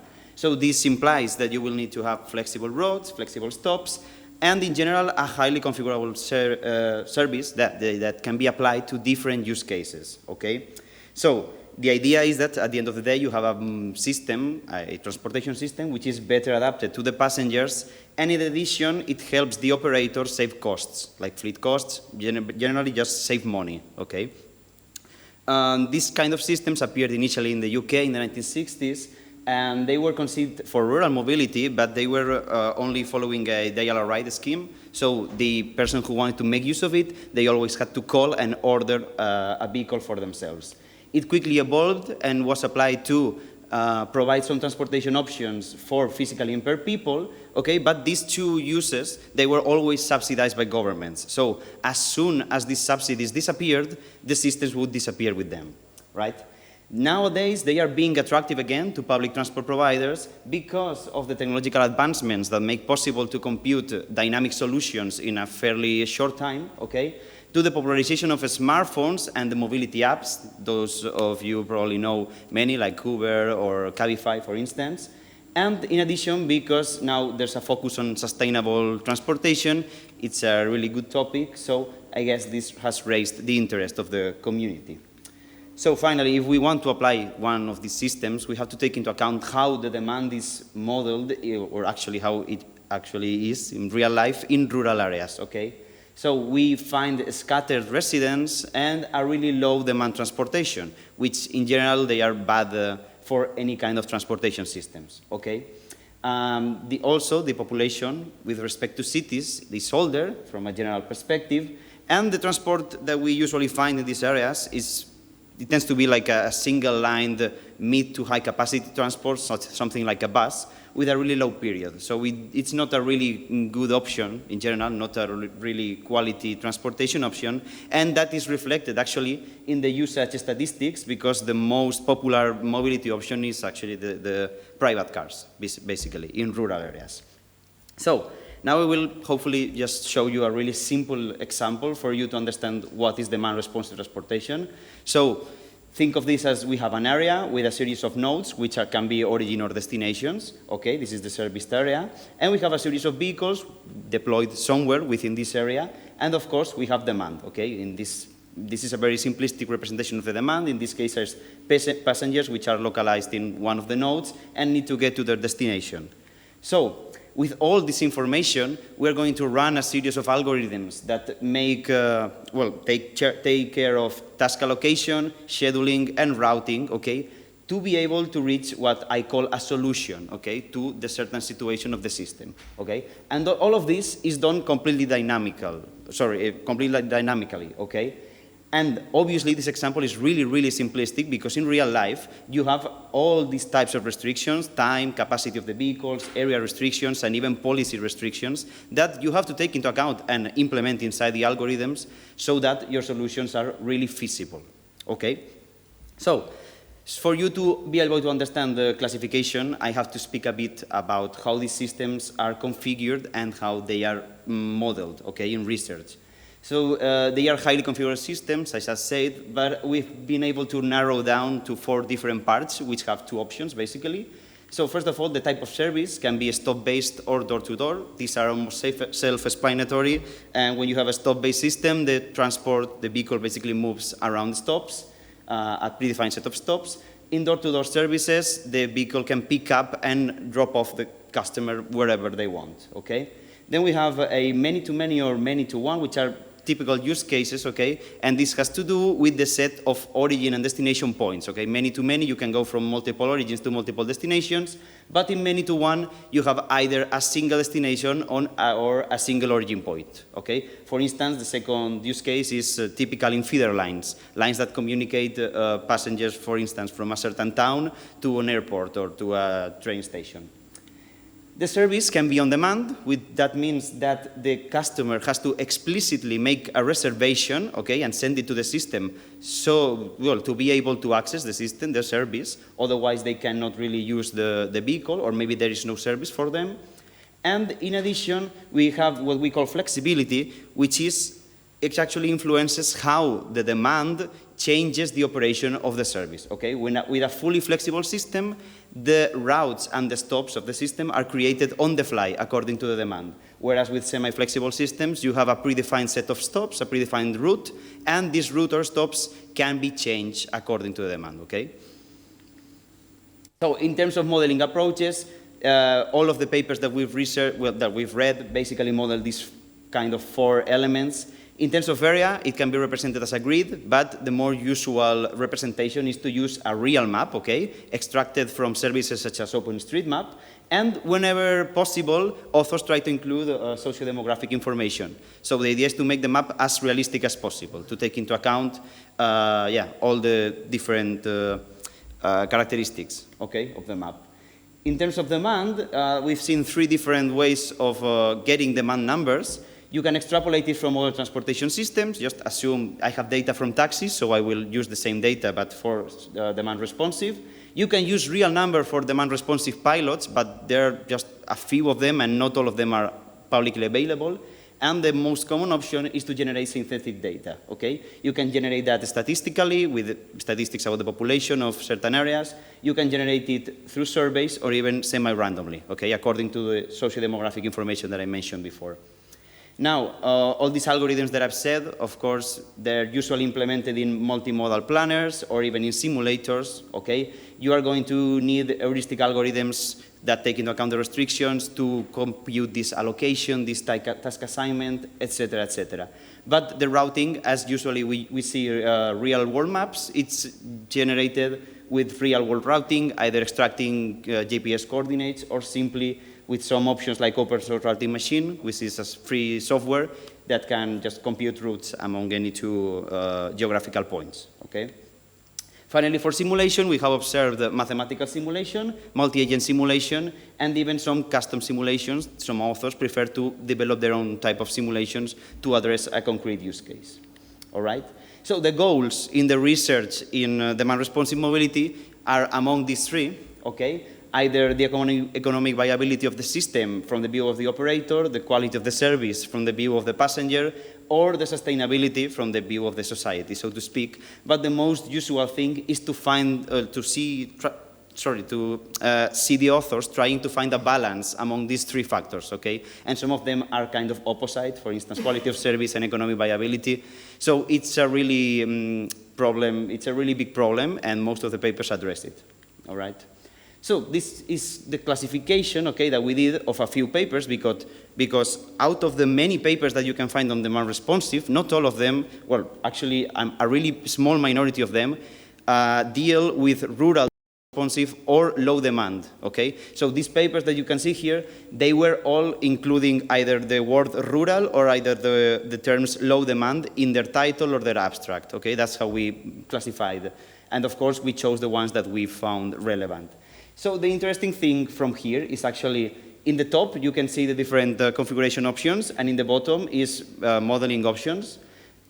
Take into account, please, the column of on-demand. As you can see, all of the observed systems were on-demand, and in addition, fully flexible. And we believe this is because of the type of demand that we have in rural areas. Since we have so few passengers and, yeah, such a scattered demand, it's not really economically viable to have a service continuously running.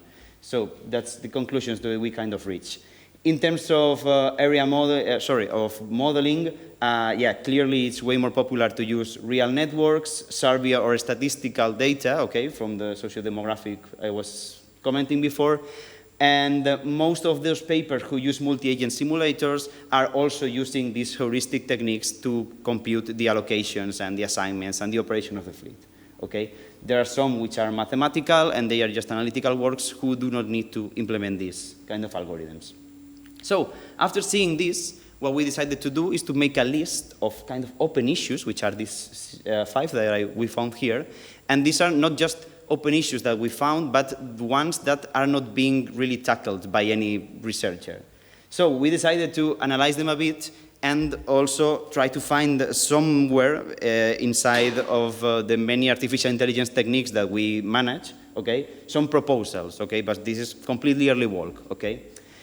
For instance, we have a problem with the issuance of booking because it requires, as you've seen, all of the services were on demand, so it requires for the users, potential users, to make a reservation, and this can be a barrier for those users who cannot use a web application or a mobile phone application. This is translated in the need for a hotline, okay, for telephone line to order bookings, and always raises costs. So to tackle this, we were proposing the use of intelligent assistant agents, okay, which can be integrated in the application. Now, the adoption rate, we've seen that even though the pilots for the demand-responsive transportation systems show poor rates of adoption, most of the authors simply assume that their system is going to absorb all the demand of whatever public transportation system was already implemented in this rural area.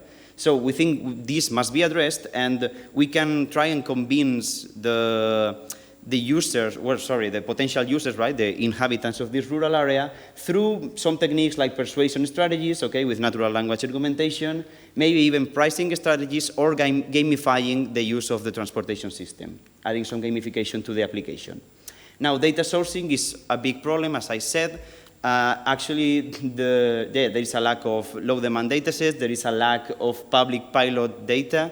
So the idea, at the end of the day, is to invest in really good, really realistic synthetic data generation. This is our idea and our approach, and we think that's the way that yeah, the research should carry on in this aspect.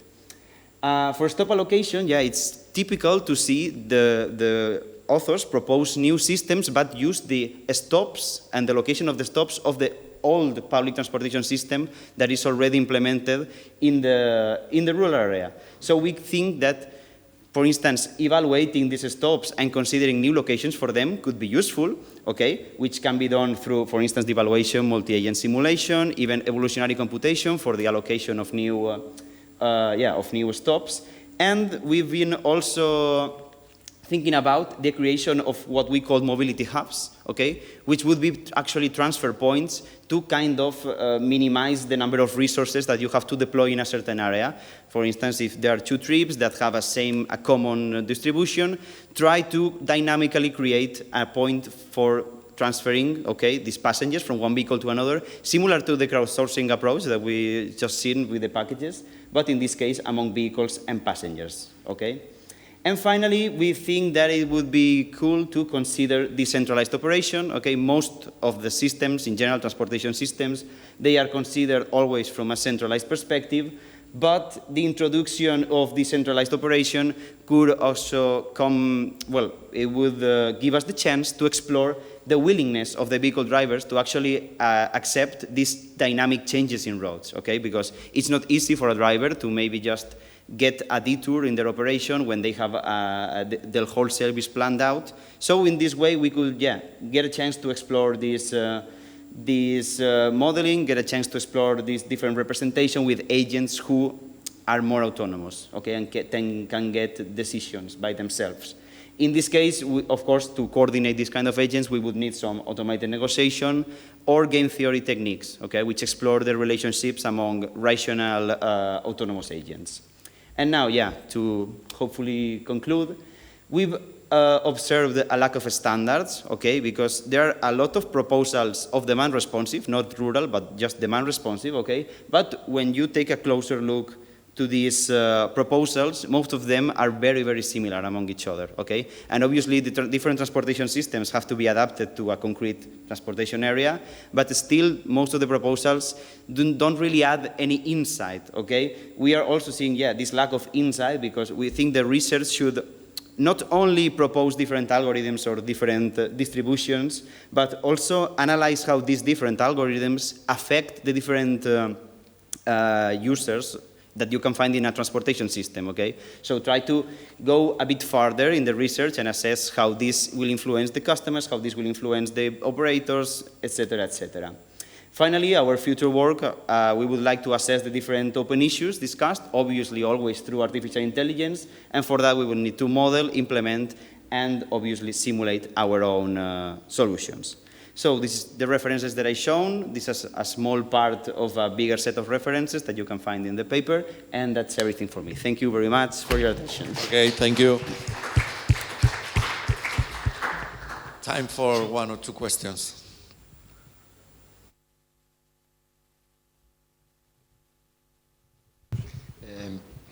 Did you find or did you include crowdsourcing approaches there in your study? Like, for example, like Jürgen presented before, instead of moving parcels, you have to go to another village. This is quite typical. There's no shops in this village, and if someone goes to the other, I go with them or something. Are there studies about this or not really? No, actually, at least applied to rural demand responsive, I haven't found crowdsourcing approaches. In general, since most of the transportation systems are modeled from a centralized perspective, you don't really think about crowdsourcing because you simply see the vehicles as your slaves, so to speak. So you are going to consider them as a more resource and simply organize the assignments and the schedules and the routes so that all the restrictions are accomplished and either you maximize the service quality or you minimize the costs, okay? But I see it as a potential application for decentralized systems. For instance, different vehicles that are carrying different people and they decide to share information but by themselves and of course, find some transferences or a ways to kind of optimize everything more, but from a decentralized perspective. But no, it's not really explored, at least in my experience field. Thank you.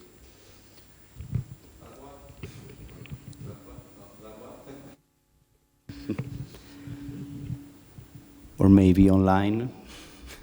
Any maybe questions? If there is someone online. Okay, so if no questions, thank you very much. We end more or less on time, a little more time, and that's all. Okay, thank you very much. Okay, let's go to the coffee break. So, good afternoon. Welcome to this workshop. It's a great pleasure for me to be here. I'm one of the leads of this session. It's the third time that we have this workshop on PAAMS.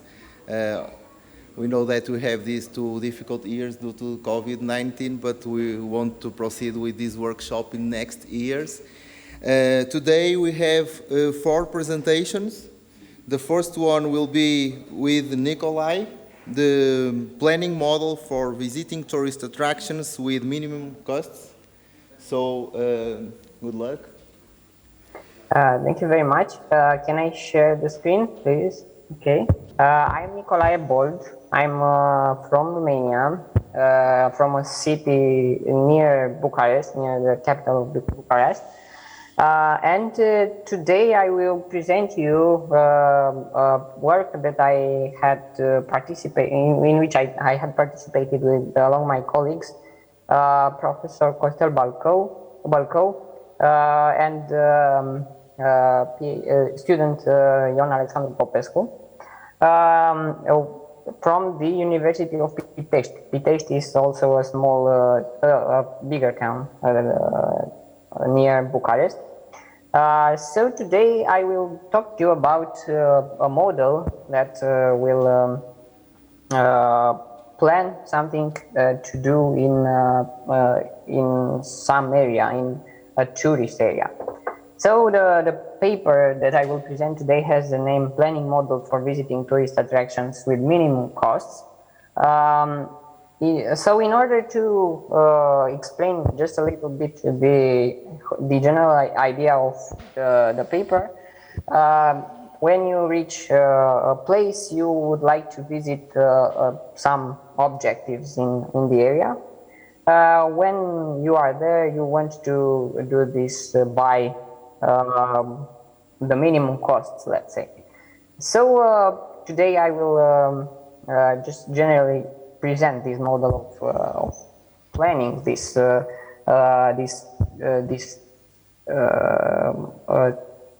path so between the objectives.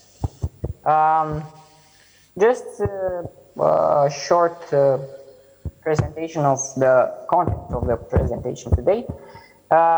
First time we will talk about the general information about this model and how we reached this model. Next I will describe it from more of a technical point of view. Then we will talk about the algorithms that are the base of this model, and which will show us how, in detail, how the path between the objectives, the tourist objectives, will be achieved. Then we will finish with some conclusions. Okay. So let's say that you are in a beautiful place. Let's say in lucky you in L'Aquila, Italy.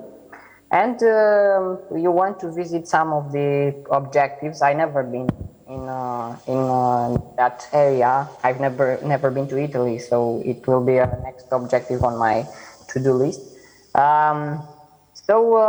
Let's say you participate in this 20th International Conference on Practical Applications of Agents and the Agent System. And after the presentation, you'd like to visit some of the very beautiful objectives I really suppose in the area. So you would like to do this with the minimum time, in a minimum time and with minimum costs. So basically that's the general problem that we're starting. It is the starting point for the presentation that I will bring to, and the model that I will describe today. Practically, as every problem that has some geographical based things, the most comprehensive model that can be used is based on graph theory and graph elements. So basically, we can say that from the start, the objective will be the nodes in the graph that will be formed for generating this path between objectives. And of course, the edges will be the road axis between these objectives. So basically, that's a classical approach for the presentation of the model and the creation of the model and its development. Basically, all these edges or road connections between the objectives are dependent or let's say are based on some several weighted weight. So basically each edge has a weight.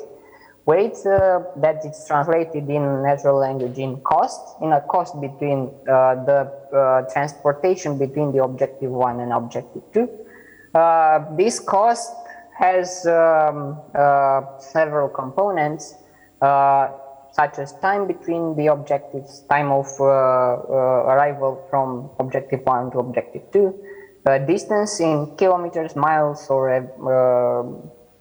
each unit that is needed, and also route difficulty, or let's say traffic in city breaks, or for mountain areas, or areas with several difficulties that can be made such a weight component for the cost.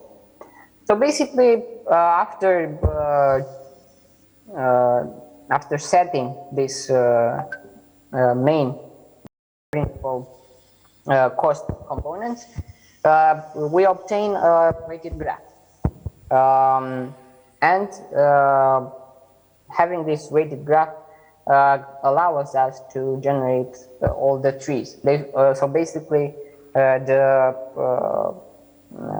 the path between the objectives will form a weighted tree, a spanning tree.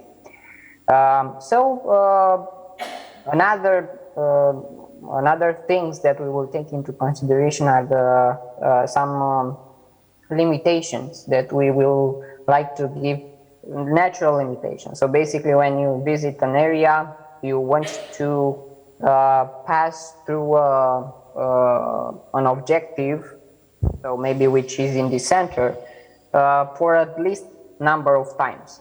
1 time, 2 times, maybe maximum. So basically, that's one example of limitation that we will take into consideration. And this is translated for a graph, or a tree in our case, with the degree of each node. So basically, in order to generate, we have to find the model elements or components. Some information is needed. So basically, this information, we group this information that we needed into categories. Practically, we need a list of tourist objectives that we have chosen to visit, and also the costs between these objectives.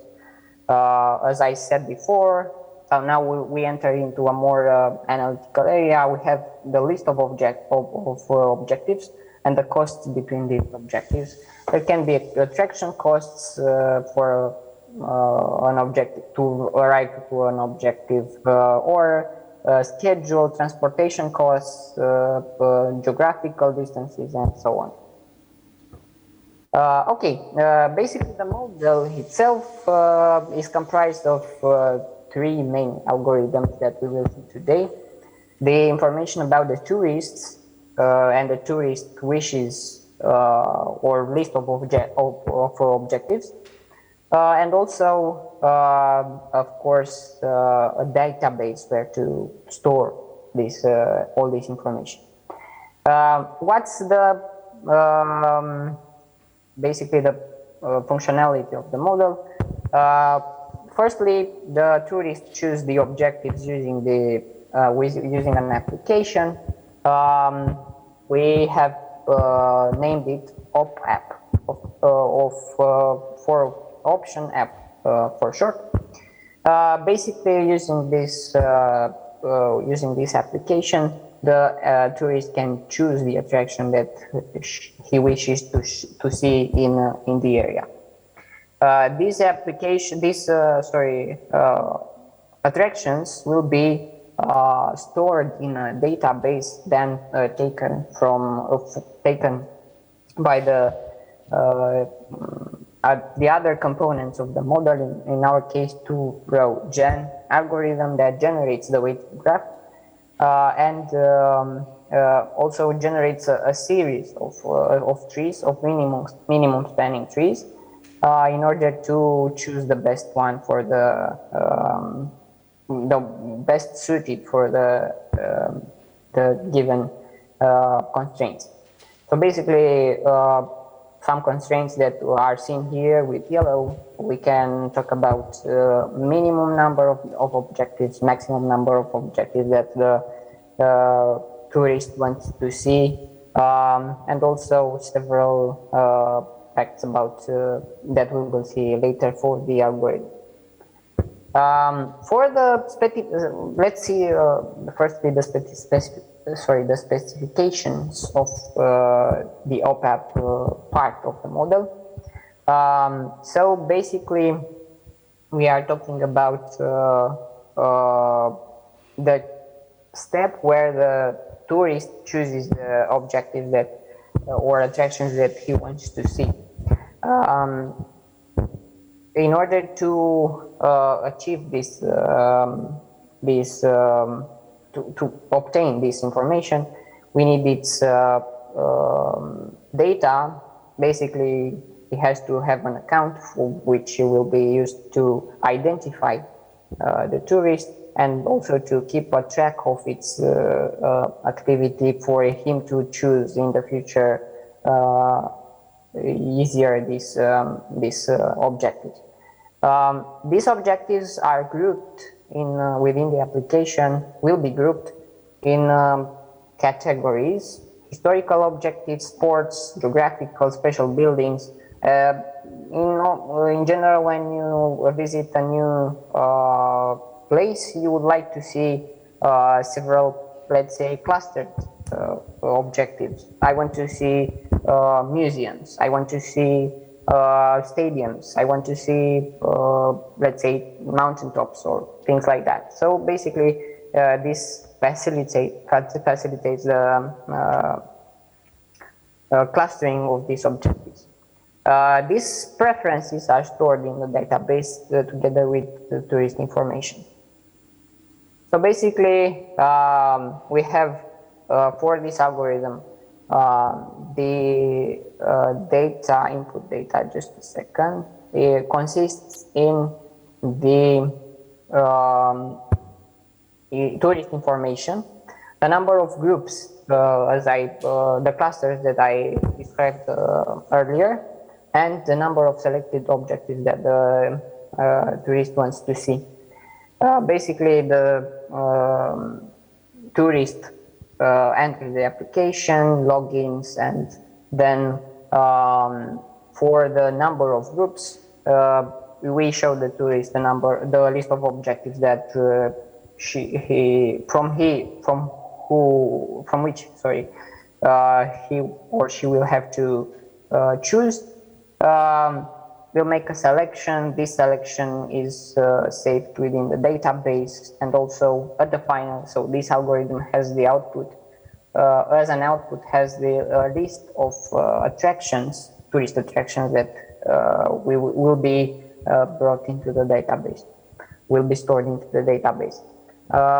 This is the practically option algorithm that I have described earlier. Now we pass to the second part of the model, the Thorough-Gen part. The specification, for this part represents the nucleus, practically the nucleus of the model. This application takes the necessary data from the database that was generated earlier from the OPAP part, and generates, builds a weighted graph with all the objectives that have been chosen earlier, their steps, and uses it to generate the minimum spanning tree for these objectives. So basically, we form the graph, we build the graph using these objectives that were chosen earlier, and we will generate a minimum spanning tree for it. This is the main and general idea of this part of the algorithm. As a more analytical description of this part, just say that we need several input data, such as minimum and maximum number of attraction or objectives. the number of objectives that was chosen, C is the maximum cost that from minimum maximum cost of it. NRD is a variable that stores the maximum number, the maximum degree of the minimum spanning tree. So basically, this tells us, or constrains us to find the minimum spanning tree that in which we all the tourists have to pass in an objective in maximum NRD times. Basically, he wants to not to pass through an objective more times than NRD. So the algorithm, reads this data from the database and builds the matrix cost. C is a metric cost. Yes, and basically then we use another algorithm, Mutagen, to generate the spanning trees. All the spanning trees that can be formed with this list of objectives that was described earlier. For all these trees, we calculate the maximum degree of the nodes between in the spanning tree, in the current spanning tree, and also we compare the cost of it with the maximum and minimum values of the cost. And also with the maximum number of with the maximum degree of a node within that spanning tree. If these conditions are true, we will build and save the tourist circuit associated with that spanning tree. In order to describe a bit more detailed this part of the algorithm, practically this Mutagen algorithm, practically the algorithm for generating spanning trees, that is part of the torogen, as we can see here in the step 3. We use this algorithm to generate all the trees. Basically, this is the output of this algorithm. The output is is consisted in all the spanning trees that can be formed here. This algorithm has a classical approach from the literature and slightly improved by with several methods. As input data, we will need, of course, the number of objectives or attractions, the cost matrix, a list of trees that we generate, and also all the maximum, minimum number of the value, the cost matrix. For step 1, we will read, basically the algorithm will read the input data and build the cost matrix C. Then a minimal cost spanning tree is generated using Prim's algorithm, and also we put this tree into the list of trees, into that list where we will store the trees that are generated using these objectives. As long as there are items for each edge that forms that spanning tree that we generated, we will proceed as follows. We add to this minimum spanning tree an edge, IG, and thus a cycle is formed We remove then the minimum cost, the maximum cost edge that cost has the cost less than or equal to C to the cost between I and G nodes. And then practically we iterate a series of trees. As output data, this algorithm has several spanning trees, minimum spanning trees, that are used for the choosing part for the minimum spanning tree. As an example, let's say that we have 6 objectives as shown in this part with some weighted edges that are marked here in this area. Yes, I understood. Okay. We can see that the lowest cost solution breaks the rule of maximum number of or the maximum degree of the node 6. So this is not a feasible solution. Instead, an admissible solution would be this one presented in the middle, which has the maximum degree of nodes 3 and the total cost, even if it's higher than the minimum cost, which is 700 or a bit above 700. This has the 1,002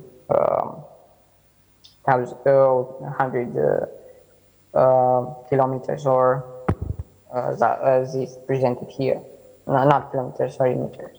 So basically, this is an example that illustrates this the generation of this spanning tree. As conclusions, the model presented in this paper can be used to create model applications. So the next step, the next obvious step will be to implement this into a web or mobile application. Another implementation would be by web programming. So basically not a web or mobile application, but a web application. And also a future the direction of the research involves the improving the generation of spanning trees algorithm and prioritizing this improvement on the degree constraint.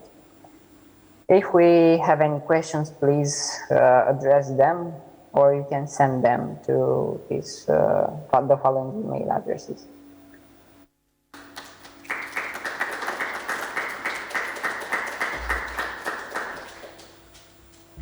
So we have time now for some questions.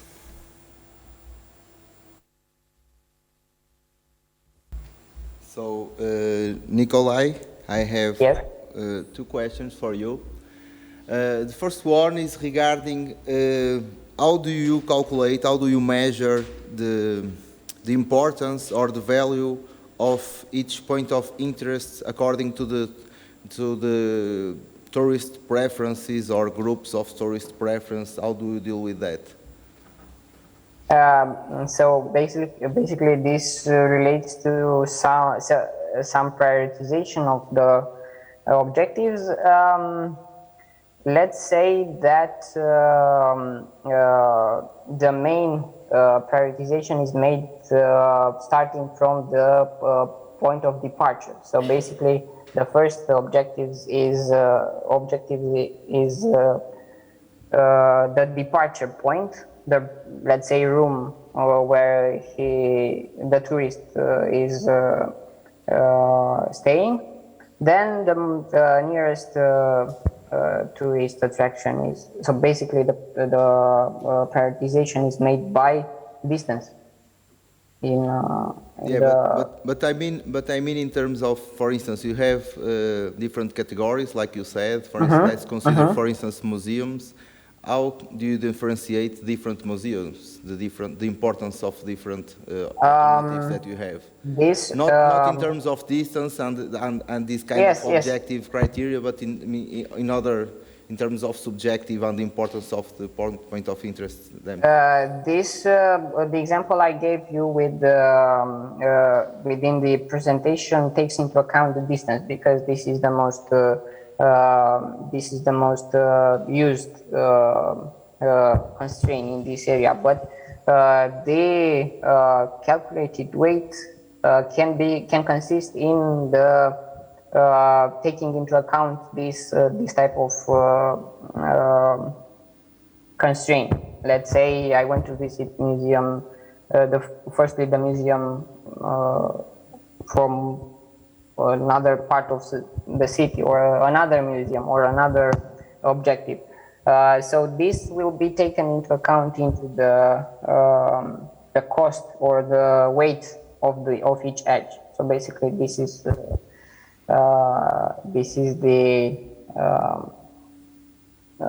idea of integrating this feature into the model. Okay, I have another question. How do you see the possible problems of your approach in terms of scalability? Because I think that one thing is to deal with some dozens of points of interest, but another thing will be to deal with thousands or... Yes, it's a perfectly good question.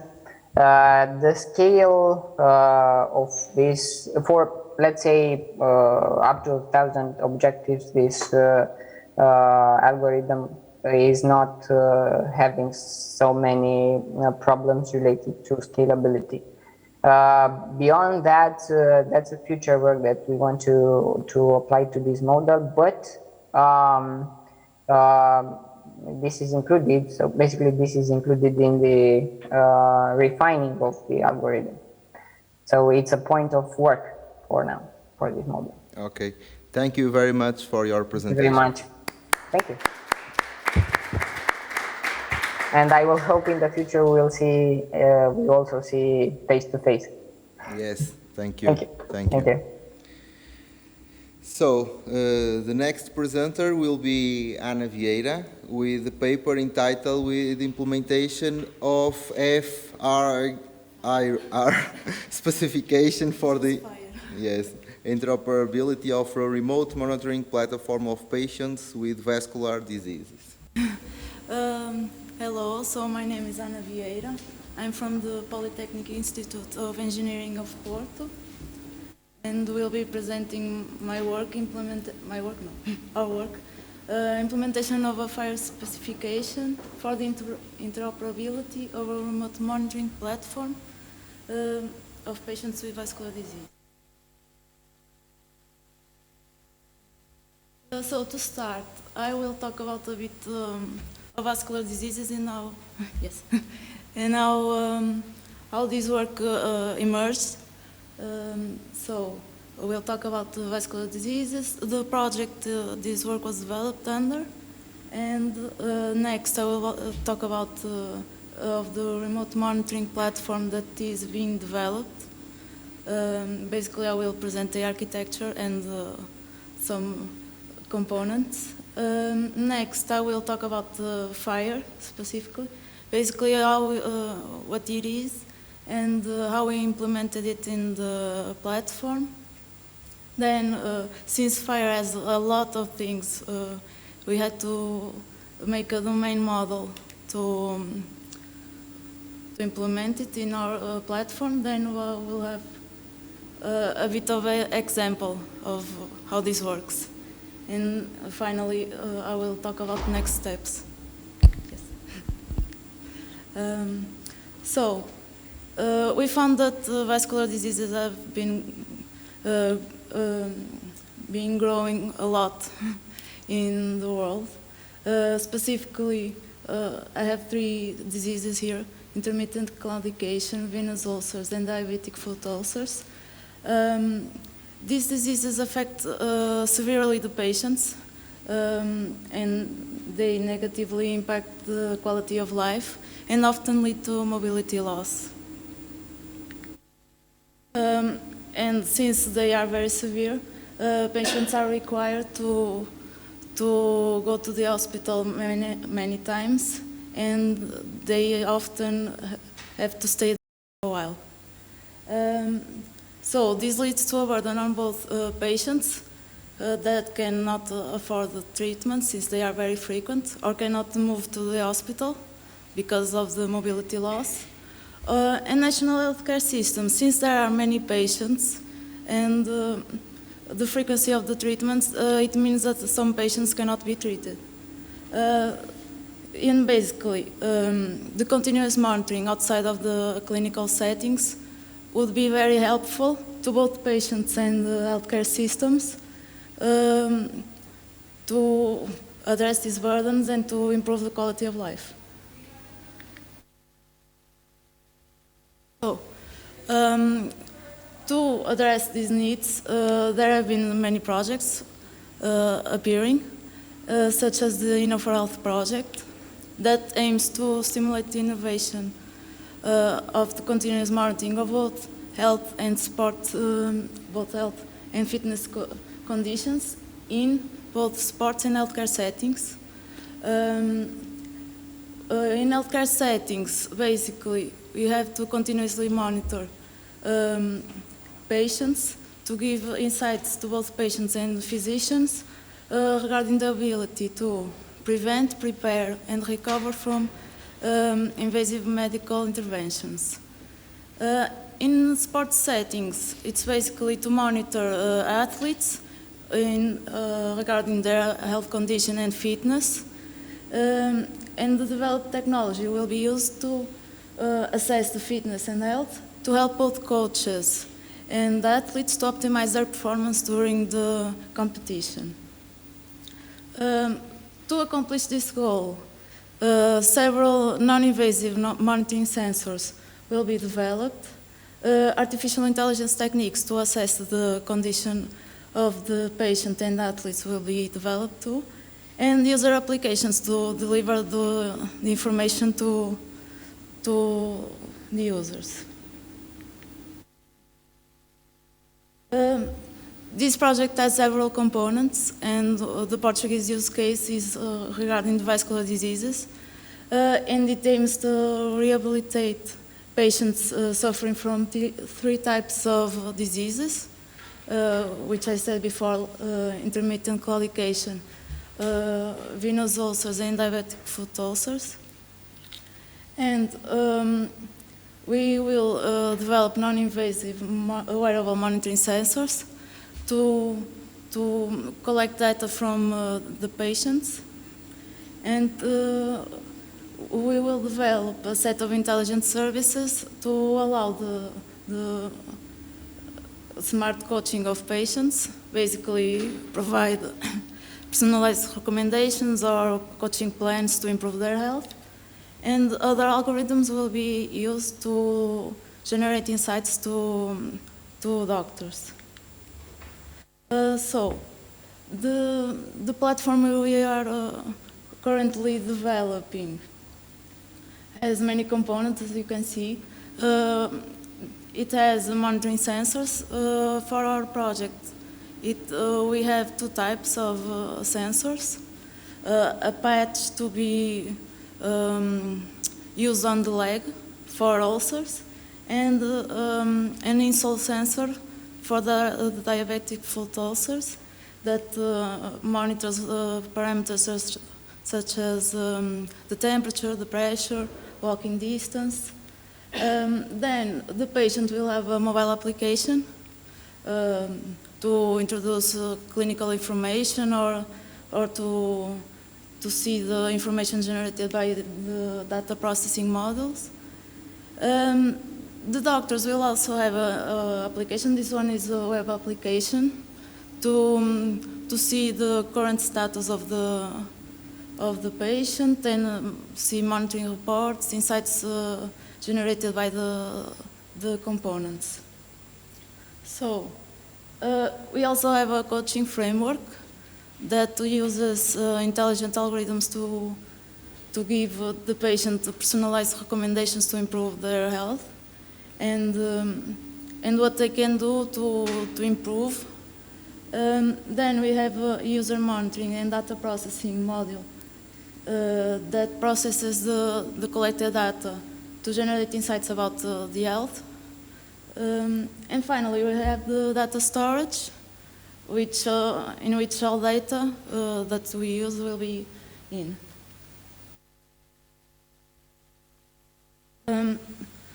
So, since we have many components, as you can see, there is a need to guarantee that each component is able to communicate with the other and to communicate with the sensors. But interoperability in healthcare systems is often non-existent due to the complexity of mapping clinical concepts into like technological concepts for the data exchange. This leads to a need of data exchange standards that facilitate the exchange of patient-related data between various systems and devices. This way, several standards have appeared, such as FHIR. FHIR is easy to implement, is flexible, and allows the exchange of data between many systems while ensuring the security of data. Since the FHIR allows the mapping of clinical concepts into resources, which are like objects. FHIR has over 100 resources, so I took a print screen of a few concept resources. They are divided in several categories, like individuals, where we have the patient or the practitioner. We have the medication, we have diagnostics with observations, like everything you can imagine, it has on FHIR. The FHIR allows the exchange of data through simple requests, and the resources, the data is in a JSON format. In this case, we have a JSON representing the resource type patient. This is very simple. We have the resource type, the name of the patient, and then we have a small attribute that says how can we communicate with the patient. In this case, we have the email, but we could have the phone number or the address or what we want. So, to implement this, we use the open source FHIR specification, Happy FHIR. It is developed in Java language, and it basically has everything for us to implement in the platform. It allows us to have a fully functional FHIR server. As you can see from the images, these are all from the server. On the left, in the first image on the left, we have a small list of the resources available in our server. And then below, for each resource, we have many operations that we can perform, like read the data, delete, create a new object, or update an entity.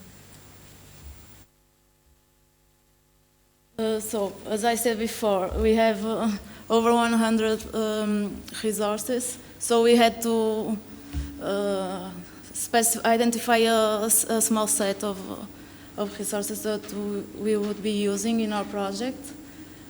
So, we have two entities, that is the patient and the practitioner. They represent the patient and the doctor. They have attributes such as the name and the communication. The practitioner has a qualification, because the practitioner can be a doctor, can be a nurse, can be a carer in the home. So we have the data attribute to specify what kind of professional it is. Then we have resources for the data collection. We have the device which will represent the sensors. It has an attribute that is the type, where we can say that is a patch or an install. And we have the procedure. It represents a medical exam, something we do at the healthcare settings. And then we have two resources for the data collected. We have observation, that is clinical variables that we collected during the exam, but we have a condition, that is something that the patient has, that is a result of something, an exam or an exercise that the patient performed that made him have that pain. For example, if the patient walks, then the patient has a pain in the leg. That is a condition. Then we have three resources specifically for the data that will be generated from the coaching framework. We have a communication that will be that will represent the recommendations that we'll send to the patient. It has the date where it was sent. The subject represents the patient, and then we have a care plan and a goal. Basically, a care plan will be a plan composed by many goals that the patient has to fulfill to improve their health, basically.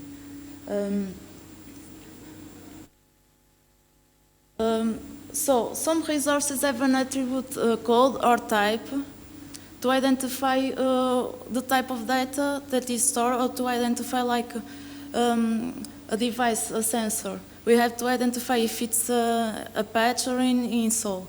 So we have to define a code. Since FHIR can be used in many systems, not all systems in healthcare have the same codes. So to allow us to be like flexible to all systems, FHIR allows us to define our codes and what they mean in our healthcare system. And this is done through the code system resource.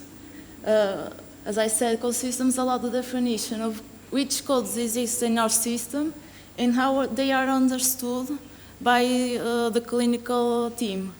In this JSON object, I have a small example. This is a code system for the sensors type.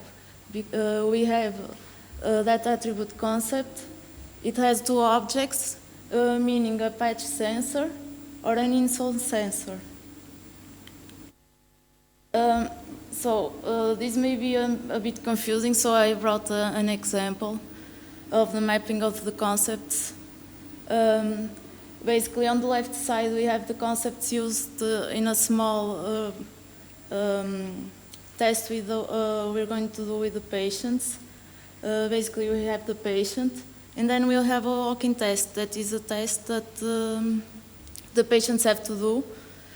They have to walk for a while, and they have to report if they are feeling any pain, or if they are not physically able to continue walking. This walking test will bring a lot of samples. That is the position of the leg during that time stamp, the temperature and the sensor, and the pressure.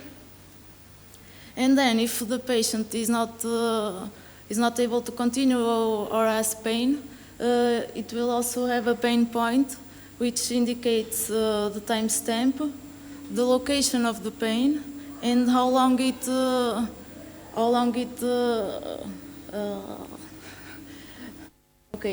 duration. So this is the clinical concept. But in FHIR we have something different. The patient stays the same, but the walking test is a procedure because it's an exam. In this case, we have a device that identifies which sensor monitor that data. And the procedure will have several observations. With an observation will be a variable and the value in that timestamp. So a lot of observations in the data storage. And the condition will be a pain point because the condition only appeared because the patient was performing the walking test. So, yeah, we also have many attributes because FHIR needs to have that specific format. And yeah, as next steps, we need to specify all codes for the variables that we will be monitoring. And we need to start data acquisition with the patients. And so yeah, FHIR allows us to in the future, if we want to add more sensors or to add more, to communicate with other systems that isn't our platform, it will be easy to expand to other systems.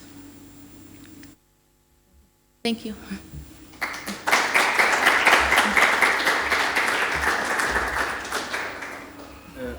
Thank you, Anna, for your presentation. Now we have time for questions. Yes? Thank you. Do you plan to extend the system to other diseases? You spoke about extending it to other systems and compatibility. Yeah, it will be an interesting thing because there are more vascular diseases, but that's a thing to look into in the future. Because for this project, it's only these three diseases. You're focusing on this. Yes, okay. But for other works, it would be interesting to apply to many other diseases. Yeah. Okay. Just one more follow-up question. If you're extending to a disease that you can't measure, for instance, how would you deal with that? If it requires just user input or the patient to describe how he or she is feeling? Yeah, it will be easy to put it in the data storage because we don't need the devices to create a new observation. We could just send a JSON object with the observation and it will be done. Okay, thank you. Do you have more questions?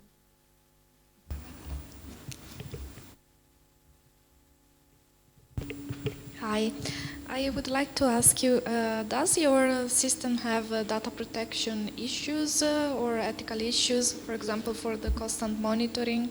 And if so, how did you account for this in the project?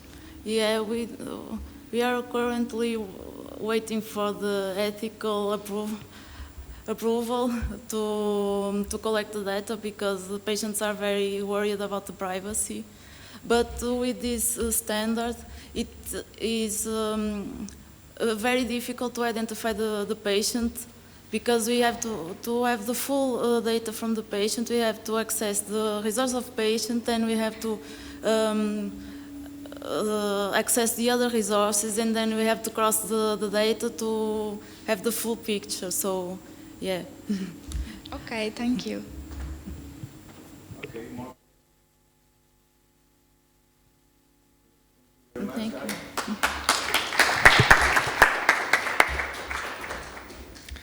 So the next presenter will be Chiara with a paper entitled Legal Issues of the Use of Chatbot Apps for Mental Health Support. Okay, thank you. So, hi, thank you for hosting me in this workshop. This paper was initially meant for another workshop on ethical and legal issues of conversational agents. So thank you that you have me here. Today I will talk about the legal issues of chatbot apps. used for psychological support. It's not working. Yeah, it's the arrow.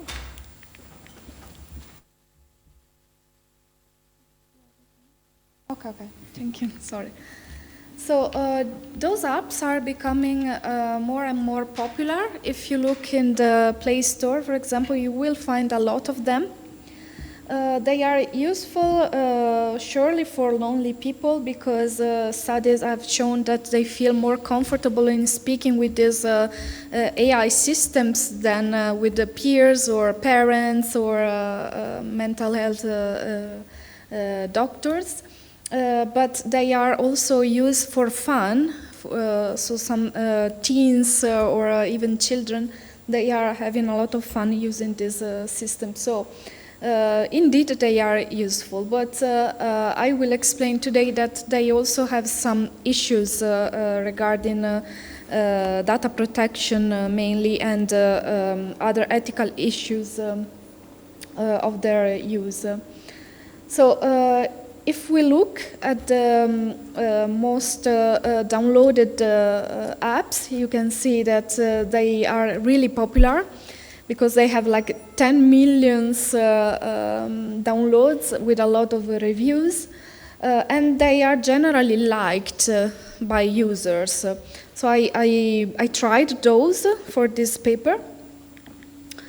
And I analyzed how the law and ethical guidelines apply to this domain. So as you can see, there are very much a few of this law, like of course GDPR that I'm sure you all know, but also other important instruments like Convention 180 plus and internal privacy law, because each country, each member state in the European Union has a different law. In fact, medical law regarding requirements for consent from users, for example, are specific of each country.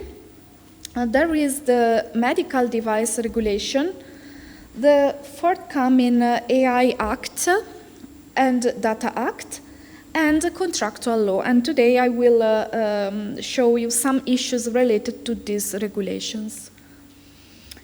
So first thing to look in these chatbots apps are the privacy by design principles. For example, because these apps are used for mental health support, they are involving special categories of data, which means health data. Article 9 of GDPR disciplines this data, and there is a general prohibition, so it's really strictly regulated in the European Union. It's not like any other normal category of data. So this apps builder should be very careful in handling this type of data from the users. There should be also a secondary use assessment, and we will see in the next slides how these apps are using the data generated by the users for not only giving the conversational support or the mental health support, but also to do some research on their own to improve the service and such. Even some of them even use that for publication, so for research. And of course, internal law may have different regulations. For example, in the Dutch law, health data is heavily regulated, but also in Italy there are some specific guidelines from the Garante, the privacy authority. There are security issues, as you would imagine, because those data are very detrimental if leaked. You can imagine that users feel very free to talk to these apps because they think that no human has access to their conversations. This is not really the case. So what happens if there is a data breach and it comes out that a particular person has a very stigmatized psychological issue or disease, like, I don't know, schizophrenia or something like that. What happens if they are looking for a job?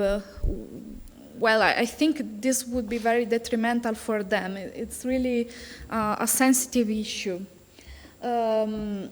But apart from the technical security measure that must be implemented, like, for example, I don't know, not making the servers accessible to unauthorized people, it's very important also to train employees of these companies, because recently the data protection authorities and also some courts in Europe fined the companies that were not giving appropriate training to their employees. So it's not sufficient to give just them some don't make the data leaked, just in general, advice to employees, but they must be seriously trained with some courses and assess with tests their knowledge. There are issues about transparency, because from a medical point of view, but also from a privacy point of view, users must be informed, properly informed, on how their data is used and stored, for how long, in what way it's used, for which purposes and such. And that should be clearly stated. If you look at the privacy policies of these apps, this is not always the case. So the policies are very vague. It's not really clear what they are doing with the data. And they must allow the data subject rights, which must, well, it could be obvious if you think, yeah, users have rights, we need to make them exercise this right, but it's not that simple, because if they retain the data of the users to do research, to improve the service, this means that when the data subject asks for the deletion, they could their request could not be fulfilled fully as they think, because the owner of these apps could tell them, no, I'm not deleting your data fully because I want to use it for my legitimate interest. So this is also very sensitive, because we think that using these apps is just as a game that we experiment with these chatbots, but this means that potentially they could retain our data and do who knows what with the data. It's a sensitive topic. There are also other issues which are provided by GDPR, but also by the AI Act, which is the right to explanation and human oversight, and the right to object to the automated decision making. So users have the right to have their data be processed by a human being in all the cases in which there is a decision made on them. For example, if the app is selling psychological therapy, psychological support, not only with the conversational agent, but with the real therapists, then there is a contract which is made automatically, like, I don't know, a subscription to this therapy, online therapy, and this could be made in automatic. So this could be considered an automatic decision, for example. So patients, these users have these rights. I asked how they use my data, so I tried these two apps. The first one, Anima, replied very honestly. So I asked them, how do you use my data? Where do you store my data? Do you have servers in the US, outside Europe? How do you collect it? Do you use part of my conversation with you and such? And they replied very honestly. So they told me, that we're doing all of these things, storing outside Europe, using for research. They are using part of the conversation to train the model and such. While on the other side, Replica tried to dodge my question. So I had no answer from them. I had to read the full privacy policy, which I did not like, and they tried to change the topic, so it was really difficult to have a conversation about this with Replica. So if you look at the privacy policy of Replica, you can see that they use Microsoft and Amazon Cloud, which are outside the European Union.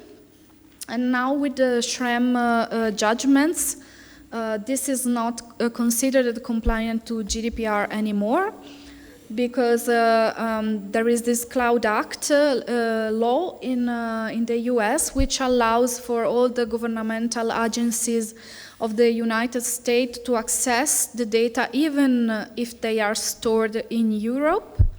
So the company must comply with the order of the governmental agency or court, and they can disclose. And we know that in the US the law is different from here, so it's allowed a more general control over people's data. And with the terrorist acts, they could really see even the conversation, I believe.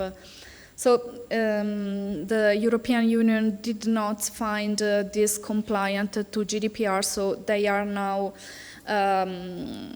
preventing people from using Microsoft systems and also Microsoft Teams. So it's a bit concerning. Then they claim that they use anonymized and de-identified parts of conversations. So they really use part of the conversation, and who knows which part.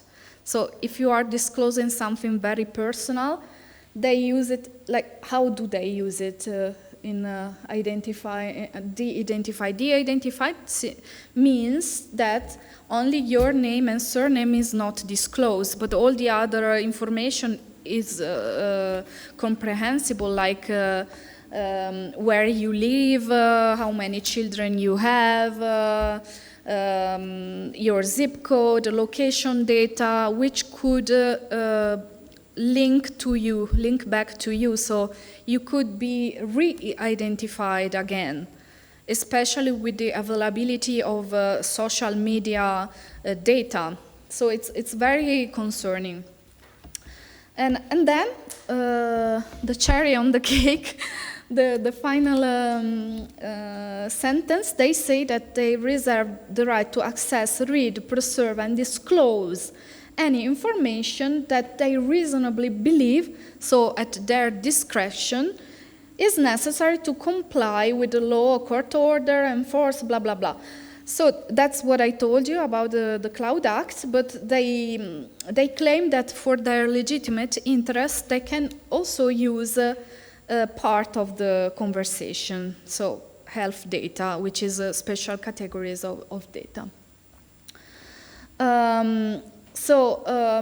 Those apps can be qualified as medical devices under the European legislation if the intended use or the way in which the app is marketed is disclosing that they want to give you a medical support. Like, for example, some of them, I think it was Replica, was labeled as your therapist, your friend and therapist. So in my opinion, this could really fall under the definition of medical device. And this means that by law, in all Europe, you have to do a broader assessment with the CE mark It's really a long process to do that. You have to prepare a lot of documents and also enact a post-market surveillance. So it's not that simple. I doubt that those apps have the CA mark because I have never seen it. But this is also very problematic because this regulation has been enacted to protect users of medical devices. The AI Act proposal, which will be enacted in few years, it has been discussed in the European Parliament recently. It considers the medical devices as high-risk systems and provides for strict requirements very similarly to the medical device regulation. For example, the risk management measures, which start from the beginning before the development of the model, so with the data collection, the training and such, and it ends after the apps is marketed. It's put into service. So they have also very much of a requirement. You can see here there is a scheme on the AI Act on the data governance. So you can see that there are really a lot of steps which the providers of these apps must implement. For example, training or trying to correct biases, testing if the measures implemented are correct and effective, testing if biases are present. So it's really complicated. There is also another issue related to those apps because those apps are services, sometimes paid, sometimes for free. So this is a contract. When you download the app, you are signing a contract. When you purchase a service from the app, like the subscription, upgrading or something like that, this is a contract. So contract law must be respected. And this is a bit problematic because contract law in the US is completely different than from a European member state. So it's a bit difficult. The law doctrine says that the validity and legal qualification are strictly dependent on the national case law, even if in the terms and conditions it's written the US law is applicable. It doesn't matter. You still have to comply with the national consumer law and contract law related to consumer. Last issue is that people with mental conditions are particularly vulnerable. So it's forbidden, and it will be forbidden even more from, with the AI Act, to influence their behavior and exploiting their vulnerability. And this could lead to liability. So thank you very much.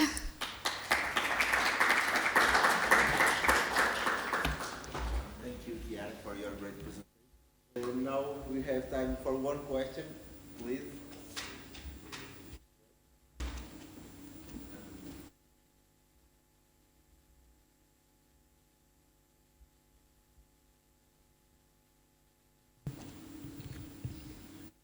Okay.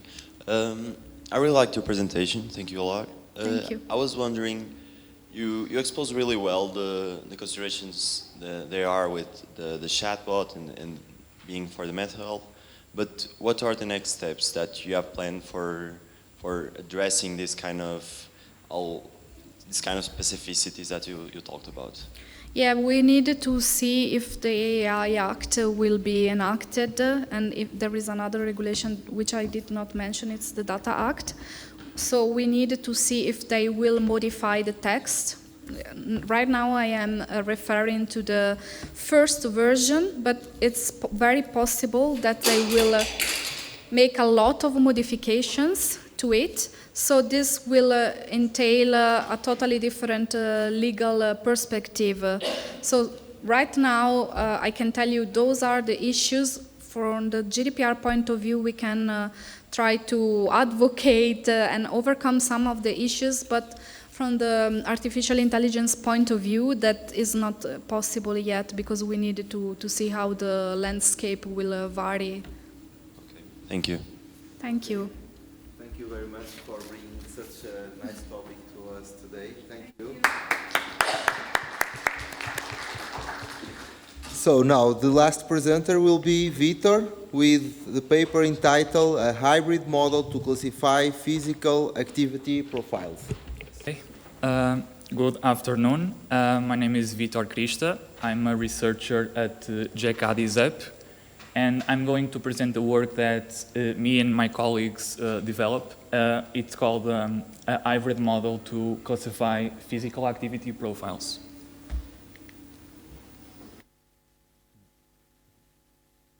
So this work was developed under the Food Friend project, which is a healthcare solution that aims to help people with health conditions to improve their health.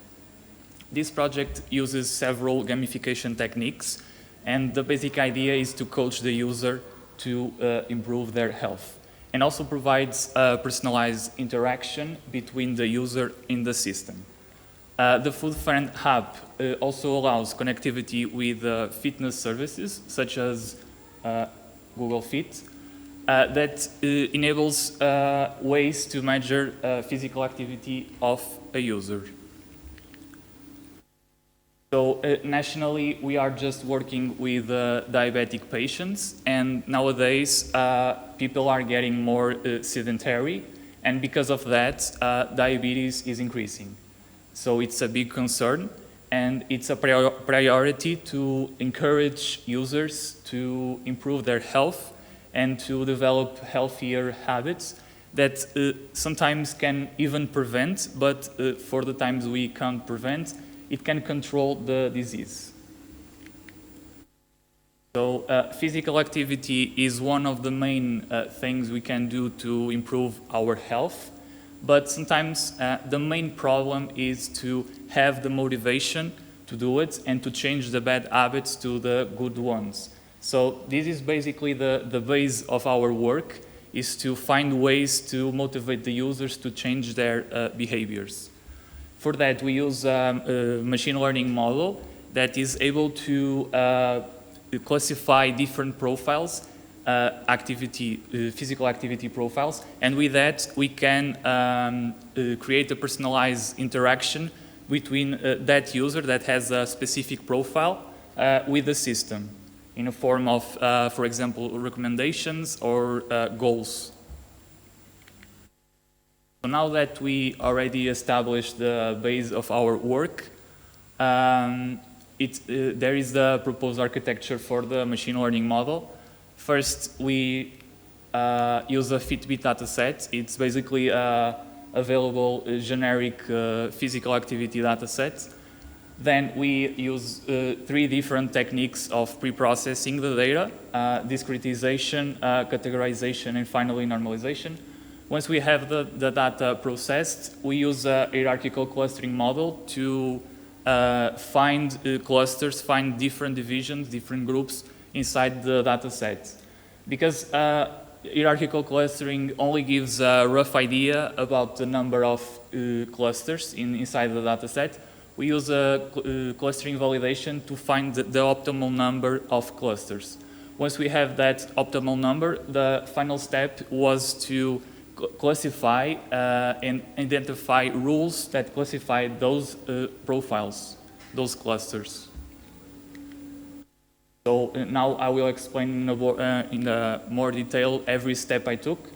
Like I said, it's a Fitbit dataset consisting of 33 different users from a 3-month period. This dataset has several metrics, such as sleep quality, minutes active, but we only use the steps count for this work.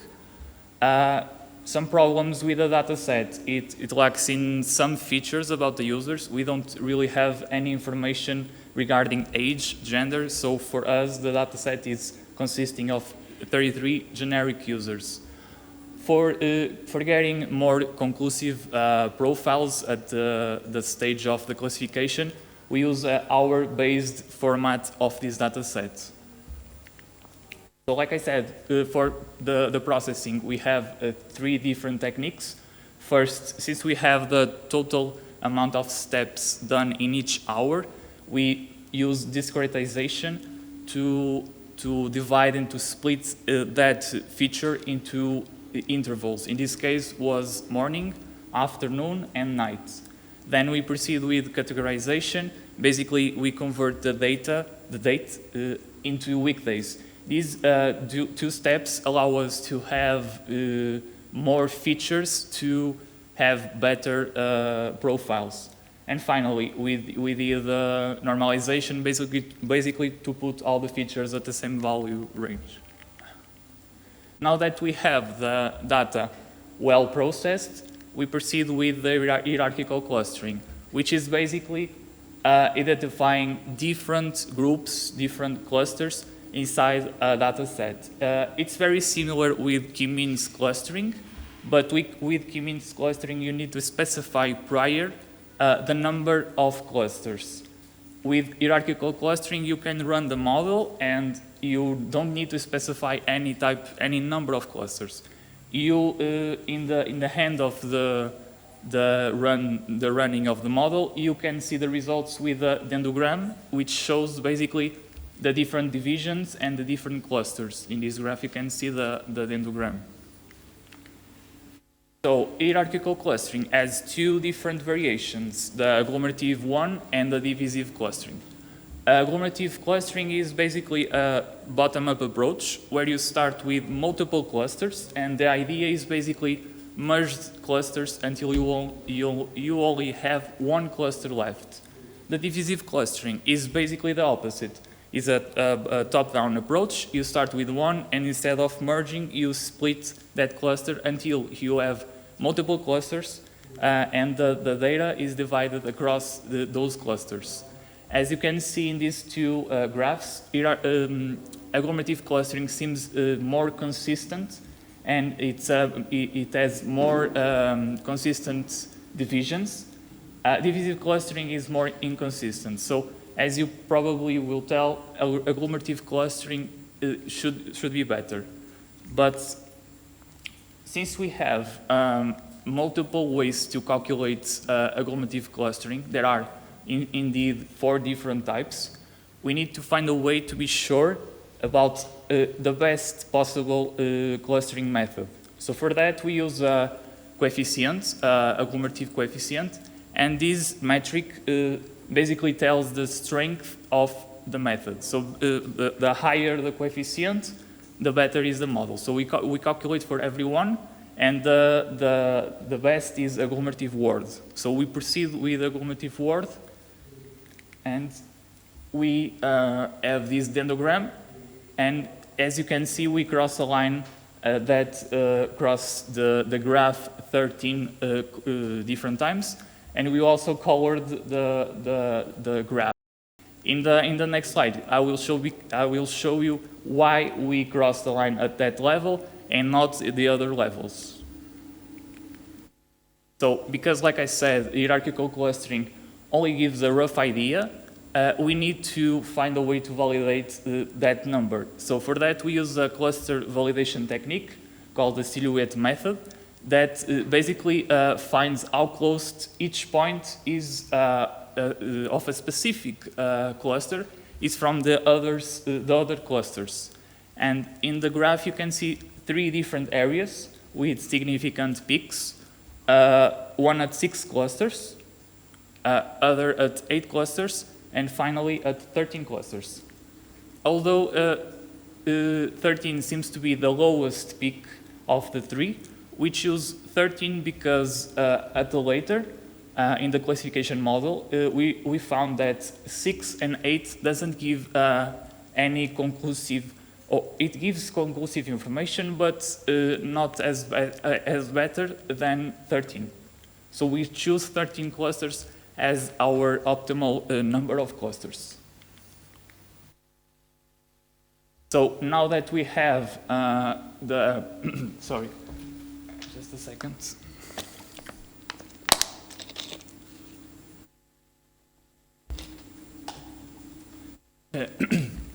So now that we have the optimal number of clusters, which is 13, we can now proceed with the last step, which is applying the classification model to generate rules that classifies these 13 clusters. For that, we use a classification model. It's called C 5.0. And to avoid overfitting or underfitting, we choose to use a cross-validation technique where we split the data into 25% for testing and 75% for training. And we run the model 10 different times, and the results work quite well. The average accuracy of the model was 95.6%, and most iterations perform at 100% accuracy, as you can see. The iteration 5, it was the worst, with 75% accuracy, and the second worst was the eighth iteration with 95%. We choose from these 10, we choose the first one, which was the iteration with least error. I think it was 1.8% error percentage. So we choose from these 10 the first one. So the classification model generates rules that classifies the clusters. We have 13, like I said, and for these 13, the model generated 31 different rules. In this table, you can see 6 rules classifying 2 different clusters. The cluster 4, you can see from the conditions, that is a profile that prefers walking more in the beginning of the week and sometimes the middle of the week. And in general, it's not a very active profile. On the other hand, the cluster 10 seems to be a much active profile. It prefers walking more in the end of the week and weekends, and their preferred period in the day, it's the afternoon to walk. So in terms of conclusions, diabetes is a very serious disease.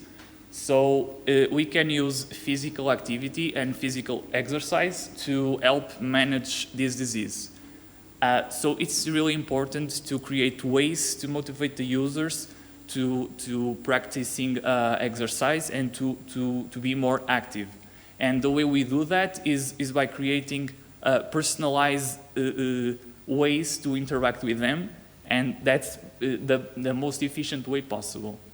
In the future, the idea is to use, because the data set we used is very generic, and we will have access to Food Friends users, that these users, we have more information about them. So it's really interesting to see when we do that, to compare the both models, the one we did here with the generic data set, and the one we will do with the Food Friends users data sets, and compare the two. One other thing is we can do this with other metrics. So basically the same approach, but for example for food intake. And the idea is to obtain, instead of physical activity profiles, it will be nutritional profiles. So to conclude, the study was successful. It provides a model with a very high accuracy, and it allows basically to create a personalized way of interaction with the user. Thank you for your time.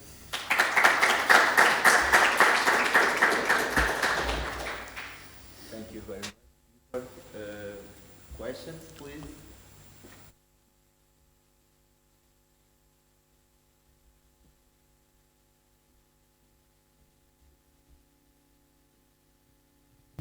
Hi, thank you for the interesting talk. I would like to know more about the data set that you use. So did you select the 33 participants, or were they given to you without any... No, the 33 users are basically the whole data set. It's not big, it's quite small actually, but I think with that at least we can prove the concept we are trying to do, which is basically creating this hybrid model, and it will be very interesting to use this approach with a bigger data set where we have more information about the users, and that's basically it. Yeah, because you said they did not give you enough information, exactly. like pre-existing conditions, or if their lifestyle... They are basically generic. We don't know age, gender, nationality, so we treat them exactly the same. And it's obviously not a very interesting way to but when we have the full friend data set, where we will have more information about the users, it will be probably a more interesting outcome. Yeah, maybe to see if people with diabetes have common habits, maybe unhealthy. Exactly. Yeah, exactly. Very interesting. Thank you. Thank you.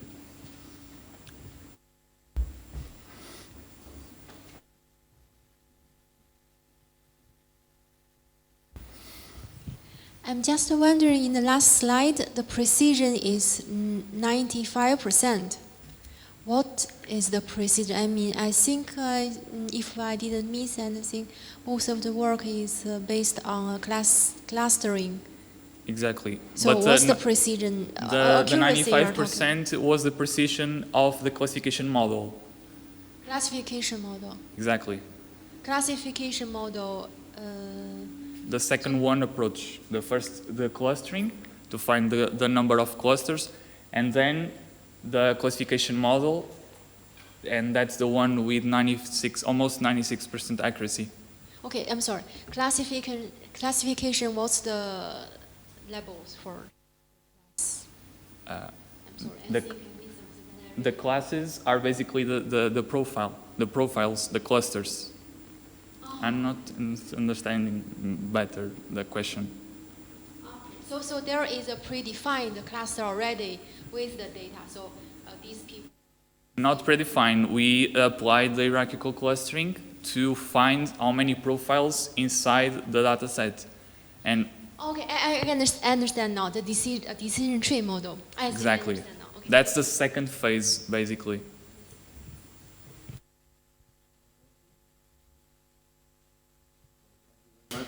Thank you. So thank you all for being here on this workshop. I think that we have very good presentations, also very good questions, at least the ones that were not made by the audience in this case. And I hope to see you next year on this workshop on PAAMS. Thank you very much.